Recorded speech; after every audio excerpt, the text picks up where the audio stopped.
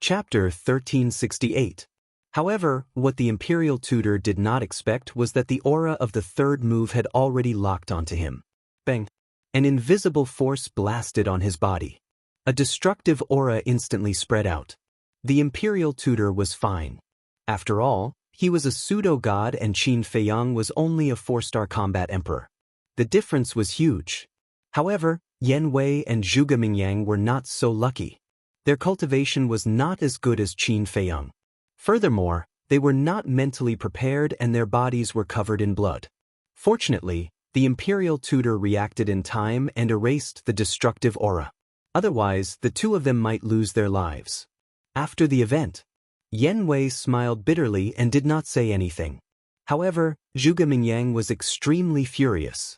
That sinister look in his eyes could not wait to cut Qin Feiyang into pieces. Bang! However, Qin Feiyang did not know this. He pointed his index finger in the air and the fourth move of the ultimate appeared. It continued to roar towards the Imperial Tutor. The divine power that it emitted was almost twice as strong as the third move. The Imperial Tutor's face was gloomy. He waved his hand and the divine power surged and easily disintegrated the fourth move. Although he could easily disintegrate Qin Feiyang's ultimate art, Qin Feiyang's unconscious provocation made him very angry. Look at Qin Feiyang again. After performing the fourth move, he lowered his hands and the invisible force that filled the air gradually dissipated. Moreover, the sound of the wind, starlight and moonlight also gradually dissipated. It's finally over. Elder Qin heaved a sigh of relief. However, Qin Feiyang did not open his eyes for a long time. His expression was extremely serene as if he had fallen into a deep sleep. When everything returned to normal, Qin Feiyang finally opened his eyes. Two bright rays of light burst out from his eyes. However, what followed was confusion. "What's wrong with me?" Qin Feiyang muttered. He looked at Elder Qin, the Imperial Tutor and the rest, and then at the crowd below. He asked suspiciously, "Why are there so many people?" "Sush." Old man Qin rushed over to Qin Feiyang and asked, "You don't remember anything?" Qin Feiyang pondered for a while and said, "I only remember that when I walked out of the hall and looked at the moonlight, I had a feeling. But gradually I seem to have entered a wonderful state. This is the ethereal realm." Old Qin said, "Ethereal realm?" Qin Feiyang was stunned and asked, "What's this?" Old man Qin glanced at the crowd below and said, "Let's go down first." "All right." Qin Feiyang carried a bellyful of doubts as he plunged down towards Bright Sky Palace. Old Qin and the commander of the Kirin army followed closely behind. When the three of them entered Bright Heaven Palace, Yan Wei retracted his gaze and asked softly, "My lord, what exactly is the ethereal realm?" The imperial advisor ignored him. He looked at Zhuge Mingyang and transmitted his voice to him, "Don't be discouraged. No matter what, you've entered the ethereal realm earlier than him." "I did enter the ethereal realm earlier than him. But old ancestor, have you ever thought about how much older I am than him?" Zhuge Mingyang mocked himself. When Qin Feiyang was just born, he had already entered the temple and was famous in the imperial capital. Could be said that he could be considered to have watched Qin Feiyang grow up. This was the essential difference. Bright Heaven Palace. Old man Qin explained the situation of the ethereal realm to Qin Feiyang and the commander of the Kirin army in detail. It turned out that the ethereal realm was a kind of selfless state. Entering the ethereal realm, whether it was potential or comprehension, it would be greatly improved. But this improvement was only temporary. Once awakened from the ethereal realm, it would disappear.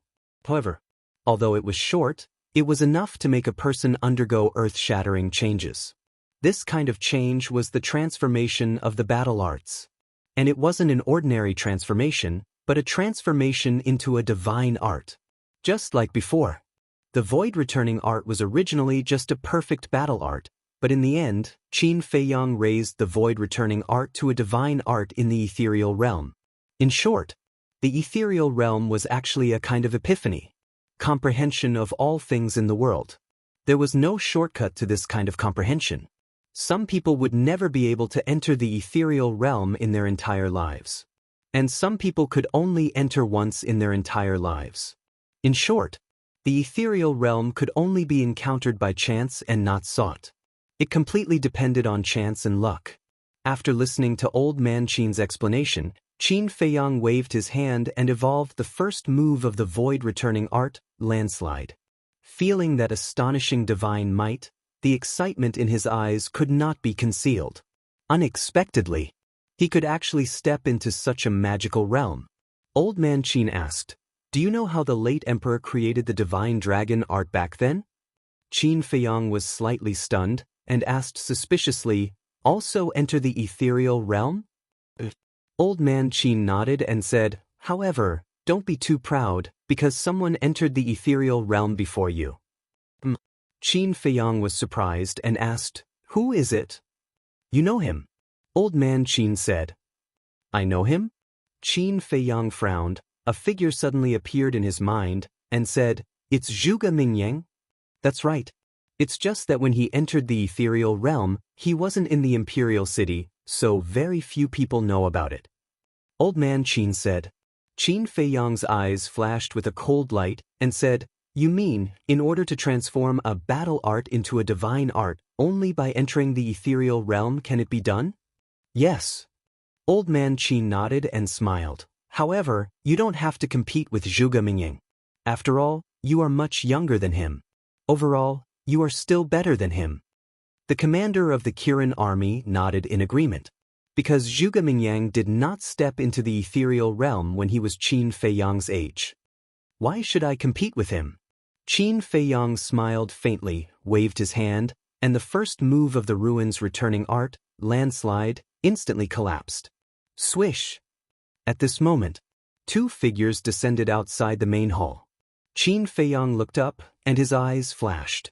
It was Yen Wei and the Imperial Preceptor. At the same time, Old Man Qin and the commander of the Kirin army also looked at the Imperial Preceptor, their eyes flashing coldly. Old Man Qin and the commander of the Kirin army had completely fallen out with the Imperial Preceptor. Of course, the Imperial Preceptor did not have a good impression of Old Man Qin and the commander. In short, both sides were unhappy with each other. "Congratulations, congratulations." Yen Wei followed behind the Imperial Preceptor, and as he entered the main hall, he secretly smiled. Obviously, he had already heard about the ethereal realm from the Imperial Preceptor. Qin Feiyang secretly smiled and asked in confusion, "What's with the injuries on your body?" Yen Wei was stunned and said with a wry smile, "Isn't it your masterpiece?" Qin Feiyang was stunned. The Imperial Preceptor is right. Those who enter the ethereal realm don't know what to do. Yen Wei helplessly smiled and briefly explained the situation at that time. After all, at this time, it was not suitable to talk for too long. Of course, although it was just a few words, Yen Wei also explained the whole thing very clearly. This, Qin Feiyang was stunned and secretly smiled. "Sorry. It's nothing. But you have to thank Old Man Qin for this." Yen Wei secretly said. "I know," Qin Feiyang said. During the conversation, the Imperial Preceptor came to Qin Feiyang and the other two, and stopped to look at Old Man Qin. Old Man Qin also looked at him. Both of their gazes were overbearing, and their gazes collided in the void, creating wisps of invisible sparks. The atmosphere became dignified all of a sudden. Qin Feiyang's eyes flashed, and he turned to look at Old Man Qin and said, "I am very grateful for your help, but now, I have some private matters to discuss with the Imperial Preceptor. Please leave first." "Private matters?" Old Man Qin raised his eyebrows. He was worried that Qin Feiyang and the Imperial Preceptor had some kind of deal. "Don't worry. I will never wallow in the mire with the Imperial Preceptor," Qin Feiyang secretly said. Old Man Qin looked at him deeply, opened a portal, and said to the commander of the Kirin army, "Let's go."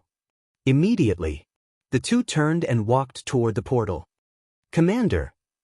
The Imperial Preceptor suddenly turned his eyes and fell on the commander of the Kirin army.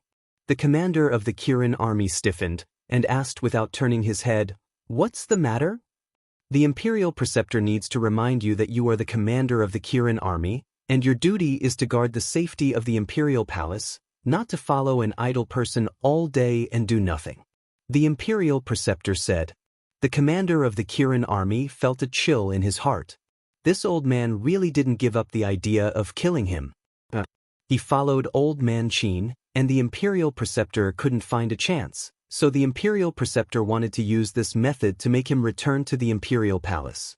Once he returned to the imperial palace, it would be like a sheep in a tiger's mouth, and there would be no escape. What a vicious heart! He muttered in his heart, and his face was full of disgust. I know what I am doing, don't worry about the imperial preceptor. It's good that you know what you are doing, or the imperial preceptor will have to consider whether to change the commander of the Kirin army. The imperial preceptor said expressionlessly. The commander of the Kirin army clenched his hands. This was forcing him to return to the imperial palace. Old Man Qin turned to look at the imperial preceptor and said, the commander of the Kirin army was personally appointed by His Majesty. Without His Majesty's sacred order, are you qualified to replace him? The imperial preceptor said lightly, he was personally appointed by His Majesty, but now I am in charge of the state affairs. Old Man Qin said, not in charge, but in charge. Although there is only one word difference, the meaning is completely different. The imperial preceptor's eyes flashed a touch of sharp light, and he nodded. Yes, I admit that I am not qualified to be in charge of the state affairs, but what if the little prince inherits the throne? His face was full of ridicule. The implication was that after the little prince inherits the throne, he only needed to say a word, and the little prince would order to remove him from the position of the commander of the Kirin army. What? The little prince hasn't inherited the throne yet, and you are already planning to control him behind the scenes in the future? Old Man Qin sneered. Old man, be careful of trouble from the mouth. The imperial preceptor's face darkened. The little prince was still young and didn't have the ability to deal with the state affairs. Then what would happen after he inherits the throne? Naturally he, the imperial preceptor, would be in charge. When the time came, whatever he said, the little prince would naturally have to do. But these were only his inner thoughts. He certainly didn't dare to show them. Who would have thought that Old Man Qin would directly expose his ambition in front of him at this moment, which made him angry out of shame. Chapter 1369. Disaster comes from the mouth? Old Qin snorted disdainfully, then looked at the commander of the Kirin army, and said indifferently, don't talk nonsense with those shameless people, let's go. The commander of the Kirin army nodded. The two of them entered the portal without looking back. Looking at the backs of the two, the imperial tutor's killing intent rose. When the portal dissipated, Qin Feiyang laughed mockingly, then walked to the front of the throne, sat down on it, and said indifferently, Lord Imperial Tutor usually doesn't come to the Three Treasures Palace for no reason. If you have something to say, just say it, don't beat around the bush. The Imperial Tutor raised his head to look at Qin Feiyang, and said, I heard that you went to see Emperor Hong? Qin Feiyang said, based on State Preceptor's ability, you should have known long ago, right? Why bother asking? Don't you feel bored? A hint of anger flashed through the Imperial Tutor's eyes. Without any more nonsense, he took out a jade box from his bosom and said to Yen Wei, send it to him. Yen Wei nodded, held the jade box with both hands, and walked in front of Qin Feiyang. Qin Feiyang grabbed the jade box and opened the lid. Inside was an imperial jade seal. He curiously grabbed it in his hand, carefully examining it from top to bottom. Not to mention, from the outside, this imperial jade seal and the real imperial jade seal were almost the same. After looking at it, Qin Feiyang put the imperial jade seal into the jade box, and then looked down at the imperial tutor condescendingly, and said, you really have guts, even daring to forge the imperial jade seal. The imperial tutor laughed and said, you can tell the real from the fake at a glance, as expected of His Majesty's most beloved prince. Are you deliberately provoking me? Qin Feiyang's eyes turned cold. These words are serious.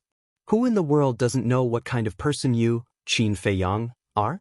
Even if this imperial tutor has the guts, he wouldn't dare to provoke you. The imperial tutor laughed sarcastically. That's true. Qin Feiyang was not ashamed. Instead, he was proud. The Imperial Preceptor's face twitched. "What a shameless bastard," he said. "Cut the crap. Help me turn this Imperial Jade Seal into a real one." Qin Feiyang smiled. When he heard that the State Preceptor wanted to make a replica of the Imperial Jade Seal, he had already expected this result.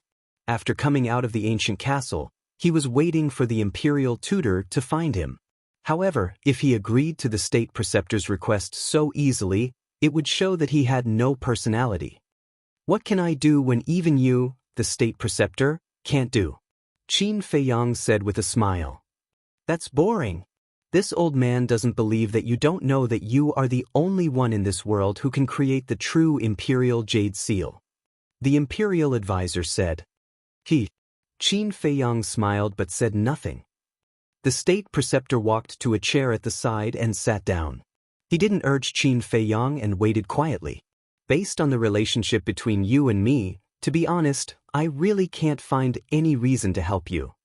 What's more, when I entered the ethereal realm, you still wanted to kill me," Qin Feiyang said in a playful tone.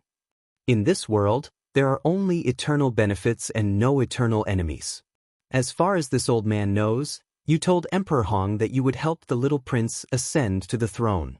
This old man is also helping the little prince by doing this. So now, we can actually be considered partners. As for attacking you before, you can't blame this old man, because if it were any other opponent, they would have done the same," the State Preceptor said indifferently.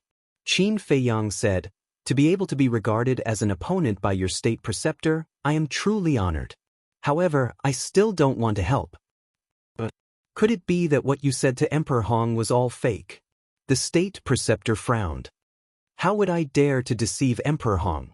But there are many ways to help the little prince. Why should I help you forge the Imperial Jade Seal?" Qin Feiyang asked back. "It's very simple. With the Imperial Jade Seal, the little prince's ascension to the throne is only justified," the State Preceptor said. "Lord State Preceptor, we are all sensible people. Why do you have to put on an act? You are so scheming to help the little prince, isn't it for your own ambition? And I, as the little prince's brother, do you think I will help you harm him?" Qin Feiyang sneered. "Why does it sound so funny coming from your mouth? If you really care about these brotherly feelings, would you have cruelly killed the first prince and the others?" The State Preceptor retorted. Qin Feiyang grinned and said, "After killing the first prince, isn't your Zhuge family the one who feels the most heartache?" "What do you mean?" The State Preceptor suddenly stood up. "Nothing, I'm just saying, don't be so nervous." Qin Feiyang's face was full of ridicule. The State Preceptor's eyes flickered. Why would this boy say such words? The one who felt heartache for the first prince was their Zhuge family. Could it be that this boy had already noticed something? Qin Feiyang changed the topic and said with a smile, "Actually, it's not difficult for me to help you." The State Preceptor looked at him suspiciously. Qin Feiyang said, "Use a divine art in exchange." "You," the State Preceptor was furious. "Don't be in a hurry to get angry. This world has always been like this. Only when there is effort, there will be gain. Although now, you will lose a divine art, but you can use this to achieve your ambition. If you really want to calculate, Lord State Preceptor, you will only gain and not lose." Qin Feiyang said with a smile. The State Preceptor fell silent. If he could use a divine art in exchange for the great Qin's empire, of course it was worth it. However, he was afraid that Qin Feiyang would play tricks with him and end up in a situation where he would suffer a double loss. "Go back and think about it carefully." Qin Feiyang smiled faintly and directly ordered him to leave. The State Preceptor gritted his teeth and said in a deep voice, "There's no need to think about it. This old man will agree to you now. However, I don't have a divine art, but I have a divine artifact. Moreover, you have to promise to help this old man and help the little prince ascend to the throne. As expected of the State Preceptor, you are decisive and direct. So what if it's a divine artifact? Give it to me." Qin Feiyang's face was full of admiration and he reached out with a smile. The State Preceptor took a deep breath and with a thought, a divine light swept out from his sea of qi and flew in front of Qin Feiyang. It was a book. However, it was different from ordinary books. This book was made of an unknown divine metal and it was suffused with a jet black light. A shocking murderous aura could be felt from afar. On the cover of the book, there were 3 bold words written on it. 10,000 Beasts Diagram. These 3 words seemed to be condensed from divine power. Every stroke carried an imposing aura that oppressed the soul. 10,000 Beasts Diagram. Qin Feiyang frowned. Although this iron book did have the aura of a divine artifact, he still couldn't help but wonder if it was really a divine artifact. What's wrong? You suspect that it's fake. Seeing Qin Feiyang not speaking for a long time, the state preceptor frowned and said. Qin Feiyang nodded and said, "Yes, you can only blame yourself for being too cunning. I have to guard against it. Or is it this old man's fault?" The state preceptor suddenly couldn't help but be angry and said, "Now this old man will erase the blood contract and let you drip blood to recognize it as your master to verify its authenticity." After saying that, with a thought, the blood contract immediately dissipated. Qin Feiyang didn't hesitate and immediately dripped blood to recognize it as his master. After recognizing it as his master, a huge amount of information immediately poured into Qin Feiyang's mind. Qin Feiyang looked carefully. In the end, a trace of surprise climbed up on his face. This 10,000 Beasts diagram was really a divine artifact.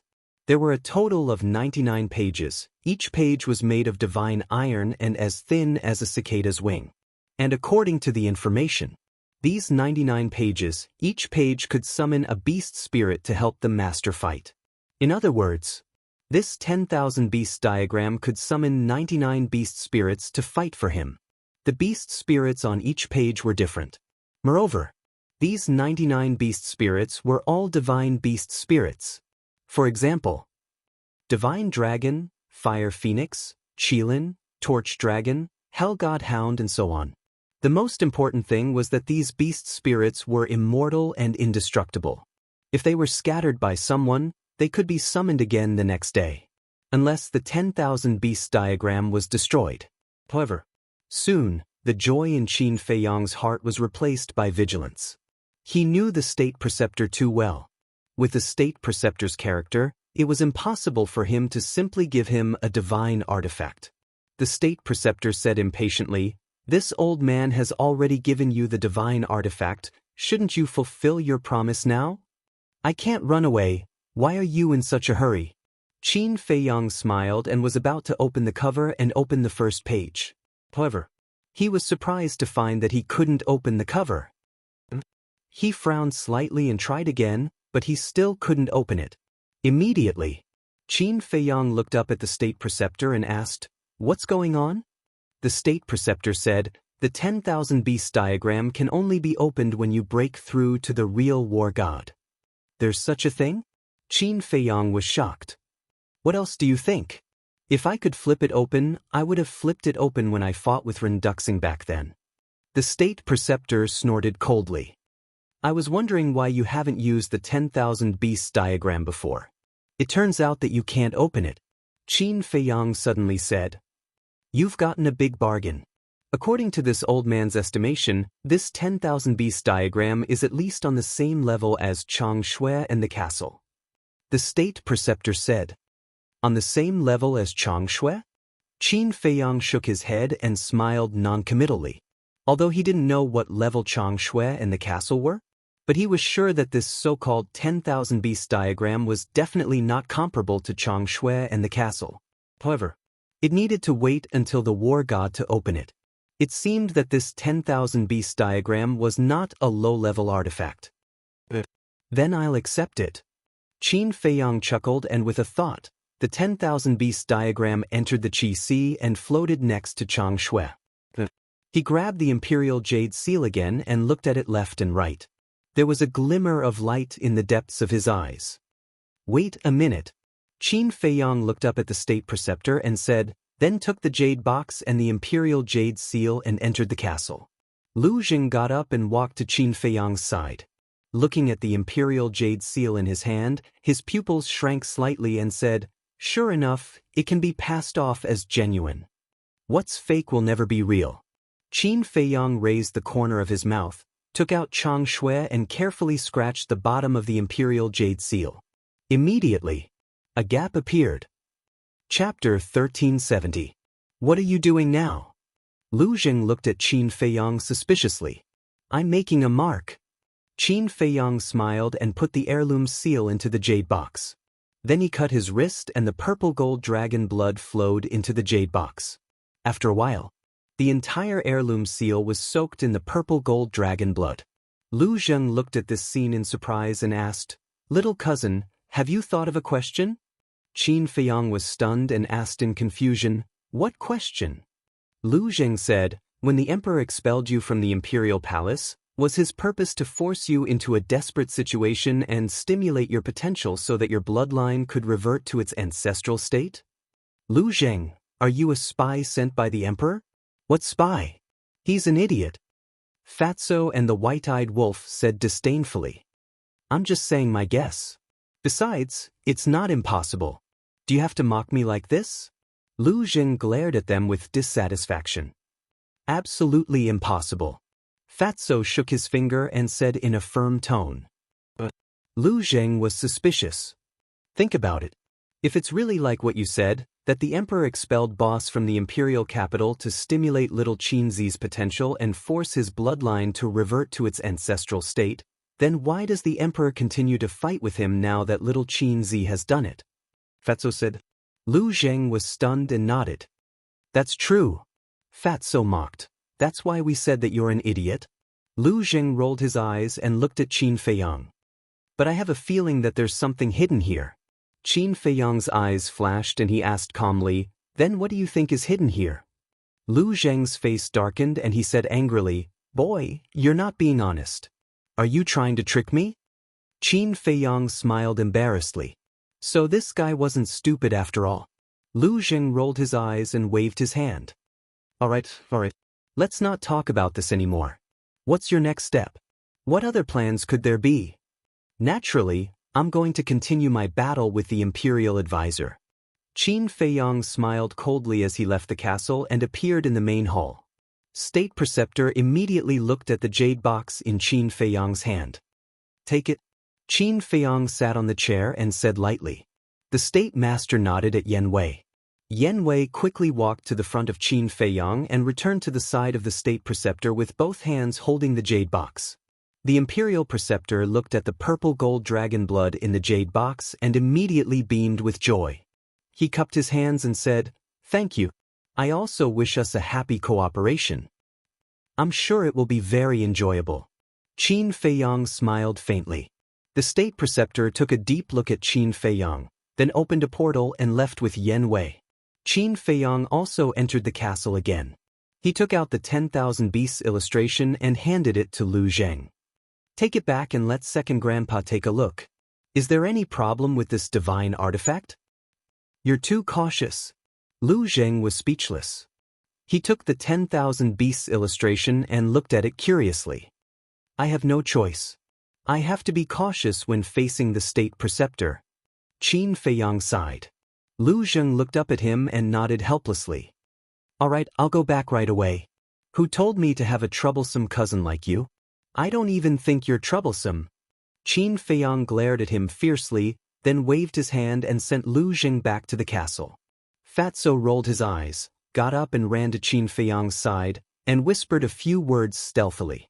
Qin Feiyang listened and frowned. "They clearly don't want to see me? It's not appropriate for me to run over like this, is it?" Fatso said, "At worst, we won't show up and just observe in secret." Qin Feiyang pondered for a moment and nodded. "All right, I've long wanted to know where the Lu family is hiding anyway." After that, he raised his hand and waved, and the scene in front of him appeared. He saw that Lu Jing had already entered the portal. Qin Feiyang's eyes flashed, and he drove the castle in. At the same time, in a courtyard, the State Preceptor stood in the hall, looking at the jade box on the tea table. The excitement on his face could not be concealed. Yen Wei looked at the jade box suspiciously, then looked at the State Preceptor and said, "Your Excellency, I still don't understand why you need Qin Feiyang's blood to imitate the Imperial Jade Seal." The State Preceptor said, "You're wrong. It's not that you need Qin Fei Yang's blood, but that you need purple gold dragon blood. You need purple gold dragon blood? Yen Wei was startled and asked puzzledly, why is that? The state preceptor explained, back then, when the previous emperor created the imperial jade seal, he fused some purple gold dragon blood into it. Therefore, the real imperial jade seal carries the aura of the purple gold dragon blood. Yen Wei suddenly said, so that's how it is. That's why you went to Qin Fei Yang and asked for the purple gold dragon blood. There's nothing I can do about it. In the world today, only he has the purple gold dragon blood. If I don't ask him for help, I won't be able to deceive Emperor Hong. The state preceptor's face was full of helplessness. Yen Wei frowned and said, then you don't have to look for him personally. We can think of other ways, such as finding an opportunity to plot against him. Wouldn't we be able to get the purple gold dragon blood? It's not that this old man hasn't thought of other ways. But you also know that some time ago, Zhuge Jinghong was clamoring every day and even insulted his mother, but he still couldn't force him to make a move. Moreover, he has the ancient castle. If he encounters danger, he can hide in it at any time. So, this old man is too lazy to waste this time. The state preceptor said. That makes sense. Yen Wei nodded and said, however, this lowly one still thinks that using a divine artifact to exchange for the purple gold dragon blood is too great a price. It doesn't matter. This old man doesn't care about a mere divine artifact at all, because as long as this old man wants it, I can get it at any time. Moreover, a divine artifact that can't be revived, even if it is given to him, he can't use it. The state preceptor said disdainfully. Yen Wei was surprised. Such a big tone? Did he think that divine artifacts were cabbages? Sir, your words scared this lowly one quite a bit. How can a divine artifact be obtained so easily? Yen Wei didn't dare to ask directly, so he beat around the bush. The state preceptor looked at him indifferently, didn't answer, and began to fuse with the purple gold dragon blood. Yen Wei didn't dare to say anything anymore. Because the more you speak, the more mistakes you make. Once there were too many questions, it would definitely arouse the state preceptor's suspicion. However, this matter had to be quickly informed of Qin Fei Yang. If it was really like what the state preceptor said, then there was probably a mysterious force behind the state preceptor. Otherwise, how could he dare to say such big words? At this time, it was late at night. The dark night shrouded the mountains and rivers, making everything seem mysterious and unpredictable. A village was located in a certain mountain range. The people in the village had already fallen asleep, and it was particularly quiet.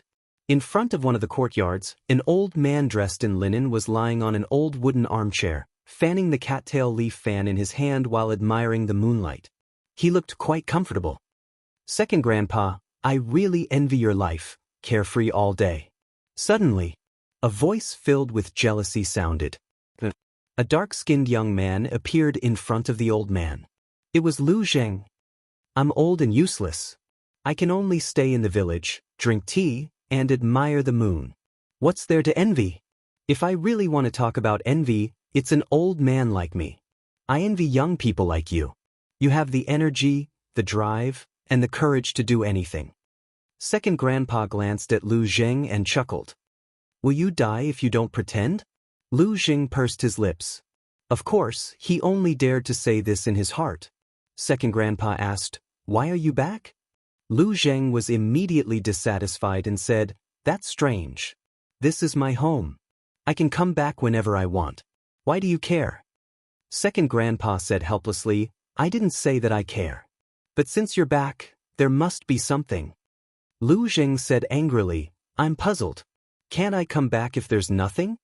The veins on Second Grandpa's forehead bulged, and he said with a dark face, the generation gap between us is too big. We can't chat.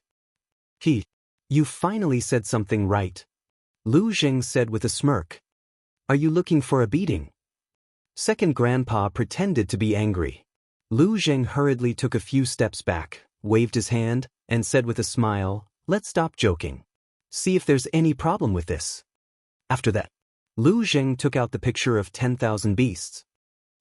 Second Grandpa looked at the picture of 10,000 beasts, and his eyes suddenly lit up. He said, "It's actually a divine artifact. Where did you find it?" "How can I have this ability? My little cousin extorted it from the state preceptor." Lu Jing shook his head and said, "This boy is quite capable. He can actually snatch the divine artifact from the state preceptor." Second Grandpa's face was full of praise. Lu Jing said, "Second Grandpa, why do I feel that in your eyes, his grandson is more important than me, your biological grandson? What nonsense are you talking about? You are all my grandchildren. Of course, I will treat you equally. But I have to admit that he is indeed more promising than you," Second Grandpa said with a smile. Lu Jing almost raised his middle finger.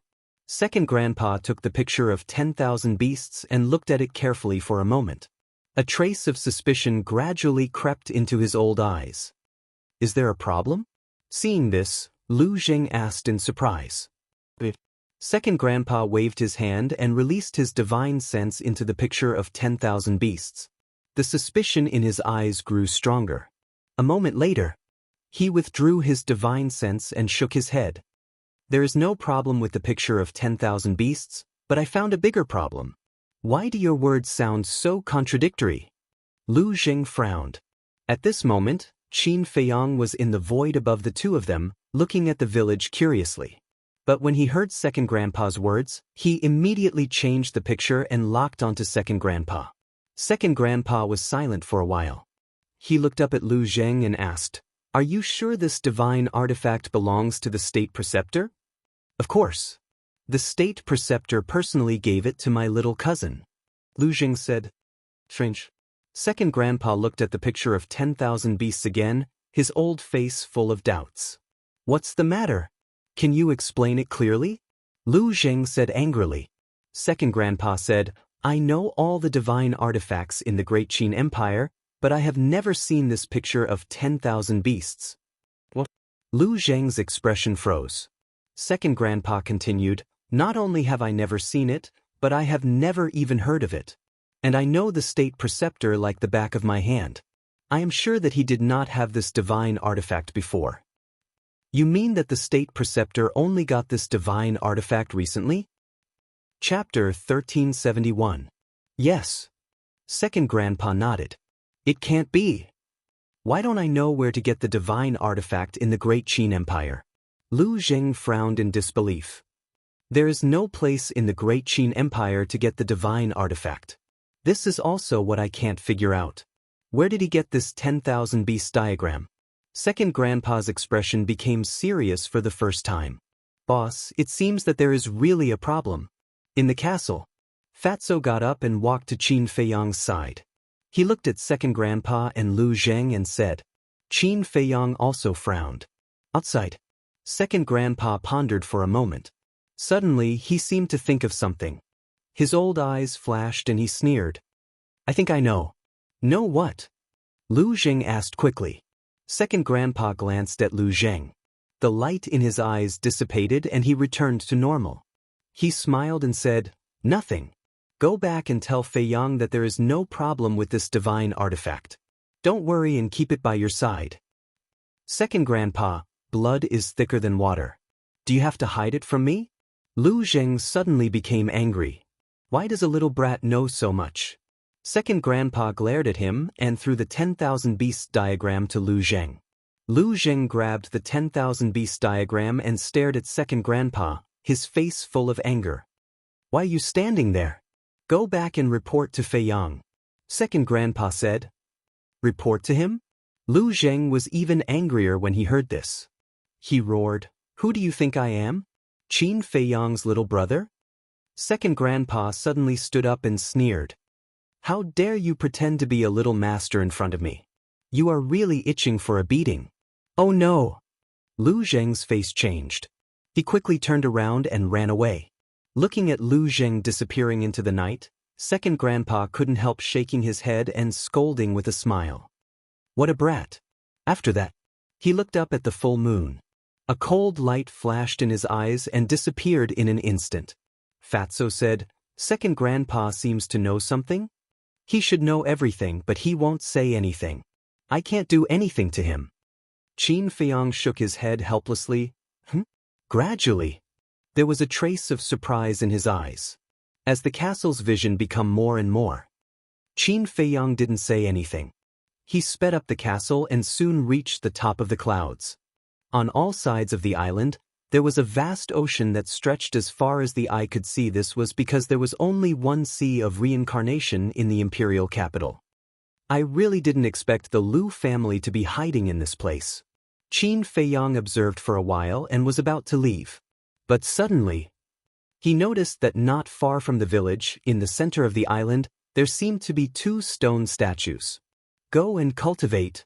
After saying this to Fatso, Qin Feiyang activated the concealment spell, left the castle, and swooped toward the center of the island. As he got closer and closer, he finally saw it clearly. They were indeed 2 stone statues. The 2 stone statues were more than 100 feet high, like 2 mountains, standing side by side in a square, exuding a threatening aura. Qin Feiyang was too familiar with one of the stone statues. It was a middle-aged man. He stood on a purple gold dragon and held a broken sword in his hand. He was like an overlord of heaven and earth, looking down on the sky. Who else could this stone statue be but his ancestor? The other stone statue was also a middle-aged man. He was thinner than the Qin emperor, but it didn't affect Qin Feiyang's impression of him at all.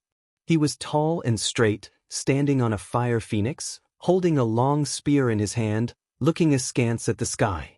He was like a king who ruled the world, domineering. Qin Feiyang landed on the square and looked at the middle-aged man's face. This person. He had never seen him before. But he should be the Lu family's ancestor to be worshipped here and be on an equal footing with the Lu family's ancestor. Suddenly, Qin Feiyang noticed from the corner of his eyes that there was an ancient stone tablet on the other side of the square. He flew over with a trace of doubt. But before he got close, he suddenly stopped and fixed his eyes on the bottom of the stone tablet. There, an old man in black was sitting cross-legged. The old man closed his eyes and looked serene. He was wearing the same plain clothes as the second grandpa. Qin Feiyang couldn't sense any aura from the old man, but looking at the old man, Qin Feiyang couldn't help but feel a sense of panic. He felt that there seemed to be a terrible beast lurking in the old man's body. There was no doubt. This old man must be a false god.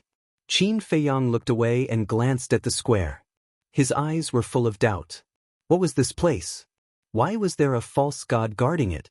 Buzz. Suddenly, there was a buzzing sound. Qin Feiyang looked at the old man again. The old man took out an image crystal and a shadow appeared. It was the second grandpa. The second grandpa looked at the old man in black and said, "Third grandpa, come to the underground. I have something important to discuss with you." "I'll be right there." The old man in black nodded, got up and looked around. Then he disappeared in an instant. Underground? Qin Feiyang was suspicious. Was there anything under the island? He glanced at the ground and flew to the stone tablet.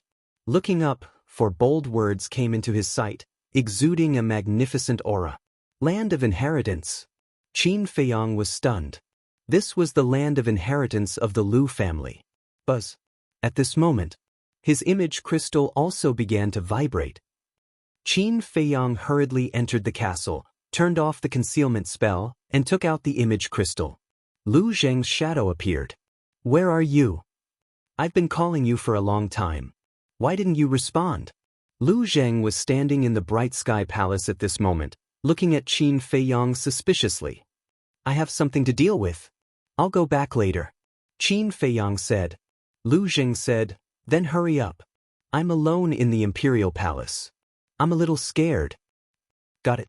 Qin Feiyang nodded, put away the image crystal, and appeared in the square again. Land of inheritance. He looked at the 2 statues and fell into deep thought. Since it was the land of inheritance, there must be an inheritance. And the Lu family was also his family. As a family member, could he get an inheritance here? At this point, he raised his arm, cut his index finger, and 2 drops of purple gold dragon blood flowed out. Then, with a wave of his hand, the 2 drops of purple gold dragon blood broke through the air and fell between the eyebrows of the 2 stone statues. The 2 drops of purple gold dragon blood gradually seeped into the stone statue's eyebrows and finally disappeared. Buzz! All of a sudden, A dazzling divine light emerged from the stone statues of the Lu family's ancestors, like the divine flames of the phoenix, shining in all directions. At first glance, the stone statues of the Lu family's ancestors, as well as the stone statues of the fire phoenix under their feet, seemed to be coming to life. Can I really get the inheritance? Qin Feiyang was shocked. He was completely tentative, but he didn't expect that the Lu family's ancestors really gave him the inheritance. The next question was, should he stay and accept the inheritance, or should he leave immediately? If he stayed and accepted the inheritance, he would definitely be caught red-handed by his second grandpa and the rest. But if he left, it meant that he would lose the inheritance. He really couldn't bear to do so. After all, the Lu family's ancestors were from the same era as the late emperor, and they were good friends. The inheritance that they left behind was definitely not simple. I don't believe that they will kill me after they catch me. In the end, Qin Feiyang gritted his teeth and strode to the statue of the Lu family's ancestors. He sat cross-legged below and closed his eyes. Immediately, a ray of divine flame shot out from between the eyebrows of the statue and rushed into Qin Feiyang's eyebrows. A huge amount of information immediately surged into his sea of consciousness. Fire Phoenix technique. Qin Feiyang's heart trembled. He immediately calmed down and concentrated on comprehending the inheritance. Almost at the next moment, Second Grandpa and the old man in black almost at the same time arrived in the sky above the land of inheritance. What's going on? Looking at the statue shining with divine light, the two of them were stunned. Someone's here. After the old man in black came to his senses, he immediately noticed Qin Feiyang sitting cross-legged under the statue. Second Grandpa also looked down at once. Both of their eyes flashed with cold light. But when they saw Qin Feiyang's face clearly, they were instantly stunned. How could it be Qin Feiyang? The old man in black asked. Second brother, did you ask him to come? I don't know at all. Second Grandpa shook his head. Then how did he find this place? The old man in black asked. Second Grandpa was also dumbfounded. What's wrong? Swish. At this time, the 10 fake gods who had revived the sky mirror also arrived in the sky above the land of inheritance one after another. Second Grandpa said helplessly, see for yourself. The 10 of them glanced at the statue and then looked at Qin Feiyang. Without exception, they were all petrified on the spot. The scene fell into a dead silence. After a while, Second Grandpa seemed to think of something and said, in my opinion, he should have followed Lu Zheng here. Hearing that, everyone was stunned. This little guy is really impossible to guard against. The old man in black shook his head and smiled bitterly. He looked at Second Grandpa and the others and said, what should we do now? Since we're already here, what else can we do? Besides, he's receiving the inheritance. We can't forcibly interrupt him. Second Grandpa shook his head and said. Everyone had a helpless expression on their faces. Second Grandpa looked at Qin Feiyang with a trace of doting in his eyes and said, let's go and continue to discuss that matter. Everyone nodded. The old man in black said, Lu Zheng is too careless. Second brother, you must find a chance to teach him a lesson. Yes, he needs to be taught a lesson. Second Grandpa mumbled. The next moment, more than a dozen people disappeared in the sky above the land of inheritance. Time passed day by day. 8 days later, Qin Feiyang finally opened his eyes, which were full of joy. This Fire Phoenix incantation was actually exactly the same as the Fire Phoenix incantation that Lu Zheng grasped. Chapter 1372. He had never thought that he would be able to obtain such a divine art. But while he was happy, he was also a little puzzled. According to the inherited memory, only the direct descendants of the Lu family could obtain the Fire Phoenix art. If it was before, he would not have any doubts about obtaining the Fire Phoenix art. Because, before the bloodline reversion, he also had half of the Lu family's bloodline power. After all, his mother was the biological daughter of the Lu family's great-grandpa. But now, he had already abolished the original bloodline power. In other words, he no longer had anything to do with the Lu family's bloodline power. But how did he get the Fire Phoenix art? He couldn't figure it out. Suddenly, he looked at the statue of the ancestor. Was it related to the ancestor again? After thinking about it, it seemed that this was the only possibility. Or perhaps, the ancestor of the Liu family had long predicted that one day he would come to the land of inheritance, so he included him. But this possibility was almost zero, because when the ancestor of the Liu family left the inheritance, he didn't exist. No matter what, now I have another trump card in my hands. Qin Feiyang muttered. Fire Phoenix art, Divine Dragon art, Eclipse Moon, and Ruins art, 6 words divine art, no need to pretend. Now, even he was afraid of the deity arts he had mastered. Phew! Qin Feiyang took a deep breath, got up and bowed to the statue of the Liu family's ancestor to show his gratitude. He bowed respectfully to the statue of the ancestor. Although he had never seen the ancestor, he was able to get to where he was today because of all the good fortune that the ancestor had given him. He didn't dare to forget this great kindness. Nor could he forget it. Very good. Suddenly, a hoarse voice sounded. Qin Feiyang was startled and looked towards the voice, only to see the old man in black sitting cross-legged on the stone tablet, looking at him. That night, after the old man in black finished discussing with the second grandpa and the others, he returned to the land of inheritance, but he didn't say anything to disturb Qin Feiyang. Of course, Qin Feiyang also knew. Not only did he know that the old man in black had returned, but he also knew that the second grandpa and the 10 false gods had appeared. However, at that time, he couldn't be distracted. With a nervous heart, Qin Feiyang walked to the black-clothed old man and bowed. Greetings, senior. Senior? The black-clothed old man was stunned. Then he shook his head and smiled. Just call me third grandpa. Calling me senior makes us seem too distant. Third grandpa? Qin Feiyang was slightly taken aback. You're the same as second grandpa. You're my grandfather's younger brother? Yes. Third grandpa nodded and smiled.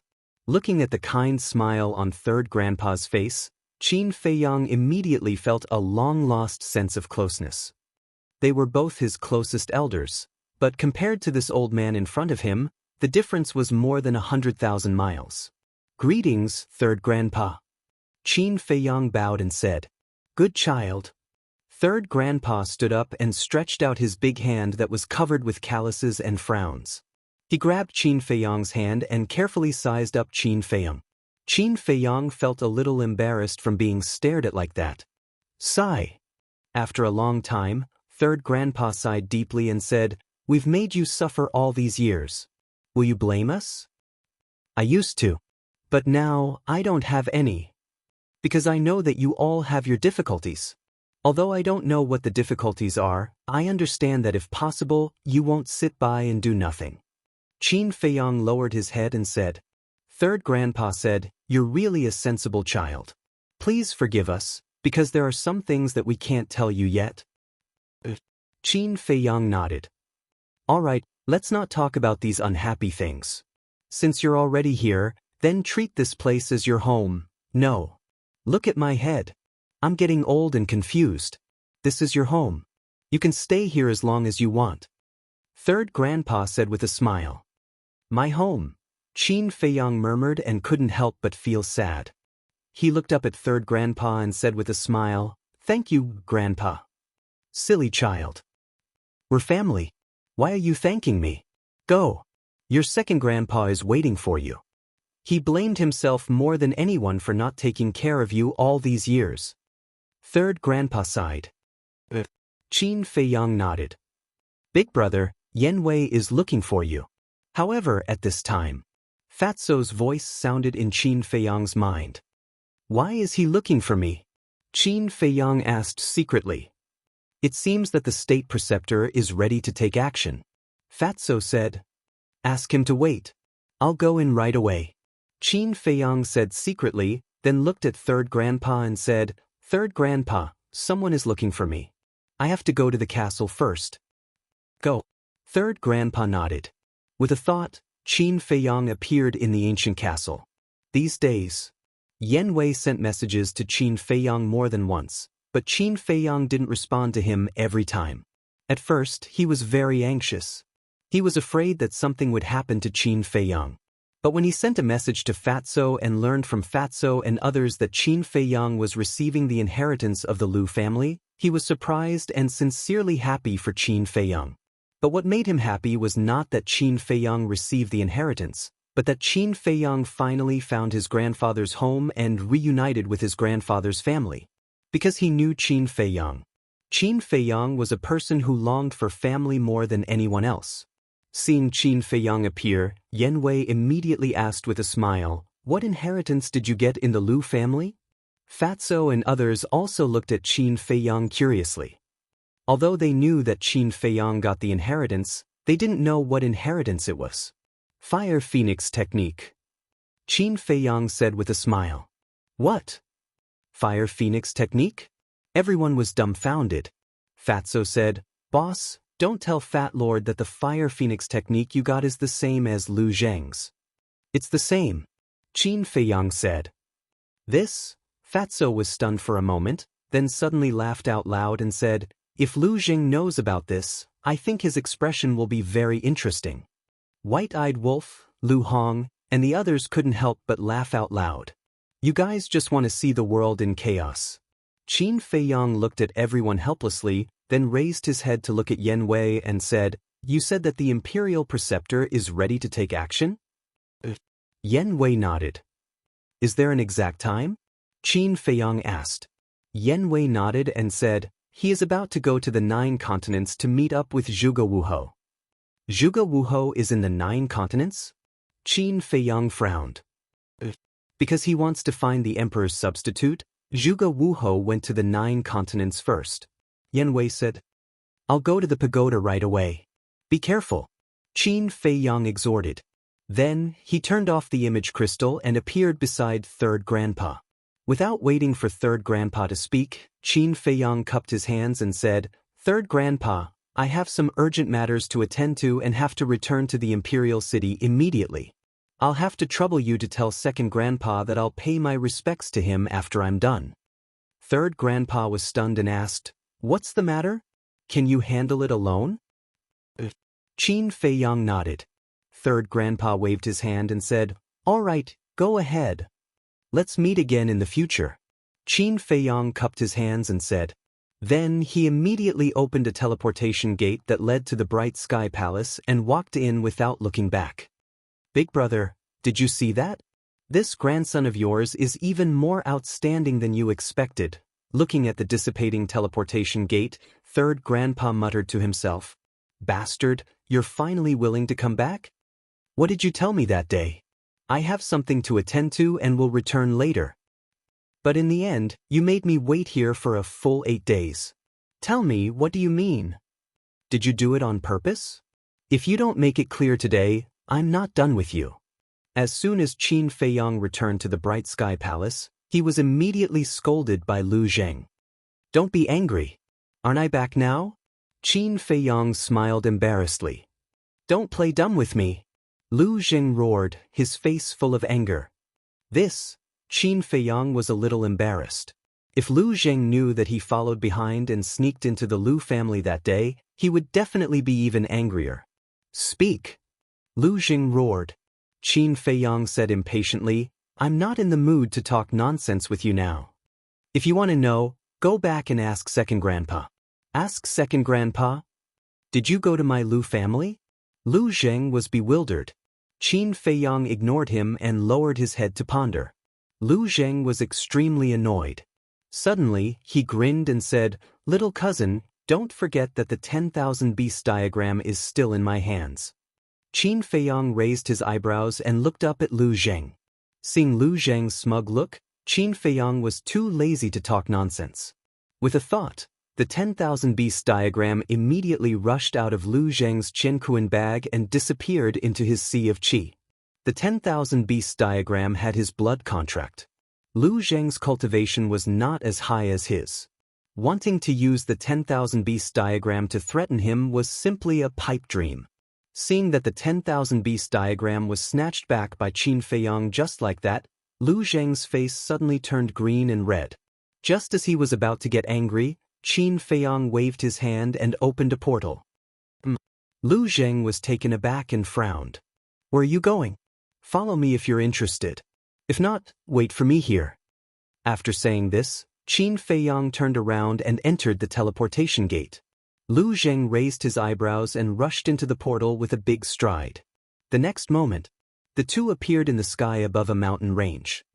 Here, mountains were stacked, ancient trees towered into the sky, and ferocious beasts exuded extremely strong ferocity. Isn't this the back mountain of the Imperial Palace? Lu Zheng glanced down and frowned. Qin Feiyang nodded and led Lu Zheng into the castle. Then, he drove the castle straight to the Spirit Pagoda. Seeing Lu Zheng enter the castle, Fatso, the white-eyed wolf, and the other beasts immediately opened their eyes full of ridicule. Lu Zheng didn't care at first. But soon he felt that something was wrong. Why were these guys looking at him so strangely? Seeing that everyone didn't look away for a long time, Lu Zheng finally couldn't help but frown. Why are you looking at me like that? Is there a problem? No. Fatso waved his hand repeatedly, but the ridicule on his face was even stronger. The Wolf King, the two-winged snow eagle, the thunder leopard, and the other beasts couldn't help but laugh. What's going on? Lu Zheng scratched his head, looking puzzled. Chapter 1373. Soon, Qin Feiyang drove the ancient castle and rushed to the pagoda. The pagoda's door was closed. Elder Qin and the commander of the Kirin army sat cross-legged on both sides of the pagoda, cultivating with their eyes closed. Qin Feiyang didn't go out either. He stood in the castle and looked at the two quietly. Time passed by breath. Suddenly, two figures descended in front of the pagoda. It was the imperial tutor and Yen Wei. Swish! Elder Qin immediately opened his eyes. Two sharp lights burst out of his eyes as he looked at the two and said, "What are you doing here?"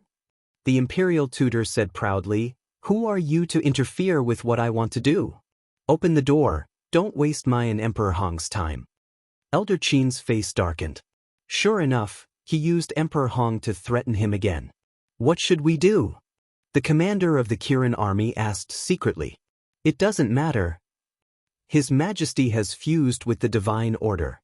Even if the imperial tutor goes to the 9 states personally, he won't be able to find His Majesty." Elder Qin smiled secretly. He raised his old hand and waved gently. The pagoda's stone door slowly opened. These days, Elder Qin had also told the commander of the Kirin army about the emperor. After the stone door opened, the imperial tutor looked at Elder Qin and Elder Qin with disdain. Then he swaggered into the pagoda with Yen Wei and walked straight to the teleportation altar that led to the spiritual state. The imperial tutor looked at the altar. His eyes flashed. With a wave of his hand, a strand of pseudo-god power swept into the altar. The altar instantly revived. The imperial tutor and Yen Wei stepped onto the altar and disappeared. How dare they? The commander of the Kirin army looked at the teleportation altar with undisguised anger in his eyes. Elder Qin said secretly, "Don't be impulsive. It won't do us any good to fall out with them now." Hearing this, the commander of the Kirin army couldn't help but look helpless. With the support of Emperor Hong, they couldn't beat the imperial tutor at all. "Why don't you go with them?" Lu Zheng retracted his gaze and looked at the indifferent Qin Feiyang. "No need. Because they will be back soon," Qin Feiyang said lightly. Although Zhuge Wu Ho had already planned with the imperial tutor before he left, Zhuge Wu Ho did not know how long the imperial tutor would take to complete the imperial jade seal. This was because the 9 prefectures and the imperial capital were unable to communicate with each other. If the imperial jade seal was not completed and Zhuge Wu Ho brought the corpse of the emperor back, then Old Man Qin would definitely be able to recognize it at a glance. So now, that was why the national master went to the spiritual state to meet with Zhuge Wu Ho. In short, in order to achieve the desired effect, the imperial jade seal and the emperor's body must appear in front of Elder Qin at the same time. Just as Qin Feiyang had expected, in less than 100 breaths of time, the teleportation altar was revived again. Old Qin and the commander of the Kirin army were stunned. They quickly stood up and looked at the altar. Very soon, a group of people appeared and jumped off the altar one after another. The leader was none other than the imperial tutor. Next were Zhuge Wu Ho, Zhuge Nanhua, Zhuge Nangong, and so on. They were the pillars of the Zhuge family. Yan Wei was also inside. But at this moment, Yan Wei was holding a corpse in his hands. This corpse was completely unrecognizable. Its clothes were tattered, and its body was a mess of flesh and blood. It had died a tragic death. But the blood had dried up. Obviously, it had been dead for a few days, and there was no aura on its body. Why is there a corpse? Old Qin and the commander were suspicious. The commander of the Kirin army's eyes trembled as he thought to himself, Old Qin, why does it look like His Majesty? Like His Majesty? Old Qin was stunned. He quickly looked at the corpse carefully, and his eyes trembled. Although the corpse was completely unrecognizable, its figure and outline were indeed very similar to the emperor. Impossible! Old Qin shook his head and muttered to himself. The national master glanced at Old Qin and the commander, and led Zhuge Wuhou and the others out of the pagoda proudly. Stop! Old Qin hurriedly said. The national master stopped and stood in the square in front of the pagoda. He turned to look at Old Qin and said indifferently, I still have important matters to attend to. If you have something to say it quickly. Old Qin pointed to the corpse in Yan Wei's arms and asked, Who is he? A hint of a smile flashed across the national master's eyes. He did not answer Old Qin. He looked at Zhuge Wuhou and the others and said, You guys have worked hard. Go back and rest first. Everyone respectfully responded and opened the portal to leave. Yan Wei looked at Old Qin and the commander, then looked at the national master and asked, Sir, where are we going? The national master said, Of course, to bring His Majesty's corpse to find Emperor Hong. Yan Wei sighed deeply and said, When Emperor Hong sees His Majesty's corpse, he will definitely be very sad. After all, His Majesty is his grandson. That's right. I never thought that His Majesty would actually die an unnatural death. The national master's eyes were filled with grief. Hearing the conversation between the two, Old Qin and the commander of the Kirin army felt like a bolt from the blue, their minds rumbling. The corpse in front of them was really His Majesty? The dead cannot be resurrected. My condolences. The national master looked at the two of them and said. Then he sighed and soared into the air. I don't believe it. Old Qin suddenly roared and stood in front of Yan Wei. Yan Wei's face changed. At this moment, Old Qin was like a venomous snake baring its fangs, giving people a strong sense of crisis. Old Qin, what are you doing? The national master raised his eyebrows, landed beside Yan Wei, and said angrily. Old Qin stared at the corpse and said in a deep voice, I don't believe that he is His Majesty. I want to personally verify his identity. You are blaspheming His Majesty's dragon body. The national master was furious. What's wrong? Guilty? Is this corpse fake? Old Qin sneered. How would this national master dare to joke about such a big matter? However, if you want to verify his identity, it will be Emperor Hong himself. How can it be your turn? The national master snorted. Old Qin said angrily, Emperor Hong lives in seclusion and doesn't understand His Majesty at all. What can he find out? The national master's face sank and shouted, Old man, you have guts. You actually dare to doubt Emperor Hong? You want to verify it? Fine, this national master will fulfill your wish. Look at what this is. The national master waved his hand, and the imperial jade seal appeared. Old Qin and the Kirin army commander were shocked and quickly rushed towards the imperial jade seal.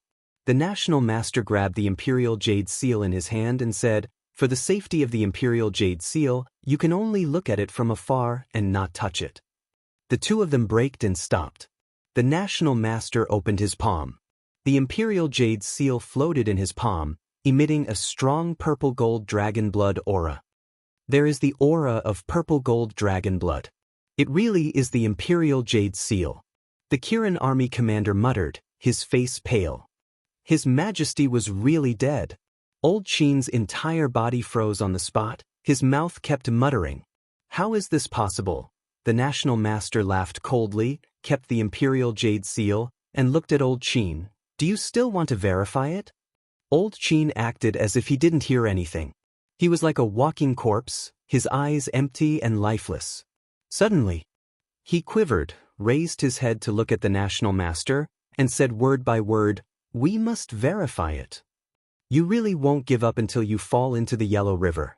Since you insist on verifying it, then be quick. Don't waste this national master's time." The national master said expressionlessly, "The owner of this corpse was found by Zhuge Wuho and the others in the 9 great continents with great difficulty.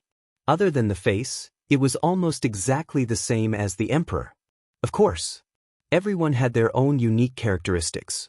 For example, the moles on their bodies, the lines on their palms, and fingerprints. These characteristics could not be replicated, nor could they be disguised. But Zhuge Wuho knew the characteristics of the emperor like the back of his hand. And these, naturally, it was the current emperor-empress who told Zhuge Wuho. After all, as a woman who shared a bed with the emperor, who knew the characteristics of the emperor better than her. Thus, when Zhuge Wuho forged this corpse, he erased all the characteristics that could prove the identity of the emperor. In addition, at this moment, the corpse was completely unrecognizable. Its entire body was broken, and not a single part of it was complete. Therefore, the national master was not worried at all that Elder Qin would be able to verify its authenticity. As expected, no matter how Elder Qin checked, he couldn't tell whether the corpse in front of him was real or fake. Yen Wei snorted coldly, "The imperial jade seal is the best proof. You are completely superfluous." Elder Qin was like an enraged lion, staring at Yen Wei and shouting, "When is it your turn to interrupt?" The national master reached out to protect Yen Wei, looked at Elder Qin and said, "He is my man, his words are equivalent to my words. Do you have any objections?" Elder Qin stared at the national master coldly. After a moment, he said in a deep voice, "Where did you find His Majesty?" The national master said, "According to Zhuge Wuho, we found him in a mountain in the spirit state. There are still many traces of battle left at the scene. The spirit state is a small place, and there isn't even a battle saint. Who can kill His Majesty? I think the real culprit who killed His Majesty should be Zhuge Wuho and the others." Elder Qin said sternly. The national master's face darkened as he said angrily, "Killing the emperor is a great crime that can lead to the extermination of 9 generations. Don't spout nonsense and slander others." Elder Qin said, "Whether I'm slandering others or not, you know in your heart. I can't be bothered to talk nonsense with you. Let's go see Emperor Hong." The national master coldly glanced at Elder Qin, then led Yen Wei into the depths of the back mountain. The commander of the Kirin army immediately looked at Elder Qin and said, "Didn't you say that they couldn't find His Majesty? Then how did they find him now?" "How would I know?" Elder Qin roared, his heart also extremely irritated. Inside the ancient castle, Lu Zheng was puzzled. "Little cousin, the national master has already gone to see Emperor Hong. What are you still standing here for?" "That's not important." Qin Feiyang waved his hand. Lu Zheng was stunned and asked, "Then what's important?" Qin Feiyang was silent, staring at Elder Qin in the image with a trace of anticipation in his eyes. Suddenly, Elder Qin looked at the commander of the Kirin army and said, "Go to the spirit state immediately." "Why are we going to the spirit state?" The commander of the Kirin army was suspicious. "To find His Majesty. I have a feeling that His Majesty wouldn't be so easily found by the Zhuge family?" Elder Qin said in a deep voice. The commander of the Kirin army said, "You mean His Majesty might not be dead yet?" Elder Qin nodded. The commander of the Kirin army asked, "If His Majesty isn't dead, then how do you explain the imperial seal? If I tell you to go, then go. Why are you talking nonsense?" Elder Qin said angrily. "Hehe, I'll go. Chapter 1374. But after a few steps, the commander of the Kirin army stopped again. "What's wrong?" Elder Qin looked at him in confusion. "You are stronger than me. I think it's better for you to go." The commander of the Kirin army said, "I can't go." Elder Qin shook his head. "Why?" The commander of the Kirin army asked. "Because of the state preceptor. If the corpse is fake, then this must be a trap set by him. He wants to find His Majesty's whereabouts from me. So, I have to stay here and stop him. Elder Qin said in a deep voice. I see. The commander of the Kirin army suddenly understood. Without hesitation, he turned around and entered the pagoda. Elder Qin suddenly said, Wait. What's the matter? The commander of the Kirin army turned around and looked at him suspiciously. I'm about to faint because of the state preceptor. I forgot to tell you one more thing. Elder Qin rubbed his forehead. What is it? The commander of the Kirin army asked. When His Majesty first arrived at the Butterfly Valley, he destroyed the image crystal in order to disguise himself as a victim. Elder Qin said. Then how can I find him? The commander of the Kirin army said anxiously. Don't worry. Although His Majesty destroyed the image crystal, he bought a new one in the capital of the spiritual state. His Majesty only established a contract with one person with this image crystal. Elder Qin said. Then it must be you. The commander of the Kirin army laughed. Elder Qin shook his head and said, No, it's not me. It's the last disciple I took in the spiritual state. What? Last disciple? The commander of the Kirin army was surprised. Inside the ancient castle, Qin Feiyang was also shocked. This old man took in a disciple in the spiritual state without anyone knowing? Who was so lucky? One had to know. It was a great honor to be chosen by a fake god and be taken in as a last disciple. Similarly, anyone who could catch the eye of a false god would definitely be a monstrous genius.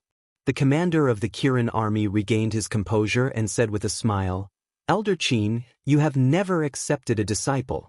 Even a genius like Zhuge Mingyang is not worthy of your attention. I'm really curious. What kind of little guy can make you change your mind? Yiglao said, a little girl called Murong Jing. Murong Jing? Qin Feiyang was stunned. Why did this name sound so familiar? Yiglao continued, as for her talent, be it in cultivation or alchemy, it can only be considered average. However, she has a good personality and is sensible. She also keeps a low profile. This old man quite likes her. Accepting her as my disciple can also be considered fate. Elder Qin was about to tell the commander of the Kirin army about his fate with Murong Jing, but he suddenly shook his head and said, Now is not the time to talk about this. Go and find her when you arrive at the spiritual state. She is in alchemy room number 1 in the inner palace. It's easy to find her. Does she know your Majesty's identity? The commander of the Kirin army asked. Elder Qin said, She doesn't even know my identity and cultivation strength, let alone your Majesty. I only told her that your Majesty is my good friend. What does she look like?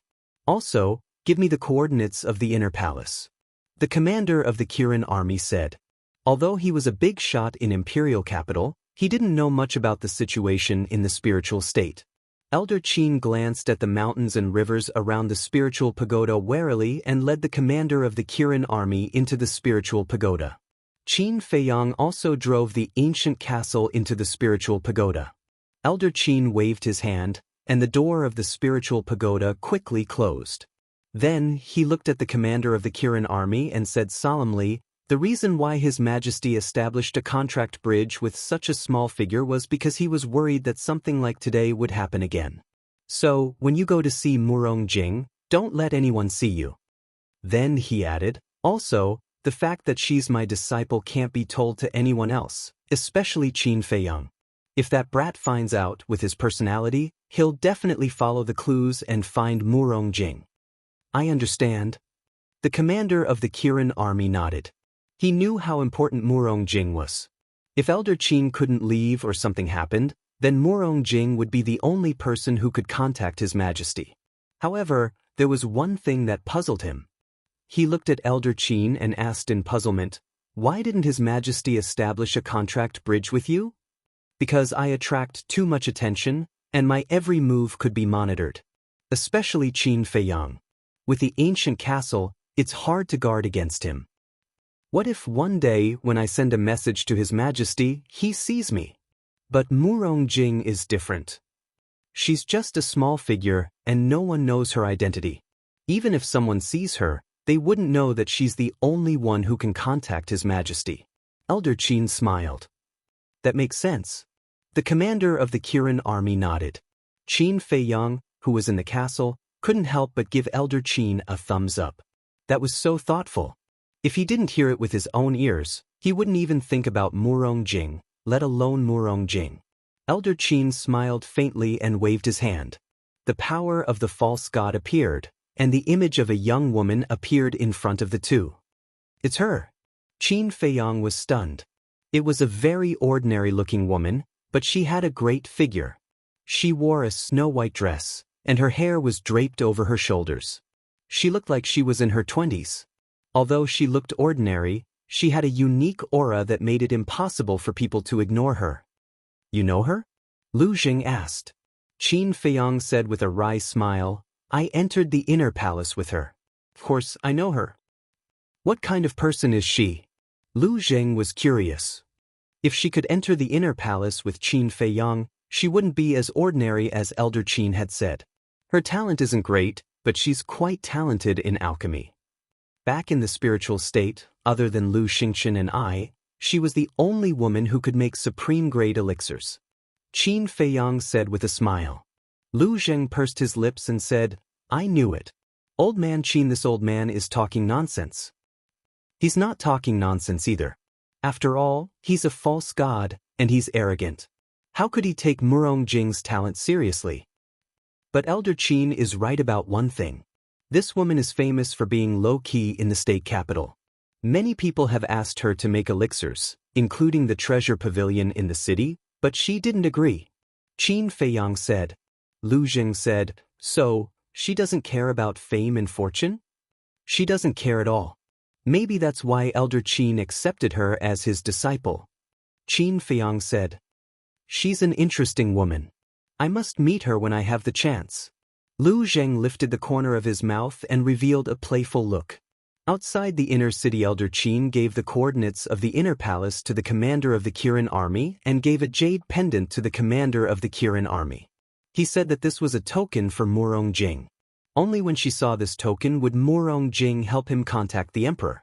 The commander of the Kirin army memorized the coordinates. After putting away the jade pendant, he immediately turned around and activated the teleportation altar. Soon he disappeared. However, Elder Qin didn't know that Qin Feiyang also followed the commander of the Kirin army into the teleportation altar. After the commander of the Kirin army disappeared, Elder Qin waved his hand and opened the gate of the pagoda. He walked to the square outside and glanced around the mountains with a chilling light flashing in his eyes. He waved his hand again, and the stone pagoda of the pagoda closed tightly. At the same time, on the top of a mountain far away, the national master concealed his presence and stood by the cliff, looking at the pagoda and Elder Qin from afar. Yen Wei stood behind the national master respectfully with the corpse in his arms, looking at Elder Qin and the pagoda as well. Moments later, Yen Wei withdrew his gaze and said with a smile, Sir, the commander of the Kirin army hasn't come out for a long time. As you expected, he must have gone to the spiritual state. What do you know? I want Elder Qin to go to the spiritual state, not the commander of the Kirin army. The national master said gloomily. Is there a difference? Yen Wei was puzzled. Of course there is a difference. If Elder Qin goes, the pagoda will be guarded by the commander of the Kirin army. With his strength, he won't be able to stop this old man. Moreover, this old man can seize this opportunity to kill him. But now, Elder Qin wants the commander of the Kirin army to go to the spiritual state while he guards the pagoda. It's basically impossible for this old man to follow him to the spiritual state. The national master said angrily. Yen Wei nodded in realization. Suddenly, the national master rolled his eyes and looked at Yen Wei. Go and test him. Yen Wei was suspicious. The national master said, Go there now and say that you have something to do in the 9 states. If he stops you and even ignores Emperor Hong, it proves that he really knows the whereabouts of the emperor. This subordinate understands. Yen Wei nodded, put down the corpse, opened a portal, and descended in front of the pagoda. He really came. Elder Qin secretly sneered, looked at Yen Wei, and asked expressionlessly, What are you doing here again? This old man does not welcome the national master's lackey. Yen Wei frowned and said, I am under the orders of the National Master and Emperor Hong. I have something to do in the 9 states, and I ask Elder Qin to open the pagoda door. Bringing out Emperor Hong again? But this time, this old man will not take half a step back. Elder Qin secretly snorted and said indifferently, Since you are under the orders of Emperor Hong, then take out Emperor Hong's handwritten order, or else there is no need to talk. Hearing this, Yen Wei's eyes flashed, and he glanced in the direction of the National Master, and said, Elder Qin, open the pagoda door. This will eliminate the National Master's suspicion of you. Elder Qin was secretly shocked and asked, What do you mean? The National Master has long suspected that you know the whereabouts of the Emperor. This time he asked me to come here to test you. If you don't open the pagoda door, that will confirm his suspicions. On the contrary, if you open the pagoda door now, he will dispel his suspicions and will never bother you again. Yen Wei thought. Elder Qin's pupils shrank and said, Aren't you the National Master's subordinate? Why are you telling me this? Who said I was the National Master's subordinate? Yen Wei snickered. Elder Qin was surprised and thought to himself, If you are not the National Master's man, then whose man are you? You will know in the future. Yen Wei smiled mysteriously. Elder Qin looked at him deeply, waved his hand, and the pagoda door quickly opened. In the distance, the National Master was stunned. He actually opened the pagoda door? What was going on? Could it be that his previous guesses were all wrong? You are very smart, because the National Master is watching from afar. Chapter 1375. The Imperial Master immediately turned to look at Yen Wei and asked, What did you say? Yen Wei said, I didn't say anything. I just told him that I had received orders from you and Emperor Hong to make a trip to the 9 great provinces. He hesitated for a moment before directly opening the pagoda door. How could this be? Could it be that he doesn't know where the Emperor is? The Imperial Master frowned. This subordinate doesn't know. Yen Wei shook his head.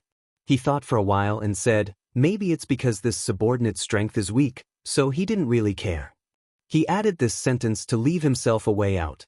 Because the Emperor would return sooner or later, when the State Preceptor found out that old Qin actually knew, then with the State Preceptor's intelligence, he would definitely be suspicious of his actions today. The Imperial Master lowered his head and pondered for a while. He then looked at old Qin and said, Let's not worry about this for now. Let's go see Emperor Hong and push the little prince to the throne. Yen Wei nodded. He picked up the corpse on the ground and followed behind the Imperial Master, flying towards the depths of the mountain. Back to Qin Feiyang and the commander of the Kirin army. After entering the spirit state, the commander of the Kirin army immediately opened a teleportation door. But before entering the door, he pondered for a while. He then took out an illusion form pill and turned into a young man in his 20s before entering the door. Qin Feiyang also controlled the ancient castle and followed him in. In the next moment, the commander of the Kirin army and the ancient castle both landed on top of a mountain range. Mountain ranges, overlapping mountains as far as the eye could see. Not far away, on top of a few majestic giant peaks, there was a huge building. That was the most important place in the Inner Palace. Pill Palace, Martial Palace, Resource Palace, at this moment. Many Inner Palace disciples were moving around in the sky above each palace. The commander of the Kirin army glanced around and entered the forest below. So, he found a disciple of the Pill Palace in a forest. Without saying anything, he went forward and knocked that disciple out with a palm strike. He then suppressed his cultivation to the level of a 2-star combat emperor and changed into the disciple's clothes before flying towards the Pill Palace. Finally, he successfully snuck into the pill hall. But that disciple was pitiful. He was stripped naked, leaving only a pair of leggings. A moment passed. Pill Refining Room 1. The commander of the Kirin army stood outside and knocked on the stone door. So, the stone door opened, and a woman in white appeared in front of the commander of the Kirin army. That was right. It was Murong Jing. Murong Jing looked at the commander of the Kirin army and asked coldly, What's the matter? The commander of the Kirin army looked around the corridor and said in a low voice, It was your master who asked me to find you. Master. Murong Jing's eyes trembled. She stepped aside and said, "Come in." The commander of the Kirin army strode in. Qin Feiyang naturally drove the castle into the alchemy room. After the commander of the Kirin army entered the alchemy room, Murong Jing immediately closed the stone door. She turned around and looked at the commander of the Kirin army and asked, "Is Master doing well?" The commander of the Kirin army looked at Murong Jing and said with a smile, "He is doing very well. You don't have to worry." "Then who are you?" Murong Jing looked at him suspiciously. The commander of the Kirin army thought for a while and said, "I am your master's friend. I am here to ask you to help me contact someone." "Contact someone?" Murong Jing was stunned. She seemed to have thought of something and became alert. "Don't be nervous. I have your master's keepsake," the commander of the Kirin army said with a smile. He took out the jade pendant from his chest and handed it to Murong Jing. The jade pendant was as big as a baby's palm. There was a fire one engraved on it, emitting a sparkling luster. Murong Jing grabbed the jade pendant and looked at it carefully. She then raised her head and looked at the commander of the Kirin army. She was still alert. "What a cautious girl." The commander of the Kirin army smiled helplessly and said, "Don't worry. I'm not a bad person. I am here because your master asked me to." Hearing this, Murong Jing let down her guard and returned the jade pendant to the commander of the Kirin army. She walked to the side, took out the image crystal, and poured her battle chi into it. After a while, a shadow appeared. Who else could it be but the emperor? But at this moment, the emperor did not have the slightest majesty of an emperor. He was wearing an ordinary long robe and looked like an ordinary person. "Greetings, senior." Murong Jing bowed. "Girl, what's the matter?" The emperor looked at Murong Jing with an incomparably amiable smile on his face. "Are my eyes playing tricks on me? He is actually smiling so kindly." Lu Zheng was dumbfounded. And the commander of the Kirin army, who was standing on the side, looked up at the emperor's figure. His face was full of excitement, and even his body was trembling. There were even tears of joy in the corners of his eyes. It was great. His Majesty was not dead, but then his mind was full of doubts. Since His Majesty was not dead, then who was the corpse that the Imperial Preceptor brought back? How could the Imperial Preceptor have the Imperial Jade Seal? Murong Jing looked at the Emperor and smiled. "I am fine, but someone is looking for you." "Who is it?" the Emperor asked. The commander of the Kirin army quickly ran to Murong Jing's side. "You are?" The Emperor looked at him suspiciously. "Your Majesty." The commander of the Kirin army was about to call out "Your Majesty," but suddenly remembered that Murong Jing was still next to him. He said, "Can you give me the coordinates first? I will tell you slowly when I get there." "Who the hell are you?" The Emperor raised his eyebrows. The commander of the Kirin army said anxiously, "It is not convenient to talk here. And now I have a very urgent matter to report to you." "Urgent? Report?" Hearing this, the Emperor's eyes flashed. He looked at Murong Jing and said with a smile, "Girl, cover your ears." Murong Jing looked at the Emperor and the commander of the Kirin army suspiciously, but she was very sensible and did not ask much. She raised her hands and covered her ears. The Emperor immediately gave the commander of the Kirin army a set of coordinates. The commander of the Kirin army immediately opened a portal. He thanked Murong Jing and entered the portal. He didn't even let Murong Jing know the coordinates. What is he doing? Why is he so vigilant?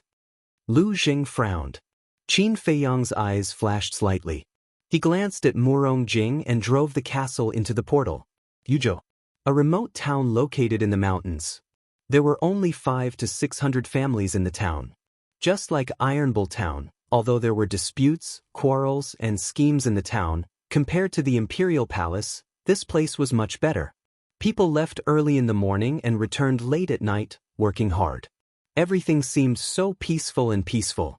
In front of a small stream outside the town, there was a newly built courtyard. The courtyard was about 5 to 6 acres of land, surrounded by a row of wooden fences. Inside, except for a 2-story wooden building, it was all vegetable gardens and orchards. Moreover, whether it was the vegetable seedlings in the vegetable garden or the fruit seedlings in the orchard, They were all newly planted. The surroundings of the courtyard were shaded by willow trees and lush greenery, presenting a scene full of vitality. Beautiful wild flowers bloomed in the grass, attracting swarms of bees and butterflies. The stream in front of the courtyard gurgled and was so clear that one could see the bottom. One could clearly see small fish swimming happily in the stream. This place was like a pure land on earth, making people feel at ease. At this moment, a middle-aged man dressed in white was sitting alone under a willow tree by the stream. He was drinking tea and watching the fish in the stream, enjoying this peaceful life. Suddenly, a young, strong man in the uniform of an inner palace disciple landed beside the courtyard. It was the commander of the Kirin army. He looked around and soon saw the middle-aged man sitting by the stream. He immediately swallowed the facial restoration pill. With a face full of excitement, he quickly walked to the middle-aged man's side and knelt on the ground. He bowed and said, "Your subject greets your majesty." "It's you." The emperor turned his head and glanced at the commander of the Qilin army. He did not show any emotion and said indifferently, "The people living here are all ordinary people. They don't know my identity. In the future, when you see me, don't be so courteous." The commander of the Kirin army respectfully replied and stood up. The emperor turned back, picked up the teacup, took a sip, and asked, "Just now you said you have something urgent to report to me. What is it?" The commander of the Kirin army didn't waste any time. He immediately told the emperor about the corpse and the imperial jade seal in detail. After listening, the emperor was unexpectedly calm. There wasn't even the slightest bit of anger between his brows. Seeing that the emperor didn't speak, the commander of the Kirin army asked carefully, "Your Majesty, did you give them the imperial jade seal?" The emperor said lightly, "The real imperial jade seal is with me. The one in their hands is fake." The commander of the Kirin army was stunned. He said, "Why is the fake one so real? It even has the aura of the purple golden dragon blood. Have you forgotten? In this world, not only the late emperor has the purple golden dragon blood." The emperor said. The commander of the Kirin army frowned. A figure in white suddenly appeared in his mind. He said, "Your Majesty, do you mean that the imperial jade seal in the hands of the national master was made by Qin Feiyang?" The emperor said, "Even if it's not him, it has something to do with him." "How could this be? He is a descendant of the Qin clan. Why would he help an outsider?" The commander of the Kirin army was furious. The emperor smiled faintly and asked, "Is there anything else?" The commander of the Kirin army knelt on the ground again and begged, "Your Majesty, come back with me. The imperial palace really needs you now." "Go back for what? To continue the intrigue? I'm tired. I want to have a good rest," the emperor said. The commander of the Kirin army shouted, "Your Majesty, if you don't go back, the imperial capital will change. I've already expected the worries in your heart, but so what? Look at this place. The mountains are clear and the water is clear. The people are simple and honest. There are no disputes and no worries. How can I bear to leave such a good place?" The emperor smiled faintly. "Your Majesty," the commander of the Kirin army was very anxious. "Okay, you can go back. No matter what happens in the imperial capital, don't come to me. Just let me be willful for once. Enjoy life alone and enjoy this rare peace." Chapter 1376. Capricious. The commander of the Kirin army murmured to himself. As the king of a country, he controlled the fate of billions of people. How could he be capricious? Looking at the back of the king, he asked, "Are you really the king? Why do I feel like you're a different person now?" "You can pretend that I'm not," the king said without turning his head. "But why is that? Can you tell me? Where is the emperor who once looked down on the world and looked down on all heroes now?" The commander of the Kirin army roared, his face full of disappointment and confusion. The king fell silent. "Answer me," the commander of the Kirin army roared again and again, almost losing his mind. These past few days, he and Old Man Qin had been so busy in the imperial capital that they were almost overworked. Yet, the emperor was actually leisurely enjoying life here. He didn't know how to describe his feelings at this moment. Go back. After a long silence, the king finally spoke, but he didn't give any explanation. His tone was as calm as ever. Hearing this, the commander of the Kirin army clenched his fingers tightly, making cracking sounds. If you don't go, don't blame me for being rude. The emperor opened his mouth again. His calm tone was laced with a shocking chill. Alas! The commander of the Kirin army sighed, turned around, opened the portal, and left silently with disappointment. The king didn't look at the commander of the Kirin army. He drank tea and looked at the stream quietly. His eyes were calm, as if he had abandoned everything. Since you don't want to care about the capital, then hand over the imperial jade seal. But suddenly, an indifferent voice sounded. Qin Feiyang appeared not far from the king, but he didn't look at the king. Instead, he looked down at the small fish swimming in the stream with indifferent eyes. The king raised his eyebrows and turned to stare at Qin Feiyang. Qin Feiyang said indifferently, I have no other purpose in coming here this time. There are only two things. First, the imperial jade seal. Second, your handwritten decree. What if I don't give it to you? The king asked.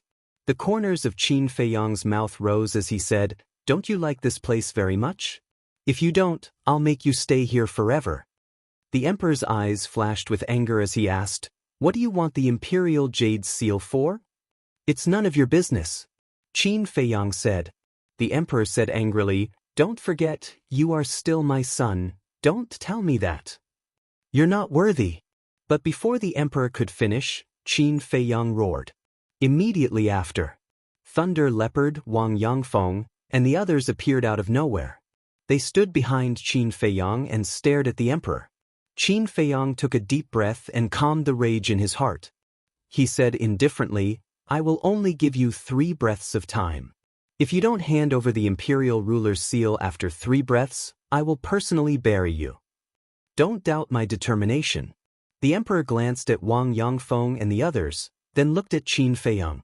But from the beginning to the end, Qin Feiyang did not look him in the eye. His expression was filled with a murderous aura.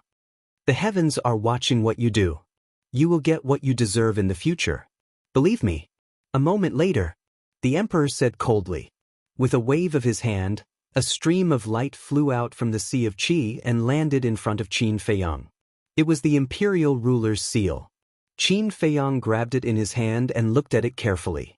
After confirming that it was the real deal, he put it away. Retribution. He looked at the flowing stream and muttered to himself. If there really is retribution, then the one who will get retribution will only be you. Suddenly, he smiled coldly and said, Elder Wang, prepare the ink, paper, and ink stone. Wang Yangfeng respectfully replied and walked in front of the emperor. He took out a table and placed it in front of the emperor. Then he took out the ink, paper, and ink stone and placed them on the table one by one. The emperor raised his eyebrows, looked at Qin Feiyang and asked, What do you want me to write? Qin Feiyang said expressionlessly, Abdicate the throne to the little prince, and I will replace the nation preceptor to assist the little prince and control the court. As for the details, I believe I don't need to tell you, you should know. The emperor's face darkened and he glared at Qin Feiyang angrily. Don't look at me like that. From the moment you left the imperial capital, your fate was already decided. So don't blame me. If you want to blame, you can only blame yourself. Qin Feiyang said lightly. Heard it. A trace of hostility suddenly crept up between the emperor's eyebrows. You really have a good plan. With the real imperial jade seal and this handwritten order of mine, you can do whatever you want in the imperial capital. You can even play with the little prince in the palm of your hand. But I tell you, I won't let you get what you want. The emperor sneered. Won't let me get what I want, Qin Feiyang murmured. Suddenly, a smile rose at the corner of his mouth, and he said, Do you still remember what you did to me when you drove me out of the capital? The emperor's pupils shrank. To be honest, a long time ago, I let you have a taste of losing your cultivation and being reduced to a cripple.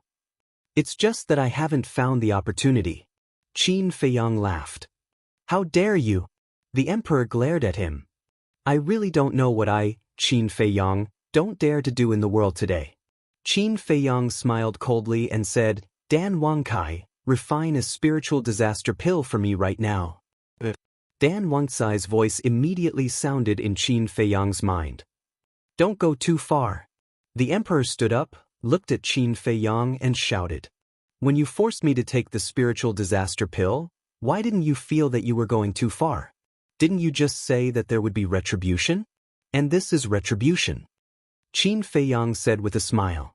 The emperor's heart sank. Qin Feiyang was aggressive, and the thunder leopard and the other two beasts, as well as Wang Yangfeng and the others, were also eyeing him covetously. Did he have a choice? Alas! The emperor sighed deeply, and his expression looked extremely lonely, as if he had aged dozens of years in an instant. Qin Feiyang said, Hurry up, my patience is limited. The emperor glanced at Qin Feiyang, then turned to look at the brush, ink, paper, and inkstone on the table. Wang Yangfeng had already laid out the paper. Wang Yangfeng had also ground the ink. Wang Yangfeng also handed the brush to the emperor with both hands.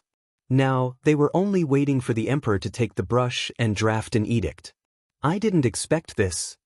I'm the emperor of a country, but I've actually fallen to this point. How sad, how lamentable. The emperor let out a sorrowful cry and grabbed the brush from Wang Yangfeng's hand. Then he began to write rapidly, and lines of small words appeared continuously. I've already comprehended the mysteries of becoming a god and stepped into the false god realm.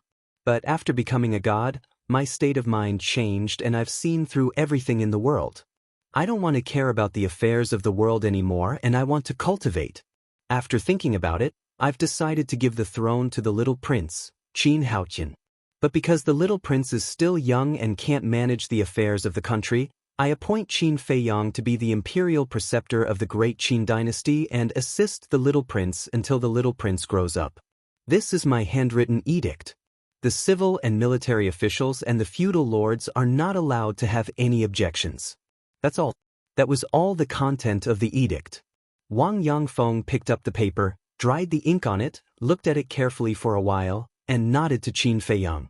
Qin Feiyang went forward and took a look, then took out the imperial jade seal and pressed it on it. A red jade seal was immediately printed on the paper.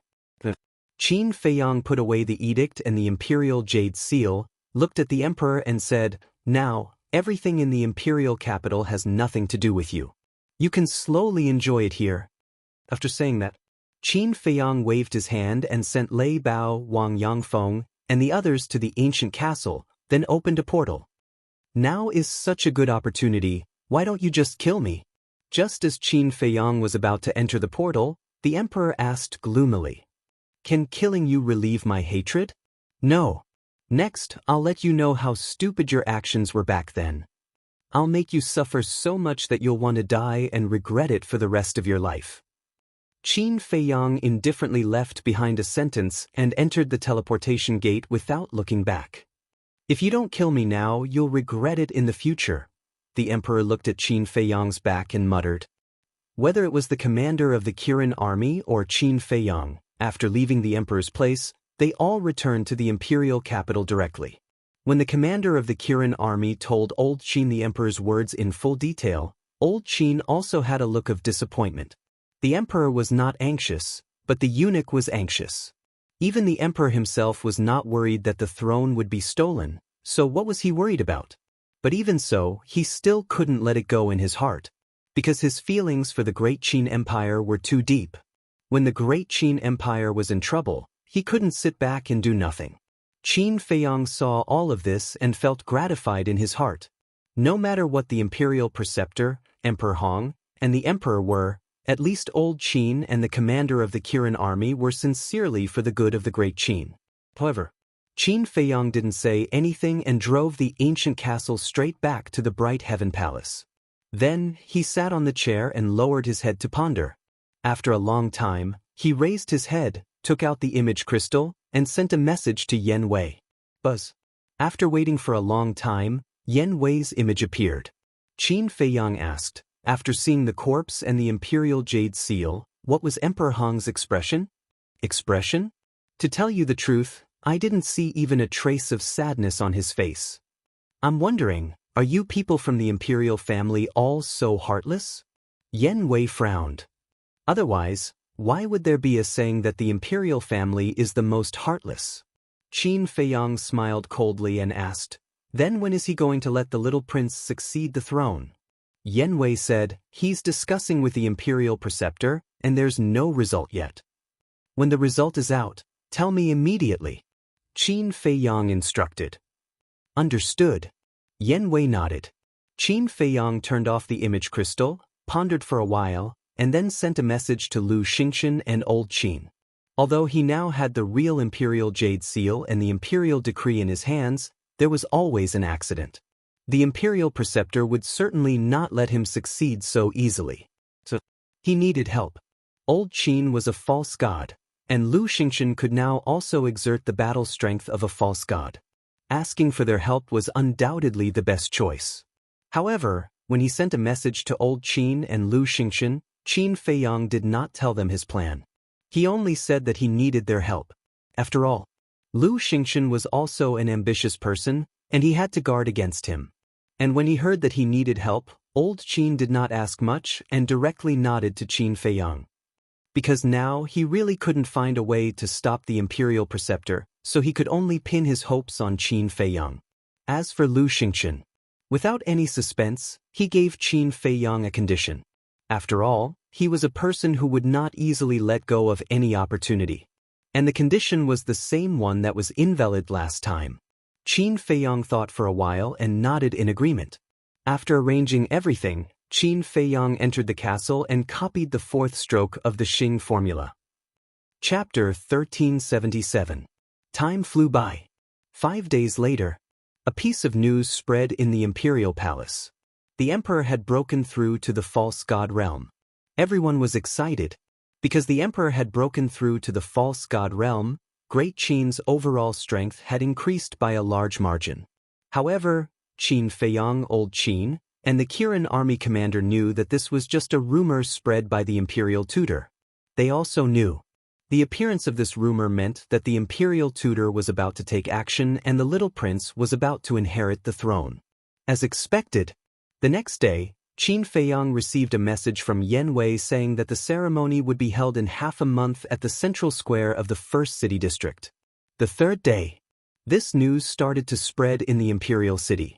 The imperial tutor purposely spread this news, because if it was announced on the day of the little prince's succession, it would be too sudden and people would find it hard to accept. Releasing the news now might cause a commotion in advance, but after half a month, everyone would be mentally prepared and have the ability to bear it. Moreover, in order to make this matter even more confusing, no one stepped out to confirm it. Everyone was guessing whether it was true or not. There was no suspense. In the following half a month, a huge storm was set off in the imperial city. Everyone was talking about this matter. This is too much. Does this old fart have any respect for the law? However, Old Qin was furious and raged in the spirit pagoda. When the little prince inherits the throne, the first thing the imperial tutor will do will be to remove me from the commander position. At that time, not only the law enforcement hall and the invincible Black Army, but even the Kirin army will fall into his hands. Old Qin, I really can't see any hope. What do you think we can do now? The commander of the Qilin army looked at Old Qin and sighed as he looked at the clear sky. Don't be anxious. Qin Feiyang asked for my help to stop the imperial tutor. We can't do anything, but he definitely has a way. Old Qin comforted. He was full of confidence in Qin Feiyang. Qin Feiyang, the commander of the Kirin army, pondered for a while and said, don't you know his character? Even if they do make a move, it will definitely be something detrimental to His Majesty. That's not important. As long as he truly wants the best for Great Qin, I will unconditionally support him. Old Man Qin clenched his fists. No matter what, they had to stop the Grand Preceptor this time. Otherwise, the Grand Qin Empire would fall into chaos soon. Half a month passed quickly. In addition to the previous 5 days, Qin Feiyang had been cultivating for a total of 20 days. Although only 20 days had passed in the outside world, 200 days had passed in the ancient castle. Half a year. Qin Feiyang had only imitated half of the fourth stroke of the feasible character formula. In other words, how long would it take to finish the fourth stroke? However, with the castle around, Qin Feiyang didn't really care. On the contrary, he was very excited now. Because, after this period of seclusion, not only had the cultivation of Wolf King, Fatso and the others greatly improved, the Thunder Leopard, the three beasts, Wang Yangfeng and the others had all stepped into the peak of the 9-star War Emperor realm. In other words, in just a few dozen days, his foundation had increased by several times. Especially Thunder Leopard. When it was a 9-star War Emperor, with its natural advantage, it was enough to contend against a peak 9-star War Emperor realm super expert. And now, its cultivation had also stepped into the peak realm, and it already had the ability to kill others in an instant. In short, Thunder Leopard was now his strongest helper. Of course, the current white-eyed wolf could not be underestimated. Although its cultivation was not as good as Thunder Leopard, there was one thing that Thunder Leopard could never compare to. That was Wolf King's battle soul. Its battle soul was the nemesis of all battle souls. After breaking through to the War Emperor realm, Wolf King was undoubtedly even more terrifying, because its innate ability could deprive all living beings of their battle soul below the false god realm. Everyone knew the importance of the battle soul. Once the battle soul was lost, one's strength would drop by half. Therefore, in terms of threat, the Wolf King posed a greater threat to everyone than anyone else. Besides, the current white-eyed wolf's cultivation was not too low. It was a 3-star War Emperor. It was even close to breaking through to the 4-star War Emperor realm and catching up to Qin Feiyang. Early in the morning, the sky had not yet brightened, but the sky and streets of the first district had already become a sea of people. The surroundings of the central square were even more crowded. The teleportation gate in the square had long been closed. More than 100 men in black stood neatly at the edge of the square. Their eyes were cold, and their bodies were exuding a terrifying aura. They were not the invincible Black Army, nor were they the commanders of the Kirin Army. They were the enforcers of the inner court. The leader was the hall master of the inner court, Zhuge Nanhua. Zhuge Nanhua, a super expert at the peak of the 9-star War Emperor realm. The 100 over black-clothed men were all 9-star combat emperors. They were naturally arranged by the state preceptor to maintain the order of the day.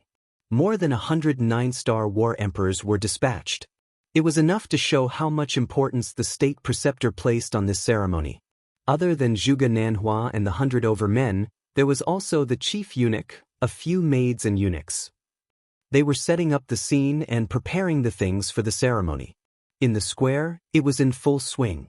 In the pagoda, Elder Qin and the commander of the Kirin army were also waiting anxiously. However, in the ancient castle, it was dead silent.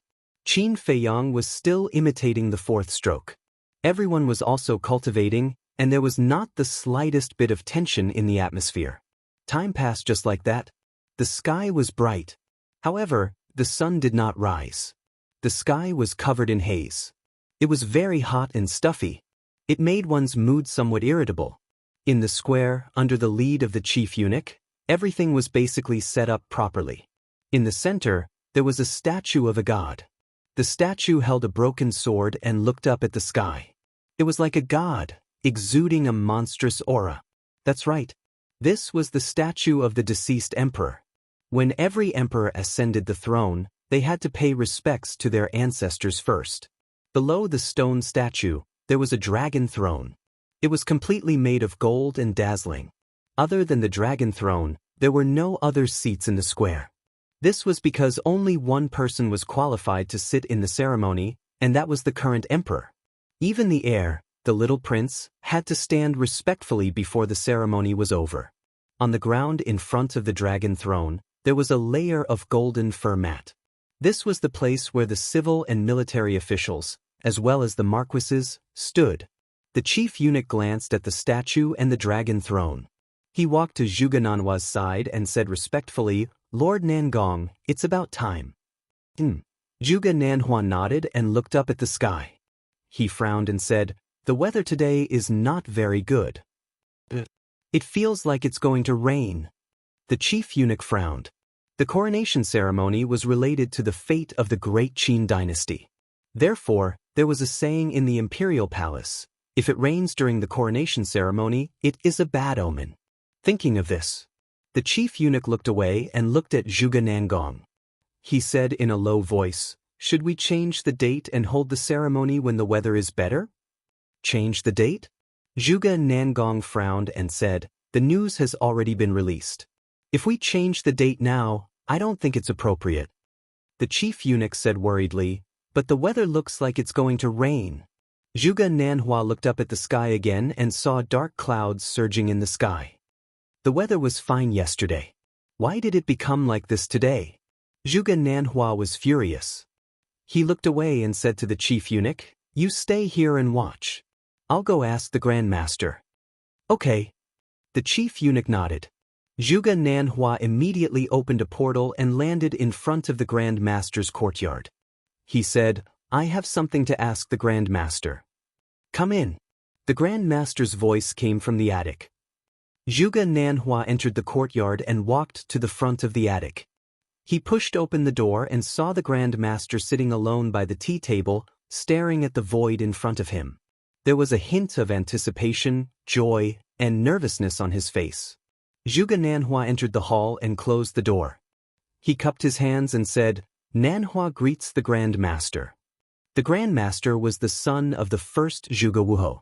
Therefore, in private, Zhuge Nanhua, Zhuge Wuhou, and the others all addressed him respectfully as the Grand Master or Grand Master Yun.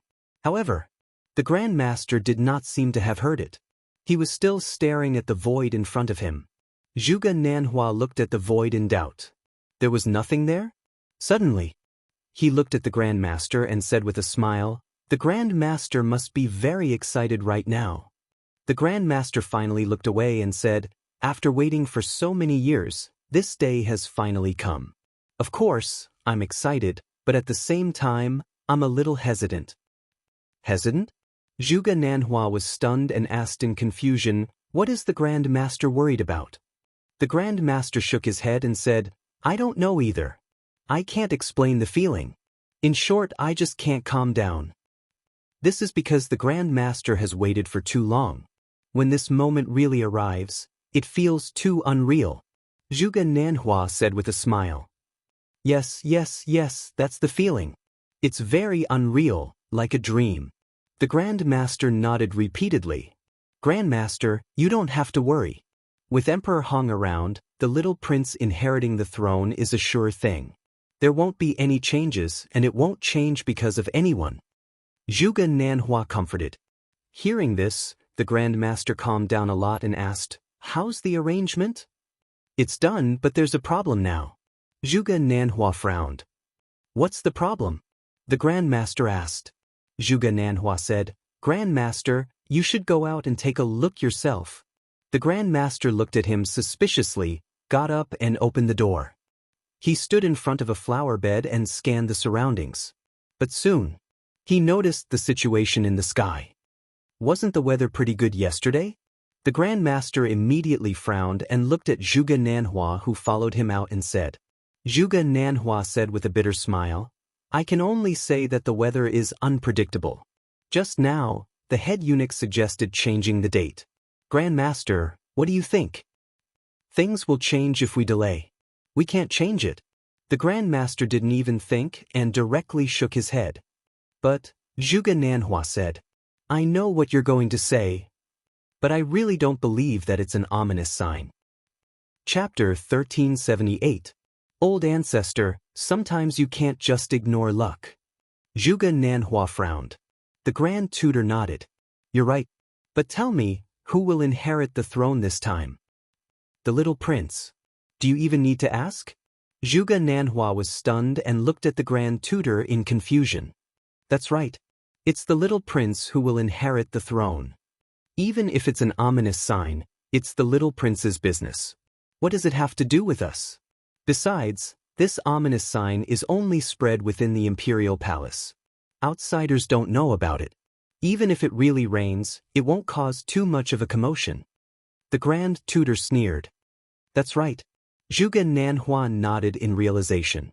The Grand Tutor smiled. Maybe we're the ones who brought this ominous sign. We. Zhuge Nanhua was stunned. That's right. Because we want to take the throne from the little prince, the ominous sign has appeared. This is a warning from the heavens to the little prince. However, the little prince is just a brat now. He doesn't know anything and doesn't understand this at all. The Grand Tutor said. Zhuge Nanhua pondered for a while and looked up at the sky. He smiled. Old ancestor, what you said does make sense. After saying that, Zhuge Nanhua said worriedly, however, if it really rains, Emperor Hong might give the order to cancel the ceremony. Therefore, we have to complete the ceremony as soon as possible. Go to the square first and maintain order. This old man will go look for Celestial Empress now and explain everything clearly to her, lest she makes any mistakes for this old man. The Grand Tutor said. Zhuge Nanhua replied respectfully and opened the portal.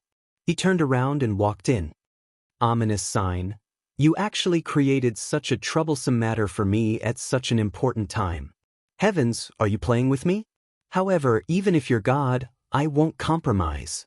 The Grand Tutor looked at the hazy sky and smiled coldly. Then he rose into the sky and disappeared at lightning speed. About half an hour passed. Buzz. Qin Feiyang received a message from Yen Wei. All the civil and military officials had arrived at the central square. All the vassals had also arrived. The grand ceremony was about to begin. Qin Feiyang finally withdrew his arm, closed the book, and left the castle. On the square, the various feudal lords and civil and military officials gathered at the center of the square, whispering to each other. The surroundings of the square were also extremely noisy. Hundreds of civil and military officials have arrived. It seems that the news of His Majesty's abdication is true. But have you thought about it? The little prince is still so young. He doesn't have the ability to take charge at all. How can His Majesty rest assured and hand over the throne to him? Even if he doesn't want to care about worldly affairs, does he have to wait until the little prince grows up? Yes, I wonder what His Majesty is thinking. People could not figure it out. Don't forget that there's still someone in the imperial capital? Who? Qin Feiyang. As soon as they heard the name Qin Feiyang, everyone immediately fell silent and a trace of fear crept into their eyes. Back then, Qin Feiyang must have killed the princes for the throne. Because once the princes are dead, he will be the only heir. No one can compete with him. It makes sense. Although he was expelled from the imperial palace, he is still the emperor's flesh and blood. If the emperor has no children, he will definitely be considered when he abdicates. However, he is still one step behind. The emperor and empress gave birth to another Ryuko. That being said, the little prince is too weak. With Qin Feiyang's means, it will be a piece of cake for him to deal with him. I think there will definitely be a scene of brothers killing each other today. Just as the people were discussing, 3 figures suddenly appeared in the sky above the square. Prince Hao Tian, Empress, and the state preceptor have arrived. The chief eunuch shouted loudly. The square immediately fell into a dead silence. Everyone looked up at the 3 people. At the moment, the 3 people were dressed very formally. The state preceptor wore a golden crown and a pale golden robe. He held his head high and his hands behind his back. His face was serious and he looked extraordinary. The empress was also wearing a phoenix robe, a phoenix crown, and a phoenix cloud on her shoulders, showing a luxurious aura. The little prince was wearing a golden robe with a 4-clawed golden dragon embroidered on it. It was very vivid. However, after all, the little prince was still young. Looking at the civil and military officials, the various vassals, and the people gathered around, there was a touch of panic on his little face that could not be concealed. Greetings, Your Highness. Greetings, Empress. Greetings, State Preceptor. Zhuge Nanhua and Zhuge Wuhou looked at each other and both knelt down to kowtow. Seeing this, the other Wuhou, civil and military officials, as well as the surrounding people, immediately knelt down. One must know, at the moment, there were at least 8 million people gathered in the first district. With so many people speaking at the same time, what kind of scene was it? The voices intertwined with one another and soared into the sky, shaking the heavens. The state preceptor and the empress enjoyed the feeling of being worshipped by the people and being high and mighty. But the little prince was at a loss. When the empress noticed the little prince's situation, she whispered, "Hao Tian, let them rise." The little prince nodded and stretched out his little hand. "Everyone, please rise." "Thank you, Your Highness." Everyone bowed and stood up. The empress raised her eyebrows, squatted in front of the little prince and helped him tidy up his clothes, and whispered, "Hao Tian, what you said was wrong." "What's wrong?" The little prince's face was full of suspicion. "No matter if you are a prince or an emperor, you can't say the word, please, to the civil and military officials, or the people of the empire. Because this will make you lose your dignity, understand?"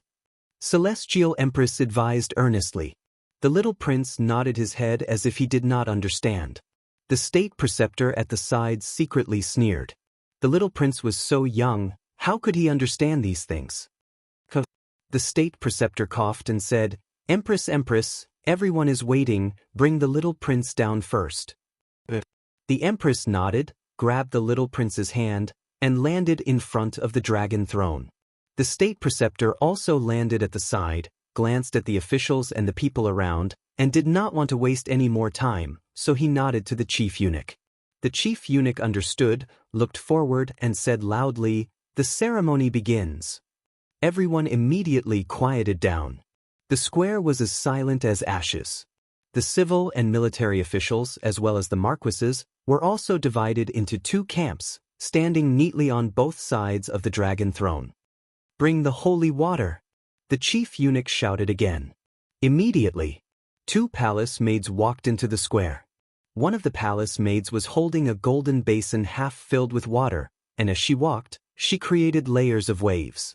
The other palace maid was holding a golden tray, and on it was a neatly folded towel. The void! Lu Xingchen stood in the space divine item, looking at the little prince, the empress, and the state preceptor in the image, his eyes flickering. Mu Qing looked at the golden basin in the palace maid's hand and asked in confusion, "My lord, what is this holy water?" Lu Xingchen was stunned and teased, "If I say that it can bring the dead back to life, will you believe it?" "Of course. Otherwise, why would it be called holy water?" Mu Qing said. Lu Xingchen was speechless for a moment, and shook his head. "The holy water is just dew collected in the morning." Mu Qing looked stunned. "This is the so-called holy water?" For a moment, he was quite speechless. "Why isn't Qin Feiyang here yet?" Lu Xingchen looked at the image again and murmured. Mu Qing said disdainfully, "Don't you know this bastard? He will definitely wait until the end and appear as the finale." Lu Xingchen was stunned, then shook his head with a smile and murmured, "I don't know what he wants to do this time. It can't be anything good." Mu Qing snorted coldly. He had a lot of opinions about Qin Feiyang now. Outside, the two palace maids walked up to the little prince and bowed. "Greetings, Your Highness." "Please," the little prince was about to say, "please" again, but when he saw the empress's eyes, he shrank his neck slightly and immediately changed his words, "Rise." "Thank you, Your Highness." The two of them thanked him respectfully. But they didn't rise. Instead, they knelt on the ground and handed the golden basin and towel to the little prince. The little prince looked at the golden basin and towel suspiciously, raised his little head, looked at the empress and asked, "Mother, what should I do?" "Wash your hands. Then use the towel to wipe the water off your hands. This is a necessary step to worship the ancestors." The empress whispered, "I see." The little prince smiled and immediately raised his two little hands and put them into the golden basin. A shocking scene appeared. The little prince suddenly became playful and played with the water in front of everyone. He was having a lot of fun. After all, he was still a child and still had the innocence of a child. But the state preceptor's face gradually darkened when he saw this scene. Seeing the change in the state preceptor's face, the empress quickly squatted down, grabbed the towel on the tray, and whispered, "Tian, now is not the time to play. Raise your hands." The little prince pursed his lips, raised his little hands, and put them in front of the empress. The empress immediately used the towel to wipe the water off the little prince's hands, then put the towel back on the tray, and waved her hand. "You may leave." The two palace maids responded respectfully and turned to leave the square quickly. The chief eunuch glanced at the state preceptor's face and immediately shouted, "Burn the incense and worship the ancestors." Before his voice died away, another palace maid walked into the square with an exquisite tray in her hand, on which there were 3 finger-thick incense sticks and a candle. When the palace maid walked up to the little prince with the tray in her hands, the little prince's face was filled with suspicion again. The state preceptor was extremely impatient and said to the emperor through telepathy, "This kid doesn't know anything. It's a waste of time. Bring him to burn the incense and worship the ancestors." The empress responded secretly, then grabbed the 3 incense sticks and lit them on the candle. Immediately, green smoke curled up. The empress pulled the little prince to the statue of the late emperor and knelt down and kowtowed 9 times. At this moment, the civil and military officials, the Zhuge Liang, and the surrounding people also kowtowed to the statue. Chapter 1379. But the difference was, in other people's hearts, they all held 120% respect for the statue of the late emperor. Because without the late emperor, there would be no current Great Qin Empire. Without the Great Qin Empire, there would be no them. So, people were not only grateful to the late emperor, but also grateful. But the imperial preceptor and the people of the Zhuge family were full of ridicule. So what if the late emperor was strong? Wasn't the Great Qin Empire now in the hands of their Zhuge family? Even in the near future, the Great Qin would change its surname to Zhuge. In fact, they were also very grateful to the late emperor. Because if the late emperor hadn't overthrown the Tianyang Empire and established the Great Qin Empire, their Zhuge family wouldn't be where they were today. Of course, their gratitude was tinged with sarcasm. A moment later, the ceremony of burning incense and worshipping the ancestors was finally completed. The empress pulled the little prince and walked to the side of the imperial preceptor. The officials and the people also got up one after another. The imperial preceptor looked at the head eunuch and said, "Read the imperial edict." The head eunuch nodded and took out the imperial edict from his Chenkuan bag. This imperial edict was naturally prepared by the imperial preceptor and Emperor Hong in advance, and it was even stamped with the imperial jade seal. Seeing the head eunuch take out the imperial edict, the people present knelt on the ground again. This time, the empress and the little prince also knelt down. "His Majesty has decreed." The head eunuch opened the imperial edict and solemnly read it out. The content was similar to the handwritten edict in Qin Feiyang's hands. The only difference was that the handwritten edict wanted Qin Feiyang to replace the imperial preceptor and assist the little prince. And in the imperial edict, the imperial preceptor still assisted the little prince in handling the state affairs.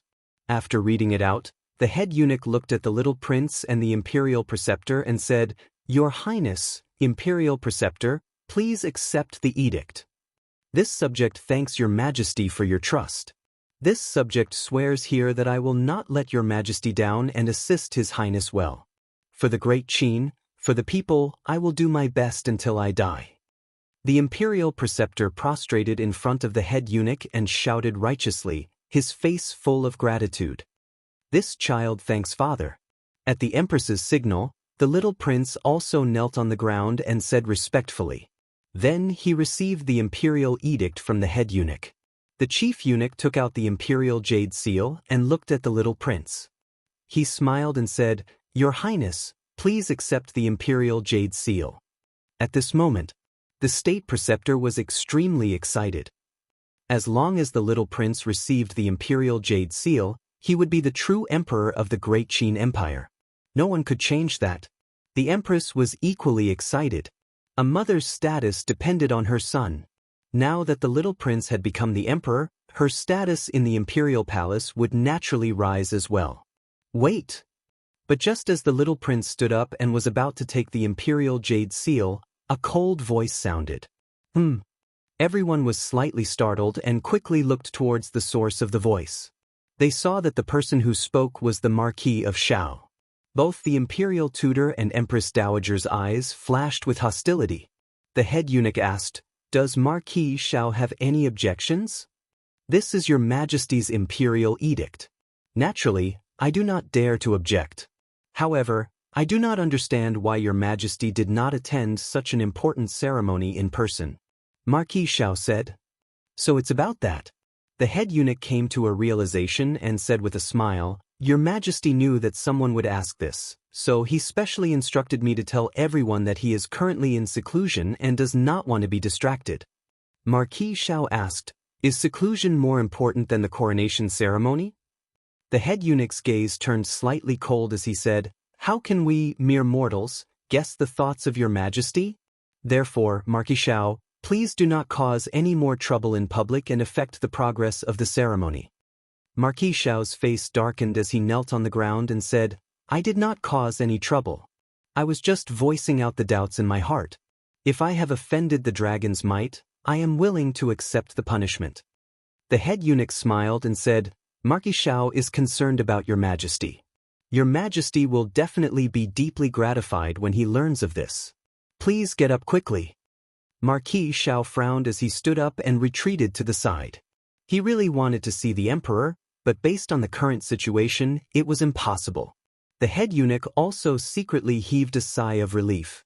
He scanned the civil and military officials and the various marquis and asked, Does anyone else have any objections? Marquis Zhuge was the first to shake his head. The others looked at each other and shook their heads as well. The head eunuch swept his gaze across the crowd and looked at the little prince. He smiled and said, Your Highness, please accept the imperial jade seal. All right. The little prince nodded and raised his hands. The head eunuch immediately placed the imperial jade seal in the little prince's hands. This subject greets your majesty. Following closely. The head eunuch was the first to kneel in front of the little prince and respectfully called out. Greetings, your majesty. The officials knelt down once again. The imperial advisor also bowed, but his hands were tightly clenched together. He was incomparably excited. Your majesty, please ascend to the dragon throne. The head eunuch. The little prince raised his head and looked at the dragon throne before skipping towards it. The empress hurriedly grabbed the little prince and said in a low voice, Now that you are the emperor, you can't be like this anymore. You have to be mature and solemn. How troublesome. The little prince muttered in dissatisfaction as he allowed the empress to pull him to the front of the dragon throne. He turned around and sat on it, unhappy. However, the two small hands did not stop. They touched here and there, unable to calm down. At the end of the day, he was still a child. It was difficult for him to be mature and steady like an adult. The imperial advisor frowned and looked at the empress. He sent a voice transmission, This is improper. Hurry and carry him. Don't let him move. All right. The empress nodded and carried the little prince. She sat on the dragon throne and held the little prince's hands with both hands. She whispered, Everyone watch. Listen to your mother and don't move. The little prince pouted and his little face was filled with displeasure. The imperial advisor glanced at the little prince and walked to the side of the dragon throne. He looked at the officials and a cold glint flashed in his old eyes. His Majesty is still young and there are many things that he doesn't know. Therefore, I hope that everyone can assist His Majesty with all their strength from now on to manage the court well and seek the well-being of the people. Yes, Imperial Advisor. The civil and military officials and marquises all cheered. Of course. If I find out that someone is playing tricks behind my back, I won't let them off easily. The Imperial Advisor said again. His Majesty's eyes trembled and he said no. The Imperial Advisor is so impressive. But then, a faint laugh suddenly sounded. The Imperial Advisor raised his eyebrows and scanned the void in the square. He really came. The group of officials and the surrounding crowd could not help but feel a chill in their hearts when they heard this voice. They hurriedly looked at the void. Because this voice was too familiar to everyone. It was Qin Feiyang. Under everyone's gaze, a young man in white appeared out of thin air under the statue of the deceased emperor. Who else could it be but Qin Feiyang? Everyone looked at Qin Feiyang's back and their pupils constricted. The Imperial Advisor's brows were also furrowed. But there was one person who was overjoyed when he saw Qin Feiyang appear. That was the little prince. Brother, The little prince cried out in surprise and broke free from the empress's arms and ran toward Qin Feiyang. Seeing this, the imperial advisor hurriedly grabbed the little prince and sent him back to the empress. He said with a voice transmission, "If you don't keep an eye on him and let him do whatever he wants, don't blame me for being rude." The empress's body trembled and she hurriedly hugged the little prince in her arms and whispered, "Tian, I beg you, please don't move around now, okay? I'm not, I just want to find my brother." The little prince looked innocent. "You may treat him as your brother, but he may not treat you as his brother. Don't be silly, okay? Maybe he's here to steal the martial monarch throne from you." The empress said anxiously. "Really? That's great. Anyway, I don't like being the emperor. It's definitely not fun, so I'll let my brother be the emperor." The little prince was overjoyed. Hearing this, the empress, the imperial advisor, the civil and military officials below, and the marquises all changed their expressions. The little prince did not care at all. He looked at the empress and said coquettishly, "Mother, can you let my brother be the emperor?" The imperial advisor suddenly turned his head and stared at the little prince like a poisonous snake, his eyes flashing with a terrifying light.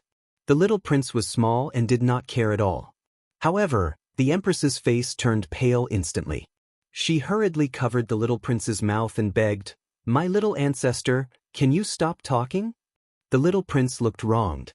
Qin Feiyang did not seem to notice all of this. From the moment he appeared, he had been looking at the statue of his ancestor in silence. After an unknown period of time, Qin Feiyang suddenly knelt on the ground and bowed respectfully to the statue of his ancestor. "Ancestor, don't worry. The empire of the great Qin will never be taken away because I'm here." After muttering in his heart, Qin Feiyang stood up and faced the imperial advisor and the others. The imperial advisor frowned. "What are you doing here?" Qin Feiyang glanced at the little prince and smiled at the imperial advisor. "As his brother, how can I not congratulate him on his ascension?" Congratulate? Everyone looked at each other. It was probably not that simple. However, no one dared to say it out loud. The imperial advisor said in a deep voice, "Since you're here to congratulate, why did you come so late?" "Don't you know? The main character usually appears last." Qin Feiyang chuckled. The empress said angrily, "Qin Feiyang, don't be presumptuous. The main character today is my son." "That's right. Today is the day of His Majesty Haotian's ascension, but you say that you are the main character. May I ask what your intentions are?"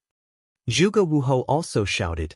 Qin Feiyang glanced at the empress and Zhuge Wuhou, and the corner of his mouth pursed into a playful smile. He said, "The two of you are indeed close friends. Even your words are so tacit." The word close friend was especially emphasized. When the two of them heard this, a trace of panic immediately appeared on their faces. Could it be that this little bastard already knew about their matter? The imperial advisor raised his eyebrows imperceptibly and looked at Qin Feiyang.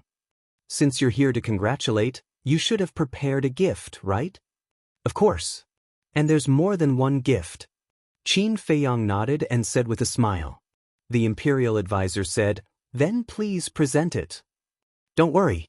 Before presenting the gift, I still have something to deal with."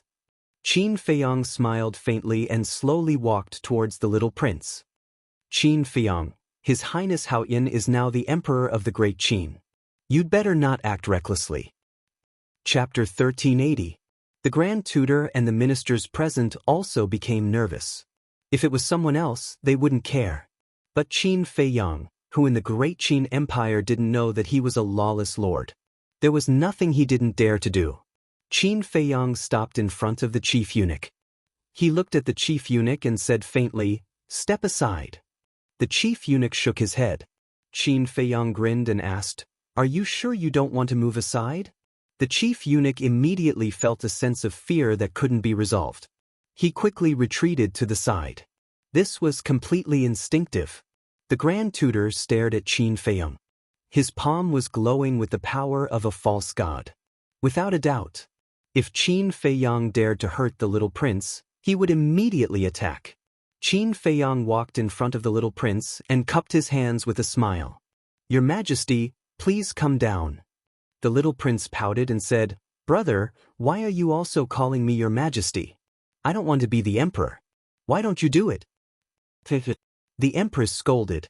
Qin Feiyang smiled faintly. "If I wanted to be the emperor, I would have sat on the dragon throne long ago. Why would I wait until now?"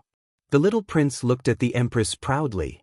"See, mother, not only I don't want to be the emperor, but even brother doesn't want to be." The empress whispered, "He's lying to you. Don't listen to his nonsense." "Why would brother lie to me?" The little prince shook his head.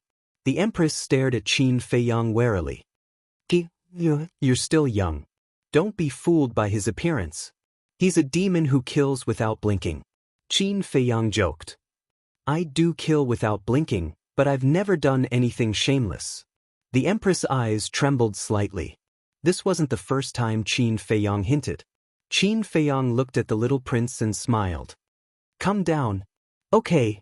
The little prince nodded and jumped down from Celestial Empress's body. Imperial Preceptor hurriedly stepped forward and shielded the little prince behind him. While the State Preceptor was protecting the little prince, Qin Feiyang's eyes were filled with killing intent. He took a step forward and raised his arm at lightning speed to grab Celestial Empress' neck. Celestial Empress' beautiful face instantly turned pale.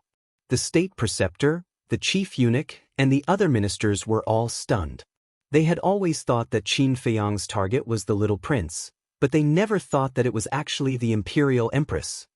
"Qin Feiyang, what are you doing? Stop!" Zhuge Wuhou regained his senses and immediately shouted, his eyes filled with killing intent. "Your heart aches just because of this?" Qin Feiyang picked up the empress, turned to look at Zhuge Wuhou and teased. Zhuge Wuhou panicked and pretended to be calm. "I don't know what you are talking about. But let me tell you, Celestial Empress is the birth mother of His Majesty Hao Tian.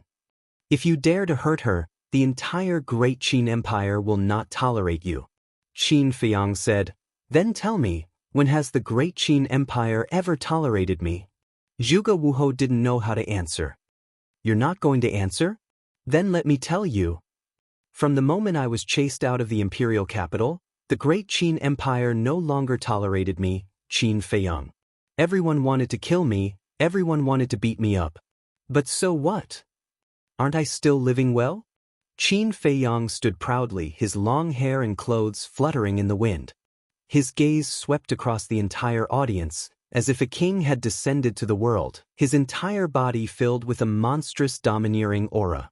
None of the civil and military officials below dared to look him in the eye, and all of them lowered their heads. Finally, Qin Feiyang's gaze once again landed on Zhuge Wuhou's body, and said, "I'm not saying this to show off how powerful I am, but to tell you, before you threaten me, it's best to use your brain and think carefully." His words were filled with mockery.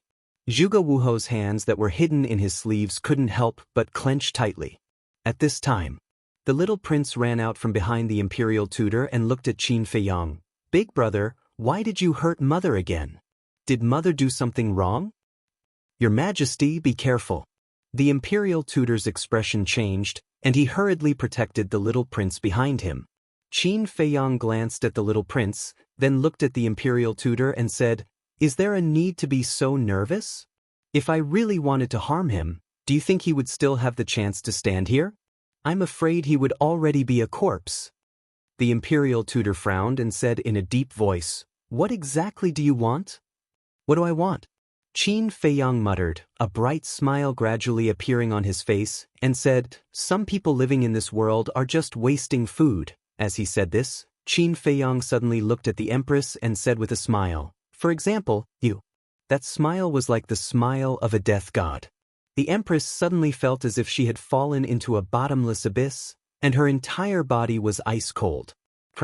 As soon as he finished speaking, under the shocked gazes of countless people, Qin Feiyang's 5 fingers tightened, and he actually crushed the empress's throat.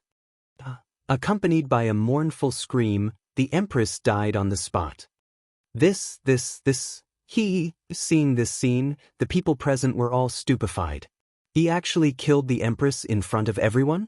Heavens! Was this guy going to heaven? How dare he? The empress was the mother of a country. And now, she had another identity, the birth mother of the White Sky Emperor. In terms of status, she was even higher than the imperial tutor. Yet, Qin Feiyang had actually killed her in front of so many people, in front of His Majesty the White Sky Emperor? This person was too arrogant. This was a public provocation. The scene was as silent as ashes, and everyone's hearts were in turmoil. Qin Feiyang, you brute! After the imperial tutor came back to his senses, he immediately shouted, his old eyes filled with anger. As for the little prince, he was scared silly. Qin Feiyang glanced at the imperial tutor indifferently, waved his hand, and threw the empress away as if she was trash. No one knew if he did it on purpose or not, but with a bang, the empress fell right in front of Zhuge Wuhou. Zhuge Wuhou immediately quivered and came back to his senses. He lowered his head to look at the pale-faced empress, who died with her eyes wide open, and an unresolvable sorrow appeared on his face. However, under that grief, there was also endless killing intent. He instinctively reached out, wanting to touch the empress's face. You dare! But at this moment, an angry shout exploded in Zhuge Wuhou's mind like a clap of thunder. Zhuge Wuhou's body and mind trembled as he raised his head to look at the imperial tutor. The imperial tutor sent a sound transmission. Although she is the woman you love the most, right now, you better put away your emotions. Zhuge Wuhou secretly replied. Looking at the empress's corpse, the sorrow on his face quickly disappeared and was replaced by anger. You're quite good at enduring. Qin Feiyang looked at Zhuge Wuhou in surprise, then looked at the little prince. Discovered. In the little prince's eyes, there was already a trace of hatred towards him. Suddenly, someone roared, this child killed the empress in front of everyone, causing both man and God to be indignant. If we don't kill him, where is the justice? Qin Feiyang raised his head to look. It turned out that Qianwu Marquis was fanning the flames. Right? He's too arrogant. If we don't do anything about it, I don't know what kind of heartless things he will do. Your Majesty Hao Tian, please issue the decree. Arrest Qin Feiyang, throw him into the divine prison, and choose a day to behead him.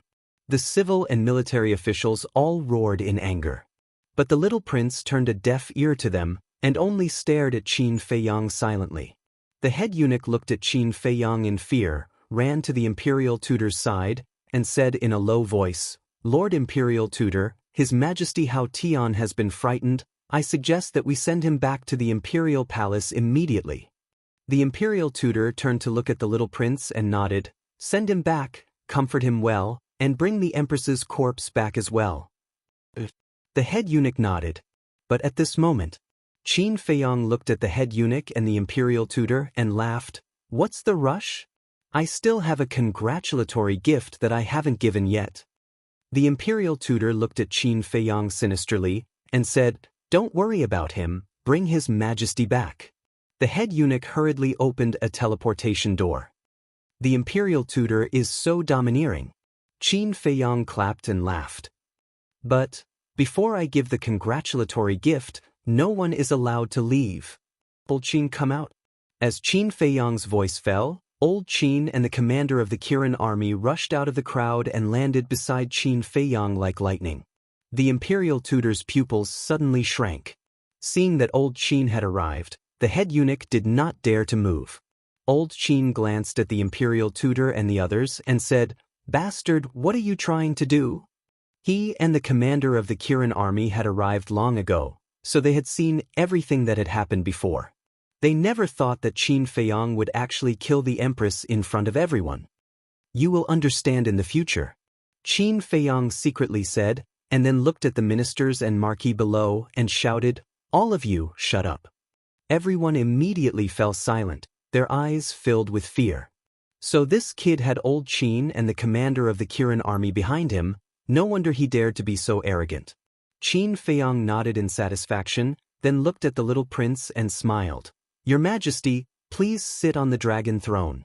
The imperial tutor angrily said, What are you trying to do?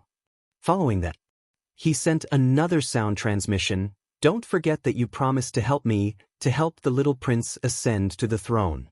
Qin Feiyang secretly laughed and said, Isn't the little prince already ascended to the throne? The imperial tutor secretly said, "Then why are you causing all this trouble now?" Qin Feiyang said, "Don't be anxious, you will know later." The imperial tutor's face was gloomy. He personally carried the little prince and walked to the dragon throne. Qin Feiyang said indifferently, "Don't mess around, the dragon throne is not something you can touch." The imperial tutor was prepared to do what the empress did before, sit on the dragon throne and carry the little prince in his arms. But when he heard Qin Feiyang's words, his expression froze. "Don't worry, I know what I am doing." The imperial tutor coldly snorted and placed the little prince on the dragon throne, then stood beside the little prince, looking at Qin Feiyang and the other two warily. And at this moment, the little prince was no longer as lively as before, sitting obediently on the dragon throne. But if one looked carefully, they would find that the hatred on his young face was getting stronger. Qin Feiyang naturally noticed, but he did not take it to heart. Before he decided to kill the empress, he had already expected that the little prince would hate him. But what did it matter? He just had to have a clear conscience.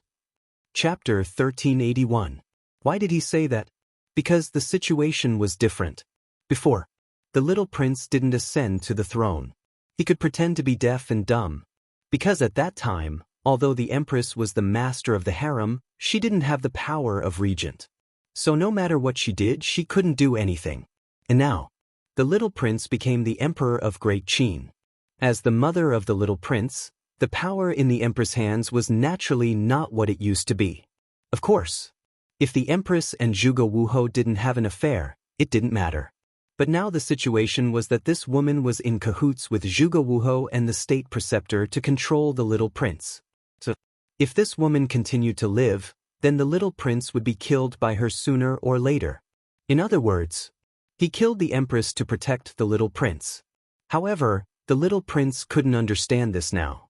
Even if Qin Feiyang told him the truth, he couldn't understand at such a young age. However, Qin Feiyang didn't plan to tell the little prince. If he wanted to hate, then hate.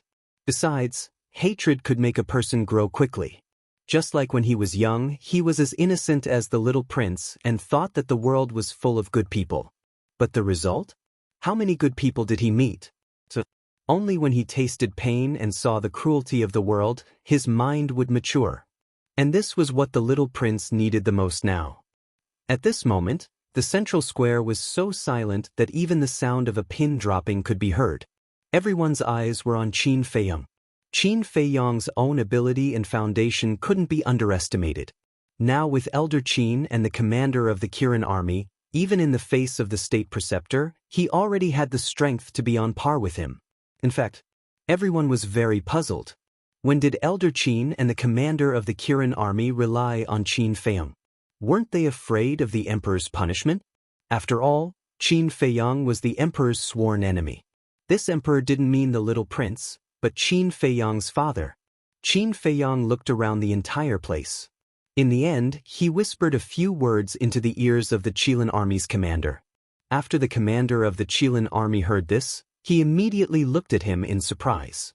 Qin Feiyang smiled and said, "Do as I say." "All right." The commander of the Kirin army nodded. He immediately opened a portal and ran in without looking back.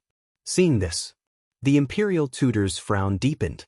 Qin Feiyang smiled and said, "Imperial preceptor, please don't be impatient. When the commander invites that old man here, I will present a congratulatory gift. This advisor would like to see what kind of tricks you have up your sleeve." The imperial preceptor snorted. Qin Feiyang smiled faintly and turned his head to look at the statue of his ancestor. For a moment, he fell silent. Old man Qin glanced at the imperial advisor and frowned. He sent a voice transmission to the imperial advisor. "Brat, can you tell me what your plan is? It's a secret for now. However, you must be prepared to fight at any time." Qin Feiyang thought. Fight? Old man Qin was bewildered. Fight with who? Imperial advisor. Qin Feiyang's eyes flashed with killing intent as he sent a voice transmission. If this opportunity succeeds, the imperial advisor will definitely die. But the premise is, can you keep him here? Old man Qin's heart trembled. Who would have thought that Qin Feiyang was actually playing a big game of chess? Time passed breath by breath. Swish. Suddenly, 3 figures descended above the square. One of them was the commander of the Kirin army. The other 2 were Emperor Hong and Qin Jun. Emperor Hong. Seeing that the commander of the Kirin army had invited Emperor Hong, the imperial advisor, Zhuge Wuhou, Zhuge Nanhua, and the others all had a change of expression. At the same time, Old Man Qin's eyes were also filled with shock. However, the others looked at Emperor Hong and Qin Jun with suspicion on their faces. Who were these 2 people? Why had they never seen them before? Greetings, Emperor Hong. The next moment, a scene that shocked everyone appeared. Old Man Qin and the imperial tutor both bent their waists at the same time and bowed to the old man. What? Even the imperial advisor and Old Man Qin are so respectful? Everyone's faces were filled with disbelief. He is Emperor Hong? How is this possible? Wasn't there a rumor that Emperor Hong had already passed away? Is this a dream? However, the various marquis present, as well as some old officials, were overwhelmed with shock at this moment, because they still remembered this name. Look at Emperor Hong again. He stood high in the sky, looking down at Qin Feiyang with a trace of displeasure on his old face. Qin Jun's eyes flashed with a cold light. Qin Feiyang met Emperor Hong's gaze and said with cupped hands, "This commoner Qin Feiyang greets Emperor Hong." As for Qin Jun, he directly ignored him. This kind of small character couldn't enter his eyes at all. Emperor Hong asked, "Why did you specifically ask the commander of the Kirin army to invite this old man here? Why are all of you so impatient?" Qin Feiyang shook his head and sighed. Looking at the crowd around him, he said loudly, "Do you know who this old man is?" Everyone looked at him suspiciously. Qin Feiyang chuckled and said, "He is the son of the previous emperor, the second emperor of the Great Qin, and also my, Qin Feiyang's great-grandfather." His voice was like a bell, echoing in the sky above the first city district, not dissipating for a long time. What? The first city district was immediately in an uproar. Everyone's face was filled with shock. Seeing that Qin Feiyang had announced his identity, the displeasure on Emperor Hong's face became even stronger. He looked down at Qin Feiyang and said, "What exactly do you want to do?" "You'll know soon." Qin Feiyang chuckled, swept his gaze across the audience, and said loudly, "Now, I will present my first congratulatory gift." Finished. With a wave of his hand, a jade box appeared, floating in the air, emitting a hazy luster. In an instant, everyone's gaze fell on the jade box. The imperial tutor glanced at the jade box and nodded to the eunuch. The eunuch swallowed his saliva, stepped forward, grabbed the jade box, and carefully opened the lid. When he saw what was inside the jade box, his body stiffened, and his face was filled with disbelief. What made the steward so surprised? Seeing this, everyone became more and more curious. "What is it?" The imperial tutor raised his eyebrows and asked. "Yes, yes, yes." The eunuch stammered and couldn't say anything for a long time. "What the hell is it? Say it." The imperial tutor shouted. The eunuch said, "The imperial jade seal." What? The imperial tutor's expression changed.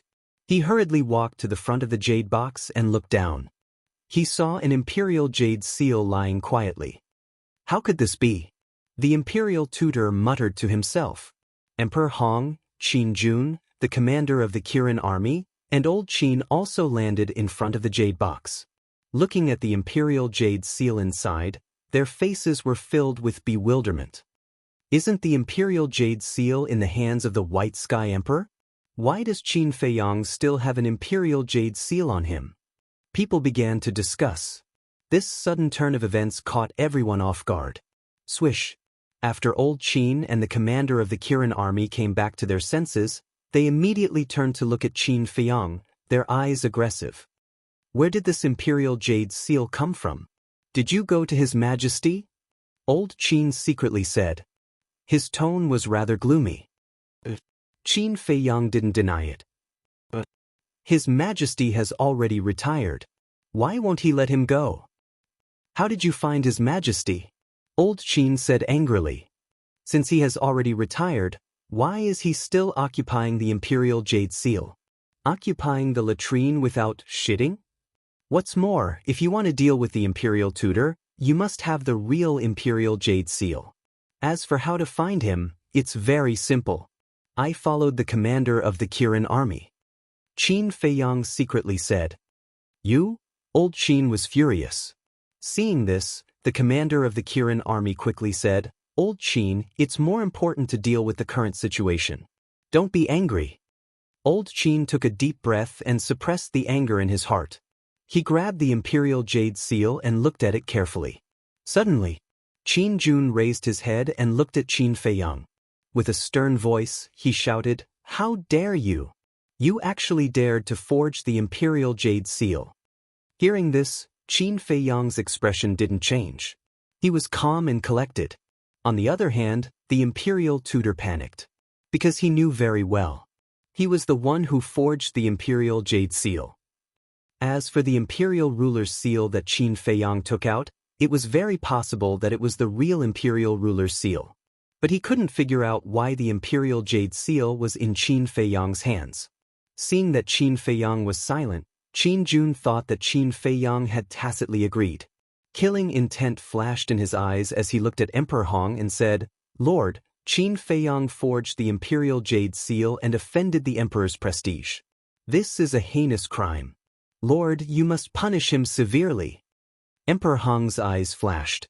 Qin Feiyang looked at Qin Jun and said playfully, You want to kill me that much? Qin Jun sneered, It's not that I want to kill you. It's that you're courting death. I'm courting death? Qin Feiyang smiled faintly and asked, How do you know? Qin Jun snorted coldly, The imperial jade seal in the imperial tutor's hands has been personally verified by Emperor Hong. Heard it. Everyone looked at Qin Feiyang. If it was as Qin Jun said, the imperial jade seal in the imperial tutor's hands was real, then the imperial jade seal that Qin Feiyang took out was definitely a fake. Even daring to forge the imperial jade seal, did this guy really not want to live anymore? He even invited Emperor Hong over. Wasn't this courting death? The corner of Qin Feiyang's mouth lifted slightly. He looked at Qin Jun and said with a smile, What if this imperial jade seal of mine is real? If it's real, this old man will kneel down and apologize to you in public. Qin Jun opened his mouth without hesitation. Because back then, Emperor Hong had indeed personally verified it. He also witnessed it with his own eyes. Therefore, he firmly believed that the imperial jade seal that Qin Feiyang took out was fake. Qin Feiyang smiled and said, You're an old senior. You can't go back on your words. Nonsense. What kind of identity does this old man have? Naturally, I'll keep my word. But what if this imperial jade seal of yours is fake? Qin Jun sneered. Isn't he just a page boy?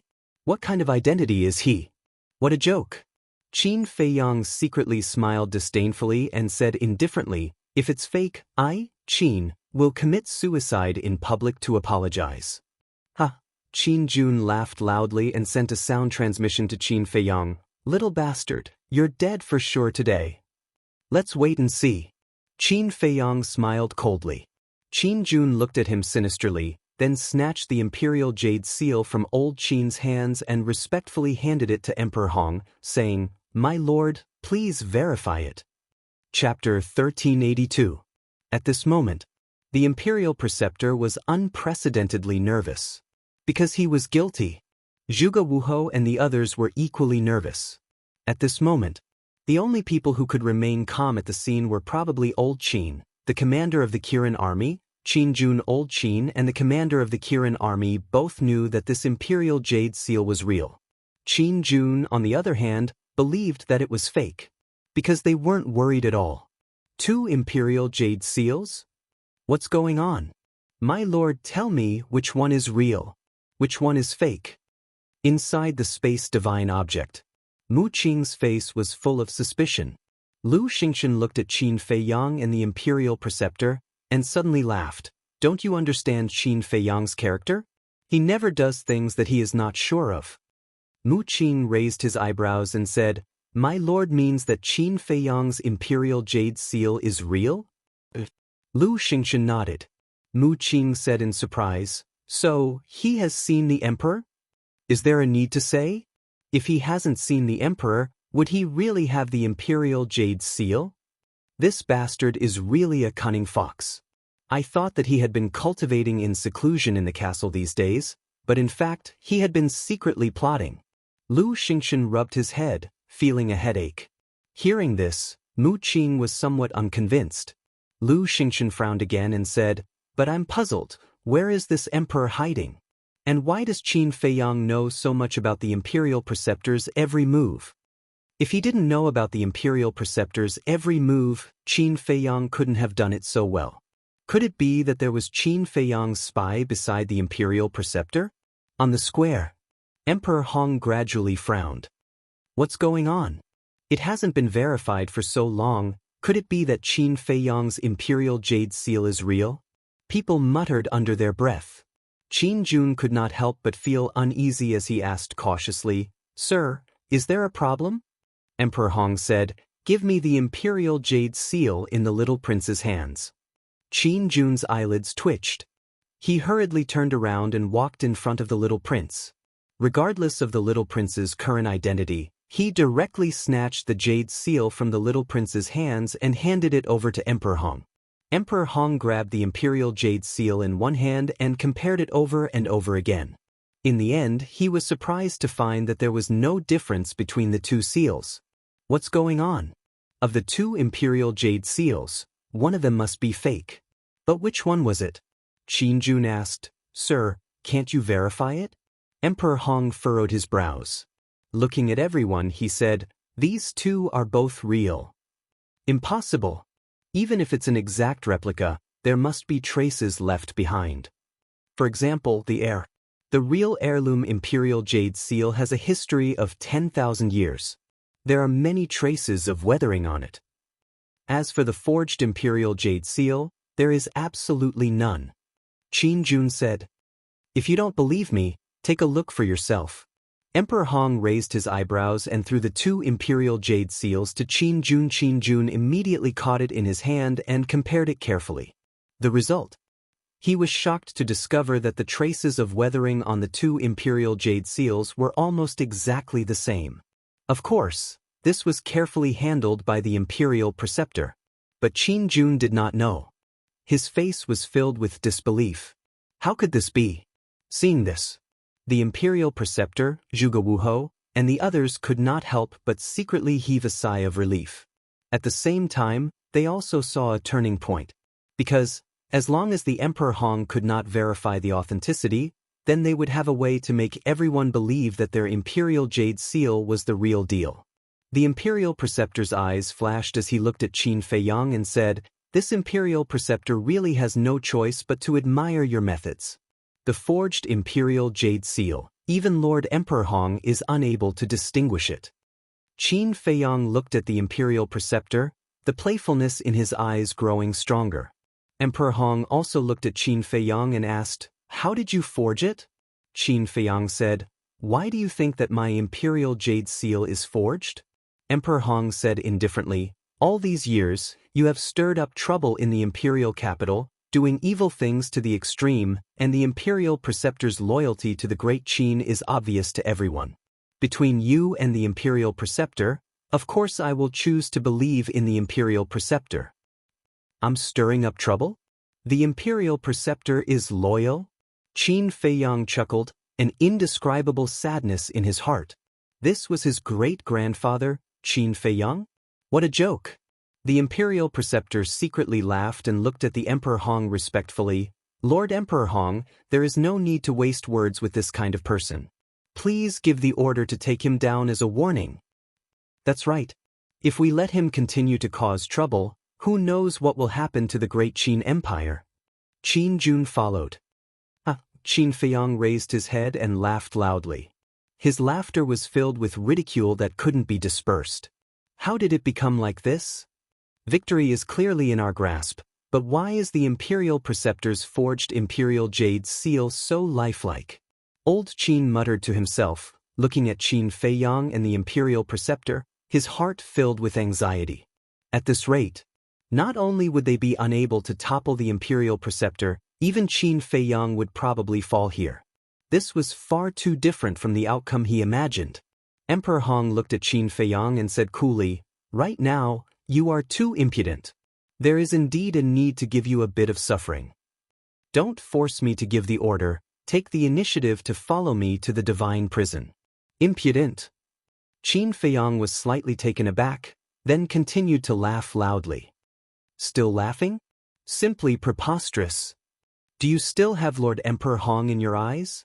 Qin Jun was furious, taking a step forward, a slap towards Qin Feiyang's face. Pumph. Old Qin snorted coldly, standing in front of Qin Feiyang. Terrifying divine might was like a torrent, pouncing towards Qin Jun. Now that things had come to this, he already had no way out. He had to protect Qin Feiyang's safety. Seeing old Qin make a move, not only did Qin Jun not have the slightest fear, he became even more arrogant, staring at old Qin gloomily and shouted, "What do you want to do? Want to rebel? As long as this old man is here, no one can even think about harming Qin Feiyang." Old Qin enunciated each word, his tone firm. But this sentence was not said for Qin Jun to hear. Qin Jun did not have this qualification. He said it specifically for the Imperial Preceptor and Emperor Hong. A cold light flickered in the Imperial Preceptor's eyes, landing in front of Qin Jun with a step, confronting old Qin. Emperor Hong's expression was still calm, sizing up old Qin, not knowing what he was thinking. Looks like it's time to make a move. Inside the spatial divine object. Looking at the stalemate outside, Lu Xingchen muttered, a wisp of killing intent appearing in his eyes. The atmosphere in the plaza became more and more solemn. Old Qin and the Imperial Preceptor were both ready to make a move. But suddenly, Qin Feiyang stopped laughing, looked at Emperor Hong and Qin Feiyang, and said, "The great Qin Empire has idiots like you. I, Qin Feiyang, also feel despair." What? He actually called Emperor Hong an idiot? My God, he's really crazy. Everyone was dumbfounded. The Imperial Preceptor, old Qin, and the commander of the Kirin army were also dumbfounded on the spot. What was wrong with this guy? Deliberately provoking Emperor Hong? This kind of attitude could no longer be described as arrogant. It was too crazy. Awesome. Domineering. Inside the spatial divine object, Mu Qing and Lu Xingchen also had a look of shock. When they came back to their senses, they opened their mouths one after another. Although they did not have a good impression of Qin Feiyang's current performance was indeed admirable. Impudent, impudent, impudent. On the plaza, Qin Jun quivered and suddenly roared, his anger overflowing to the heavens. "Who do you think you are? You dare to yell in front of me? Believe it or not, I will cripple you right now." Qin Feiyang also roared, his tone carrying a bone-piercing chill. Qin Jun's face stiffened. Looking at Qin Feiyang's cold eyes, his heart could not help but feel a sense of fear. So powerful. Everyone's mind trembled once again. It seemed that Qin Feiyang was going to completely tear off all pretense of cordiality with Emperor Hong. If you have the ability, why don't you try crippling him? Suddenly, Emperor Hong opened his mouth.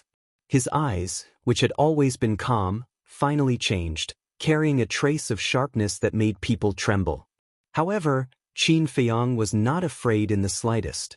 He met Emperor Hong's gaze and sneered, "My ancestors' wisdom has been completely defeated in your hands today.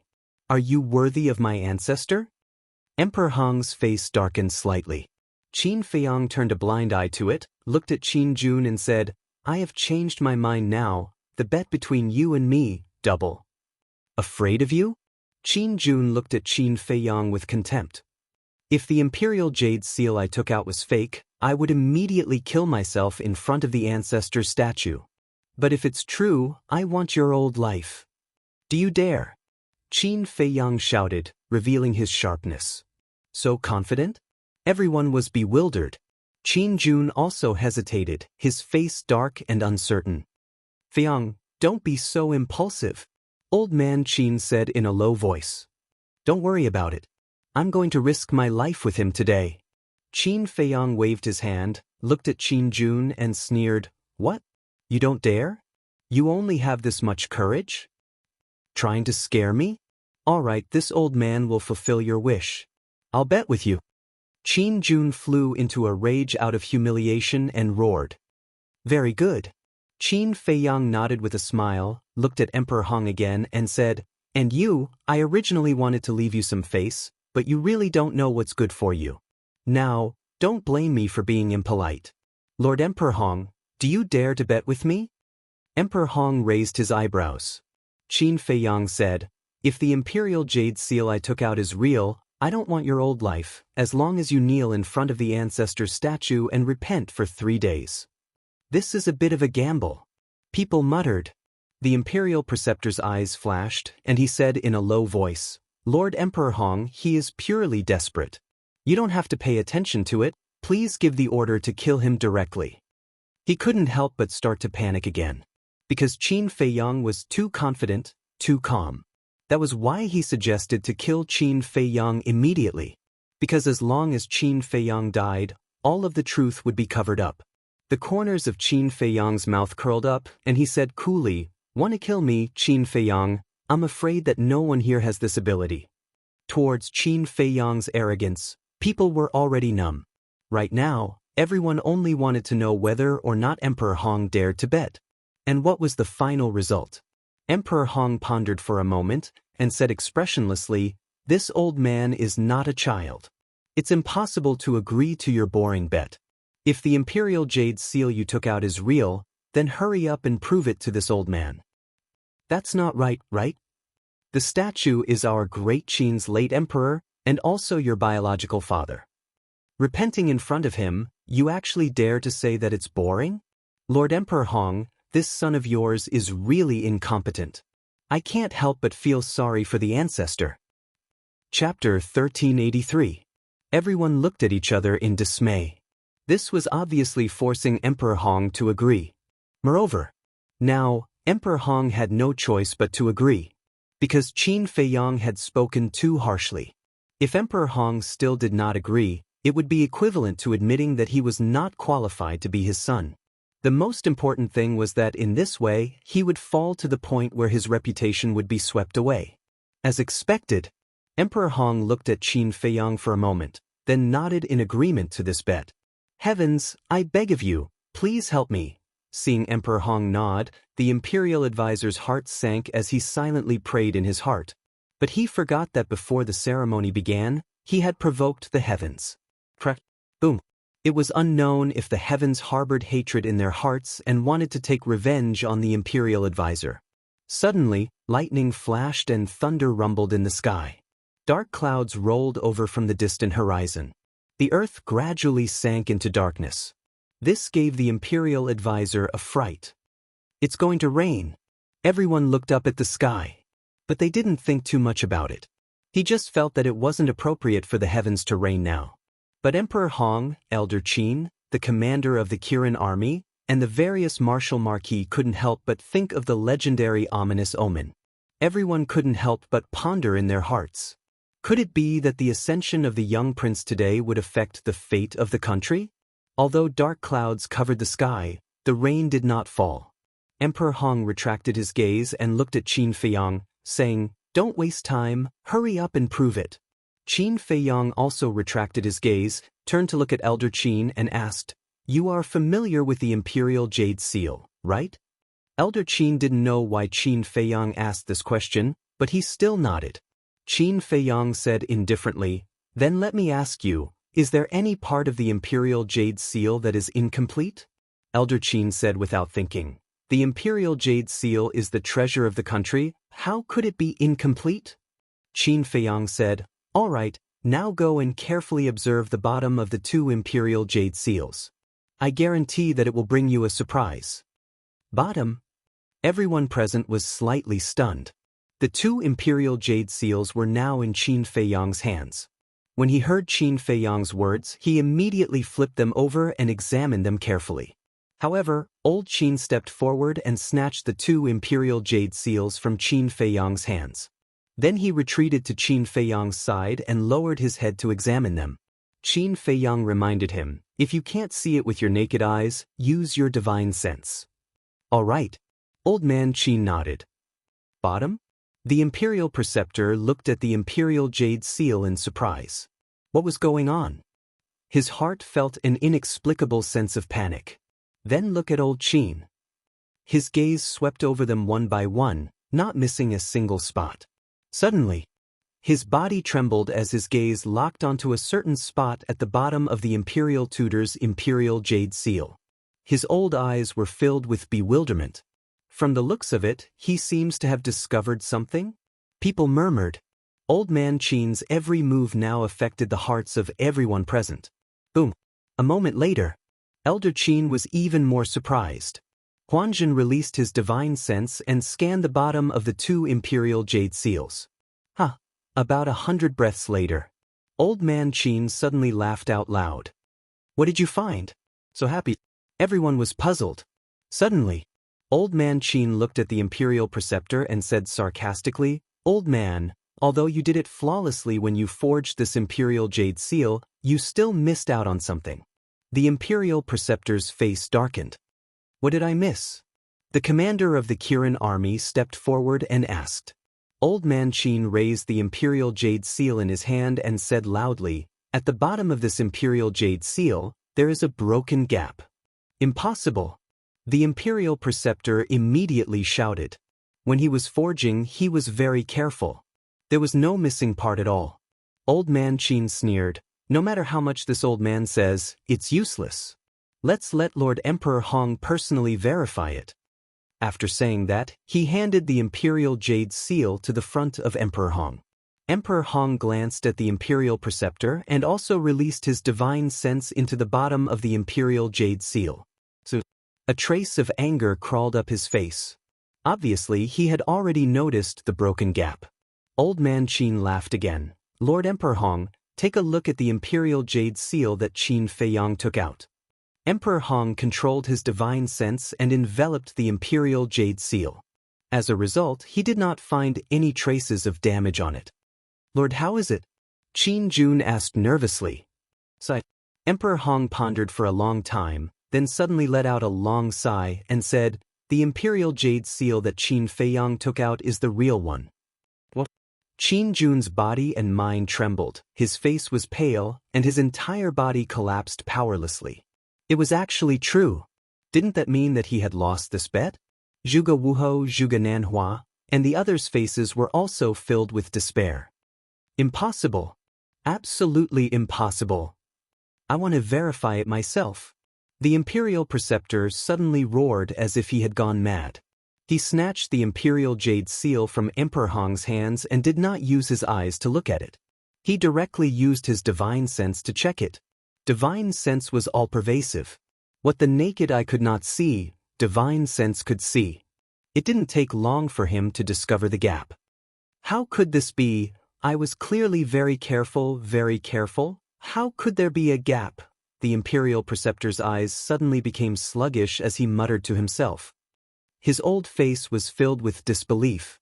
Although he was muttering to himself, there were many people around who heard it clearly. It's really a forgery. We were wrong to blame Qin Feiyang. A dignified Imperial Preceptor, knowingly breaking the law, simply deserves to die 10,000 times. The most despicable thing is that he even slandered Qin Feiyang, saying that the real Imperial Jade Seal is fake. Deceiving the top and deceiving the bottom, trying to cover the sky with one hand, his heart is worthy of death. A group of ministers immediately roared, filled with righteous indignation. In an instant, the Imperial Preceptor became the target of public criticism. It's really a good move, Lu Xingchen muttered. After such a ruckus, not only did Qin Feiyang successfully wash his name, his position in the hearts of the world had also reached an unprecedented level. Now, as long as Qin Feiyang gave an order, people would probably follow his lead. On the other hand, the Imperial Preceptor, because he thought that he was clever, he had now become a street rat that everyone wanted to beat and kill. Mu Qing frowned and said, It seems that Qin Feiyang's purpose is to eliminate the Imperial Preceptor today and destroy the Zhuge family at the same time. That's why he asked me for help. Lu Xingchen said. Mu Qing asked, Do you want to help? Of course. After all, the Imperial Preceptor is also a big threat to us. Lu Xingchen smiled coldly, murderous intent surging in his eyes. When Lu Xingchen and Qin Feiyang cooperated, they had already agreed that the first step of the plan was to eliminate the imperial preceptor. But in the past, Qin Feiyang was not strong enough, and there was no false god by his side, so it was difficult for Lu Xingchen to kill the imperial preceptor alone. But now it was different. Qin Feiyang exposed the imperial preceptor's forgery of the imperial jade seal in public, which had already caused the imperial preceptor to arouse public anger. Old Qin and Emperor Hong would not let him go easily. So, whether it was for Qin Feiyang or Lu Xingchen, this was a once-in-a-lifetime opportunity. This old man thinks that he is very smart, but he doesn't know that he has been led by Qin Feiyang by the nose. Mu Qing looked at the imperial preceptor in the screen and smiled contemptuously, then looked at Qin Feiyang, frowned slightly, looked at Lu Xingchen and said, "Although we can take down the imperial preceptor this time, Qin Feiyang's threat to us is undoubtedly getting bigger and bigger. My lord, you have to be careful. The speed of this kid's growth has exceeded my expectations.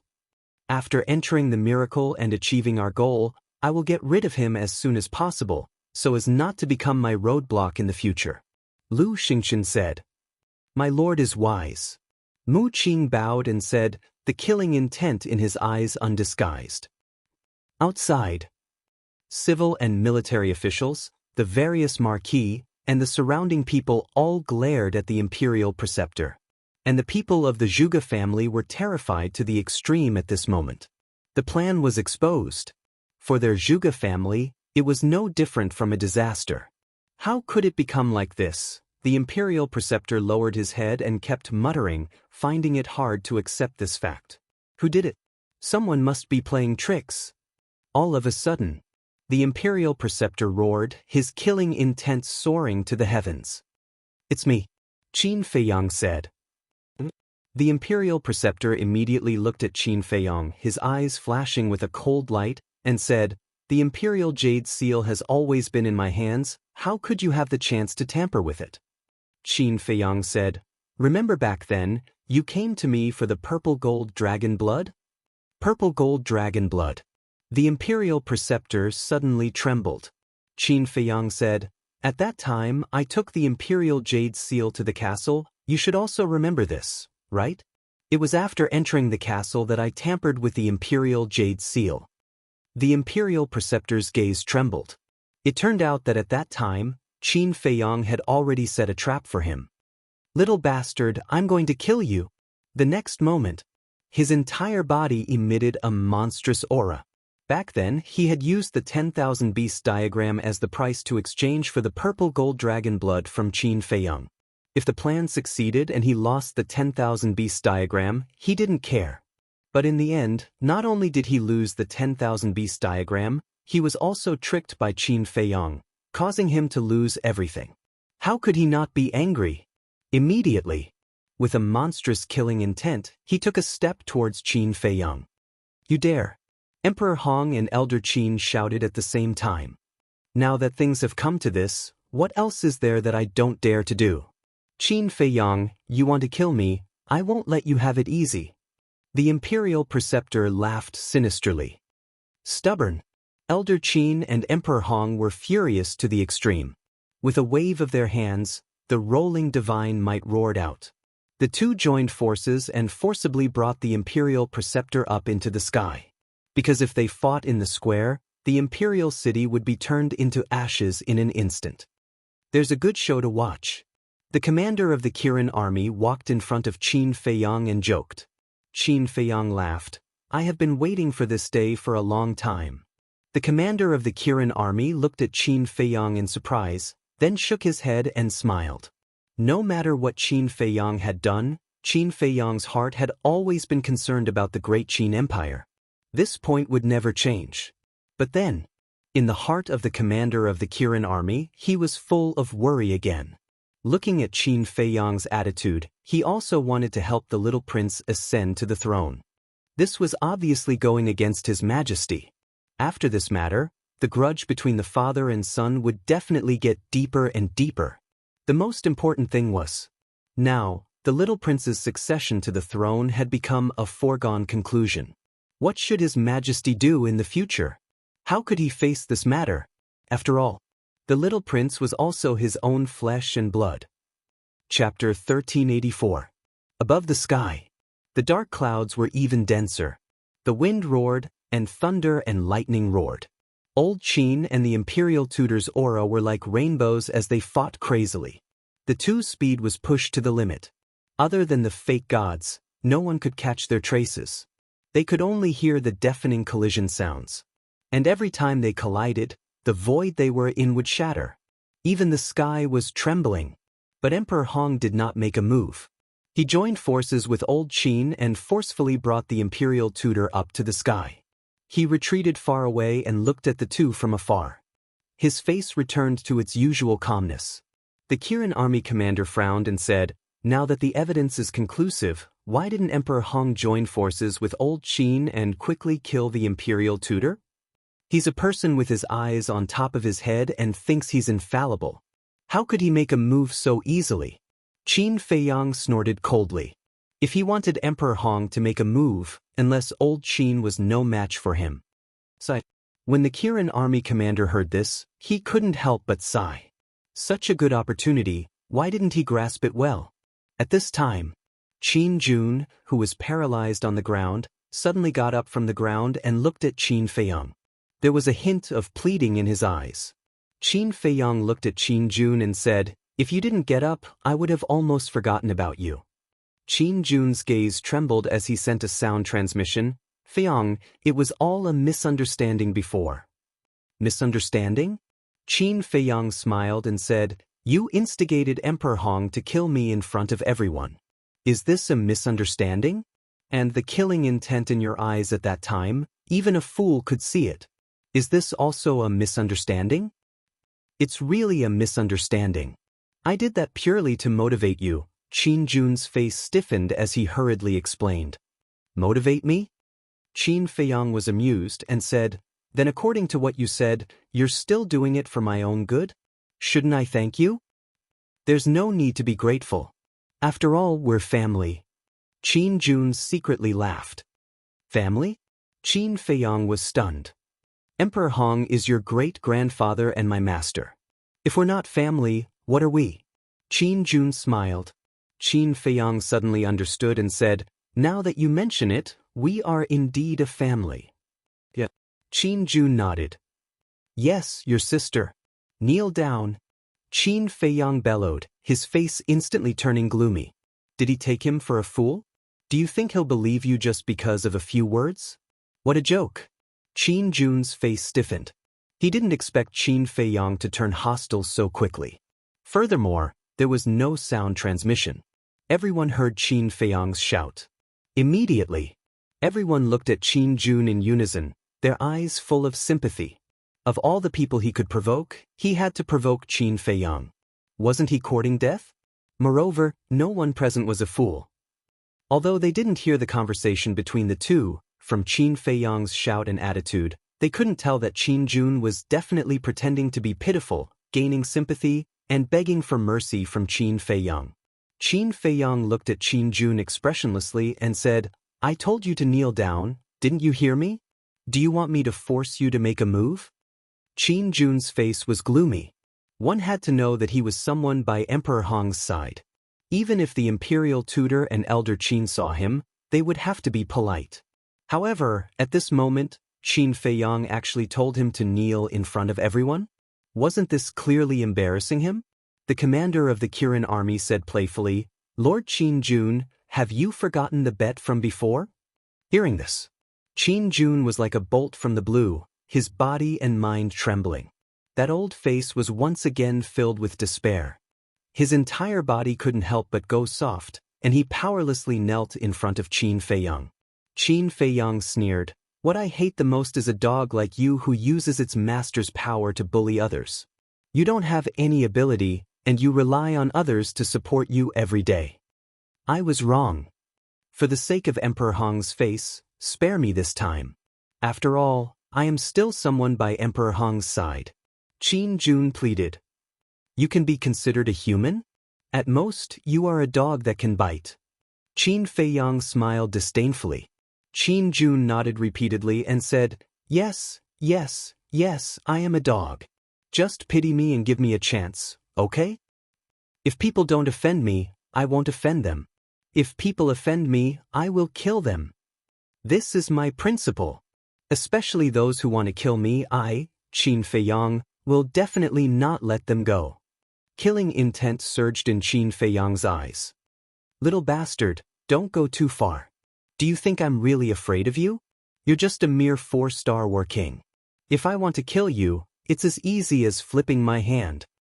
Qin Jun flew into a rage out of humiliation. He suddenly raised his arm and slapped towards Qin Feiyang. Impudent. The Kirin army commander's expression changed. He immediately raised his arm and punched towards Qin Jun. Tsk tisk. But at this time, a sinister laugh rang out. Following closely, a wave of thunder energy appeared out of thin air, like sharp blades, and entered Qin Jun's Qi like lightning. Accompanied by a mournful scream, Qin Jun's Qi was crippled on the spot, and blood flowed out from his lower abdomen. Bang! Qin Jun fell powerlessly at Qin Feiyang's feet, hugging his lower abdomen and wailing silently. The Kirin army commander was stunned. The others were also shocked. Who was so strong that they could instantly cripple a 9-star combat Emperor Realm super expert? Everyone looked over. They saw that Qin Feiyang had a Lei Bao. It's him. Seeing Lei Bao, the surrounding civil and military officials, including the Marshal Marquis, all took a few steps back, their faces full of fear. Lei Bao had long been notorious in the imperial capital. Even his reputation was not inferior to Qin Feiyang's. The cheetah scanned the crowd and grinned. I am so kind, what are you afraid of? To hell with it. Everyone rolled their eyes. He even dared to flirt with the emperor's concubines and princesses, and even dared to auction the empress's underwear at the treasure pavilion. Everyone knew that he was shameless, but could there be a limit? Lei Bao was not ashamed. Instead, he was proud. His expression was full of pride as he lowered his head to look at Qin Jun, who was lying on the ground, and said contemptuously, seeing how arrogant you are, I thought you were strong. I didn't expect that you were just a piece of trash.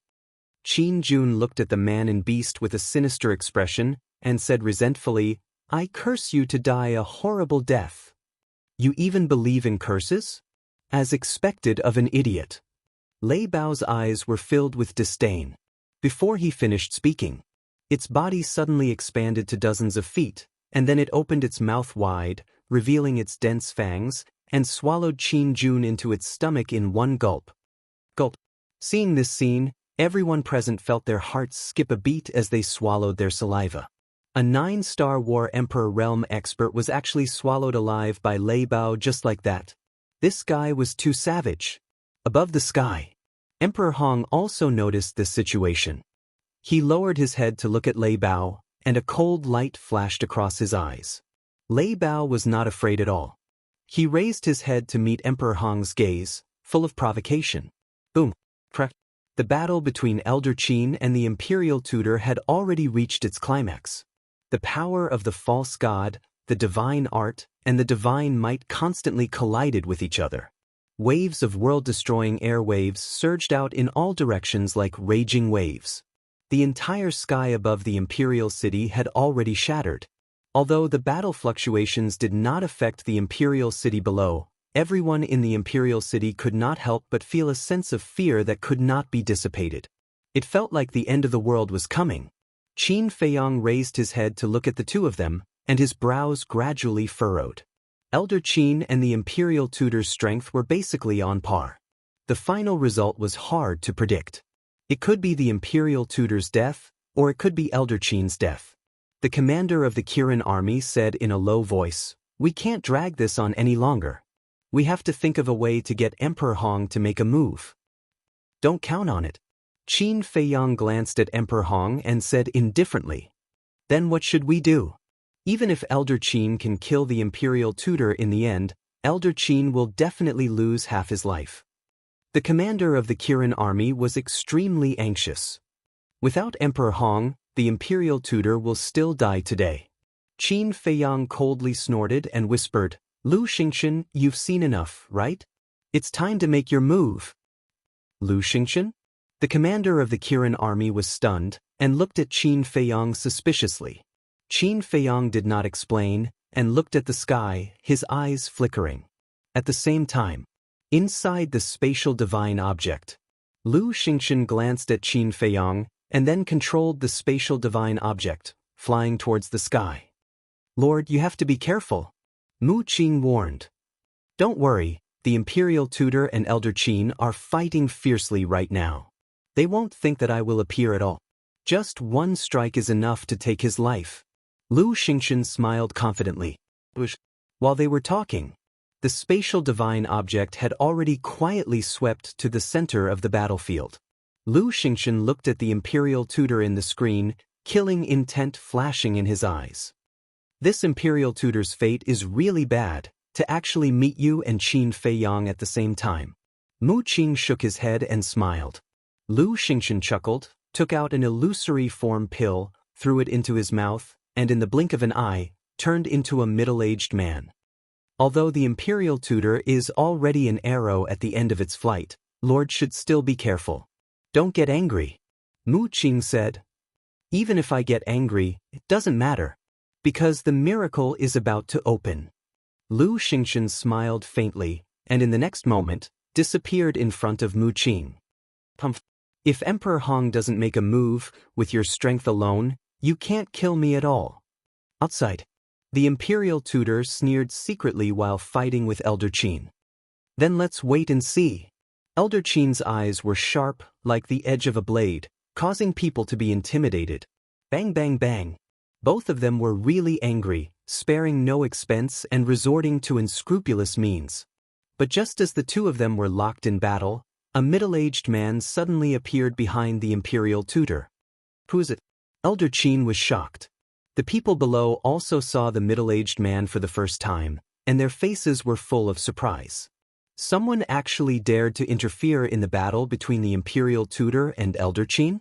He couldn't be a fake god too. As for the Imperial Tutor, when he sensed the aura behind him, he was also shocked and took a step to the side without hesitation. "Old bastard, I've been waiting for this moment for a long time." The middle-aged man smiled coldly, and a wisp of divine sense emerged, exuding a monstrous divine might, and swept towards the back of the Imperial Tutor's head like lightning. That's right, he was Lu Xingchen. Is it an alliance? Then it seems that it's someone arranged by Qin Feiyong, a good opportunity. Chapter 1385. In front of him was Elder Qin, a terrifying false god, and behind him was Lu Xingchen, an existence that was not inferior to a false god. In addition, everything happened so suddenly that the Imperial Advisor had no time to counterattack. No! When Zhuge Wuhou, Zhuge Nanhua, and the others saw this scene, they couldn't help but anxiously roar in their hearts. As for the Kirin army's commander, his face was filled with excitement. He was finally going to get rid of this ambitious person. And at this time, Emperor Hong, who had been watching coldly from the sidelines, also moved. The aura he emitted was even stronger than the Imperial Advisor and Elder Qin. Without a doubt, Emperor Hong was the same as Mu Changfeng. He was also a supreme existence at the peak of the false god realm. Facing Elder Qin, Lu Xingchen, and Emperor Hong, these three great false gods, if nothing unexpected happened, the Imperial Advisor would undoubtedly die today. But just as the Imperial Advisor was about to die, Emperor Hong suddenly slapped Elder Qin's back. Elder Qin immediately spat out a mouthful of blood and flew out like a kite with a broken string. This unforeseen event not only caught Lu Xingchen and Qin Feiyong off guard, but everyone present was also stunned. Originally, everyone thought that Emperor Hong was going to kill the Imperial Advisor, but they never thought that his target was actually Elder Qin. What's going on? Everyone's hearts were filled with doubts. The situation had changed too quickly, hadn't it? Just as Emperor Hong made his move on Elder Qin, the originally panicked Imperial Advisor's old face suddenly revealed a cold light, and he slapped his palm towards Lu Xingchen's divine sense. Boom! Lu Xingchen's divine sense was destroyed on the spot. A trace of blood flowed out from the corner of his mouth. And just like Elder Qin, he was sent flying, his face deathly pale. This strength. Lu Xingchen looked at the Imperial Advisor in shock. Why is it like this? Qin Feiyang muttered. Why would Emperor Hong help the imperial advisor to plot against Elder Qin? This result was completely out of his expectations. Above the sky, Emperor Hong looked at Lu Xingchen, a cold light surging in his eyes, and said, "This old man has been waiting for you for a long time." Finished speaking, Emperor Hong and the state preceptor looked at each other and joined hands to attack Lu Xingchen. Waiting for me? Lu Xingchen was bewildered. Emperor Hong said, "I've long heard from Imperial Preceptor that Qin Feiyang has a false god hidden by his side, so this old man has always been very curious. Just who is this false god? Are you luring me out?" Lu Xingchen was both shocked and angry. "That's right. However, although I've successfully lured you out, this old man is even more puzzled after seeing you in person. You are only a 5-star combat emperor. Why do you have a divine consciousness?" Emperor Hong asked suspiciously. Although he was speaking, his speed was not slow at all. Before he finished speaking, Emperor Hong and the state preceptor arrived in front of Lu Xingchen, grabbing at Lu Xingchen from both sides. "Qin Feiyang, you bastard! How dare you betray me?" When Lu Xingchen heard Emperor Hong's words, he immediately lowered his head and roared at Qin Feiyang.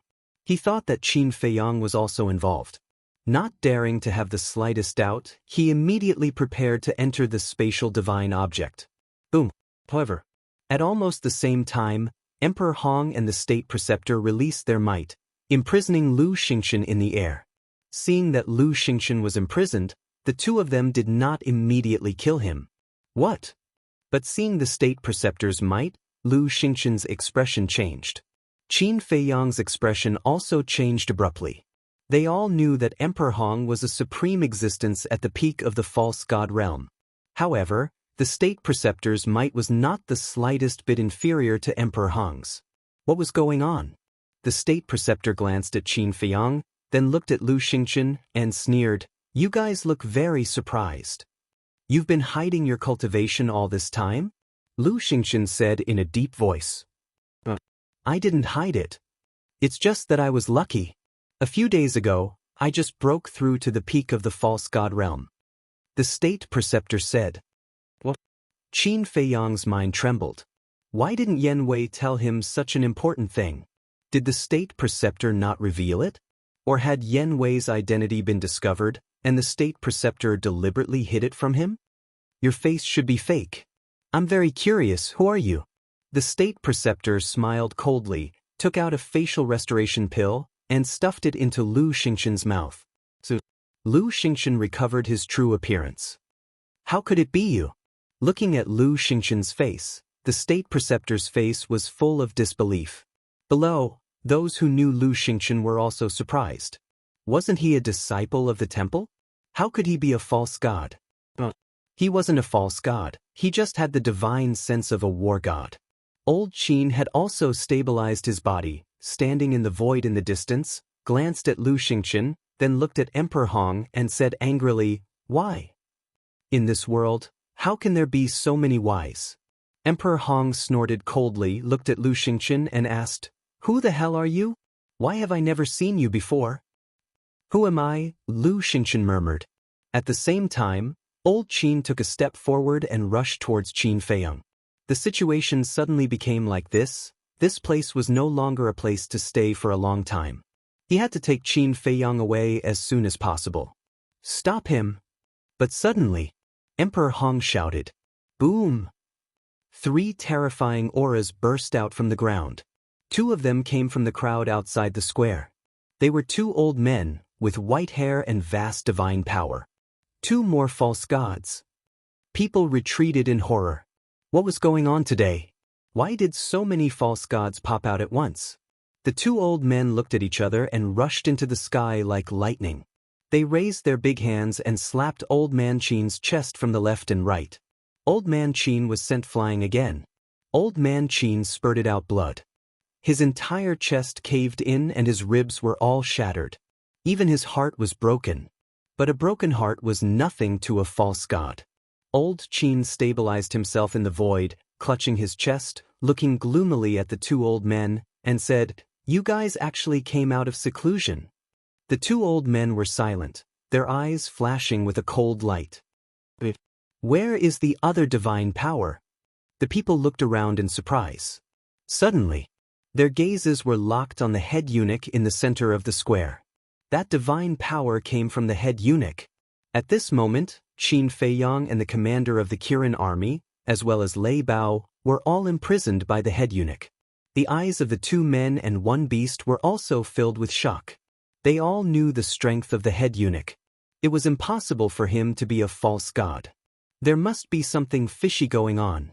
As if seeing through Qin Feiyang and Lei Bao's thoughts, the head eunuch smiled contemptuously, took out a facial restoration pill, and put it into his mouth. This head eunuch is a disguise. Qin Feiyang's heart trembled. So, the head eunuch turned into another face. It was an old man with white hair and a pale face. The old man in front of him, as well as the two people blocking old Qin Feiyang was no stranger to them. They were the three false gods that sealed themselves in the back mountain of the imperial palace. Why were all three of them here? He had clearly taken out the evidence of the imperial preceptor forging the imperial jade seal, so why did Emperor Hong attack old Qin? If Emperor Hong's goal was Lu Xingchen, then now that his goal had been achieved, why did he still attack him? At this moment, Qin Feiyang's mind was in a mess. All of this was far beyond his expectations. It seems that I have misunderstood Qin Feiyang. Seeing Qin Feiyang's situation, Lu Xingchen secretly muttered, but soon after, countless questions crawled up in his heart. What the hell is going on? The imperial preceptor looked at Lu Xingchen, Qin Feiyang, old Qin, and the commander of the Kirin army, and sneered. Today, none of you can escape. After saying that, he looked at Lu Xingchen and shouted, "Quickly answer Emperor Hong's words. Who are you?" The corner of Lu Xingchen's mouth lifted and said with a smile, "I am the person you don't want to see the most." Scaring imperial preceptor? The imperial preceptor said, "Look at me, do I look like I'm scaring you? But now, I don't want to tell you." Lu Xingchen said, "I'm afraid that's not up to you." The imperial preceptor sneered. "You don't really think that with this level of pressure, you can control me? Let me tell you, you're too naive." Lu Xingchen raised his head and roared. More than a dozen strands of divine sense flew out from the top of his head, directly shattering the majesty of the imperial preceptor and Emperor Hong. Such a strong divine sense. Their expressions changed. "I, Lu Xingchen, will remember today's debt. In the future, I will definitely repay it double. Qin Feiyang, you're on your own." Lu Xingchen smiled coldly and instantly disappeared without a trace. Facing two peak false gods, he really didn't dare to stay any longer, nor did he have the strength to help Qin Feiyang. Emperor Hong and Emperor Hong were furious. Their divine sense surged out, covering the sky and earth as it surged in all directions. In just an instant, they captured Lu Xingchen's spatial divine object. But just as they were about to intercept, 10 figures appeared in the sky above the imperial city without any warning. They were all wearing masks, so their faces couldn't be seen clearly. However, the aura emitted by each of them was incomparably terrifying. Everyone looked at the 10 people in surprise. Emperor Hong, the imperial preceptor, and the 3 old men were also extremely surprised. Because with their eyesight, they could tell at a glance that these 10 people were all false gods. 10 people stood side by side in the void, as if 10 gods had descended, coldly scanning everyone. Anyone who had been looked at by them couldn't help but feel a deep fear in their hearts. "Greetings, young master." Suddenly, the 10 of them uniformly landed in front of Qin Feiyang and bowed. "What? They are all Qin Feiyang's subordinates?" At this moment, everyone was dumbfounded, including Elder Qin, the commander of the Kirin army, Lei Bao. The imperial preceptor, Emperor Hong, and the 3 old men were also in disbelief. Qin Feiyang actually had 10 false gods under his command? What kind of joke was this? He must be dreaming. Lu Xingchen, who was about to escape, also had a face of astonishment.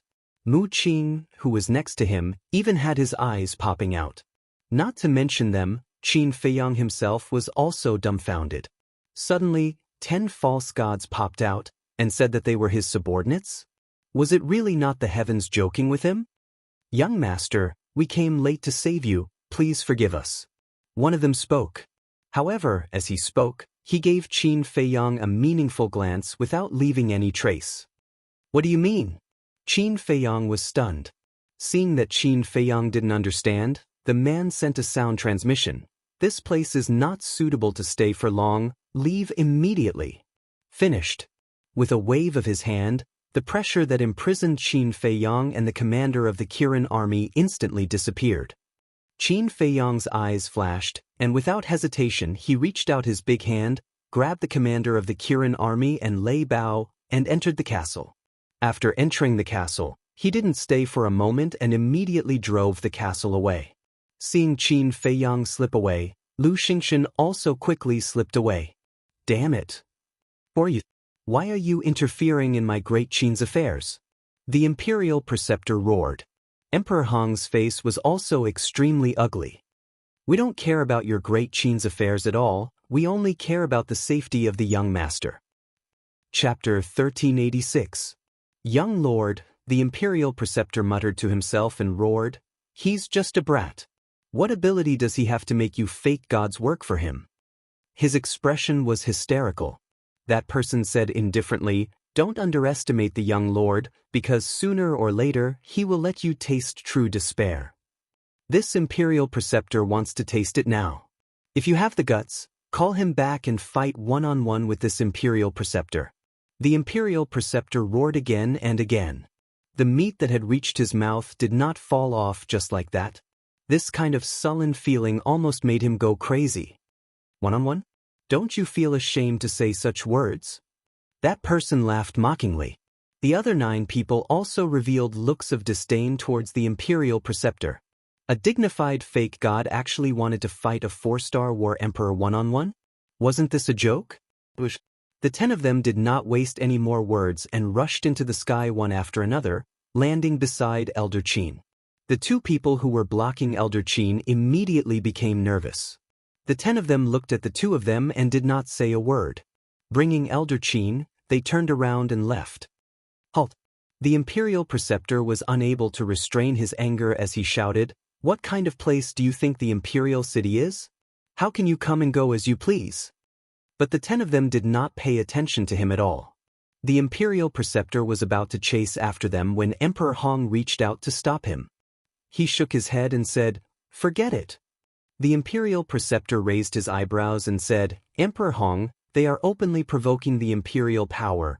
But without waiting for the imperial preceptor to finish speaking, Emperor Hong opened his mouth and said, of course this old man knows that they are deliberately provoking us, but what can we do if we leave them behind?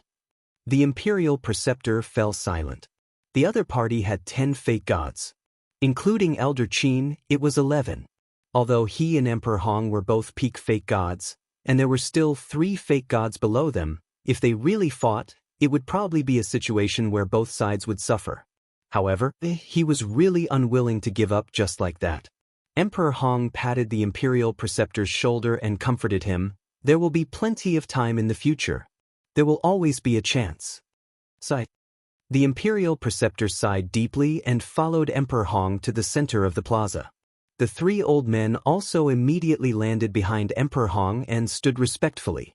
And throughout the entire process, the little prince who was sitting on the dragon throne did not say a single word. He sat there watching all of this expressionlessly. In a trance. Everyone had the misconception that the little prince seemed to have grown several decades in an instant, giving off a profound feeling. Emperor Hong glanced at the little prince, turned his head to look at the civil and military officials, and said, I believe that everyone has a lot of questions in their hearts right now. Raise them all, this old man will answer them one by one. The Marquis of Shaowu was the first to walk out. He cupped his hands and said, Lord Emperor Hong, previously, Qin Feiyang had already confirmed that the imperial advisor was forging the imperial jade seal. However, why did Lord Emperor Hong not punish the imperial advisor according to the law and instead attacked Qin Feiyang? Emperor Hong pondered for a moment and said, this matter is an enormous humiliation to our great Qin. This old man truly does not wish to speak of it. Lord Emperor Hong, please tell me the truth. Yes. If Lord Emperor Hong doesn't say anything, we can't help but suspect that Lord Emperor Hong might have some selfish motives. A few prestigious old ministers stood out and said, "How dare you? As the son of the previous emperor, how could Lord Emperor Hong have any selfish motives?" The imperial advisor said angrily. "Imperial advisor, don't blame them.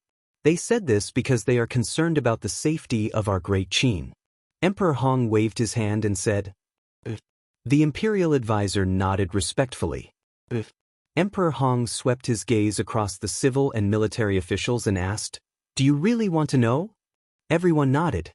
The people outside the square were also curious. Emperor Hong let out a long sigh and said, "Fine, this old man will tell everyone the truth." In fact, the previous emperor did not abdicate because he broke through to the false god realm. The previous emperor was naturally referring to the little prince's father. Everyone was bewildered. Marquis Xiao asked, "Then what is the reason?" "He's dead," Emperor Hong said. "What? His Majesty is dead. How is this possible? Who dares to kill His Majesty?" This place immediately exploded. Everyone's face was filled with disbelief. "Everyone be quiet," Emperor Hong said. In an instant, the entire audience quieted down. Emperor Hong sighed and said, "The person who killed the emperor is none other than the emperor's own son, Qin Feiyang." Everyone once again fell into shock.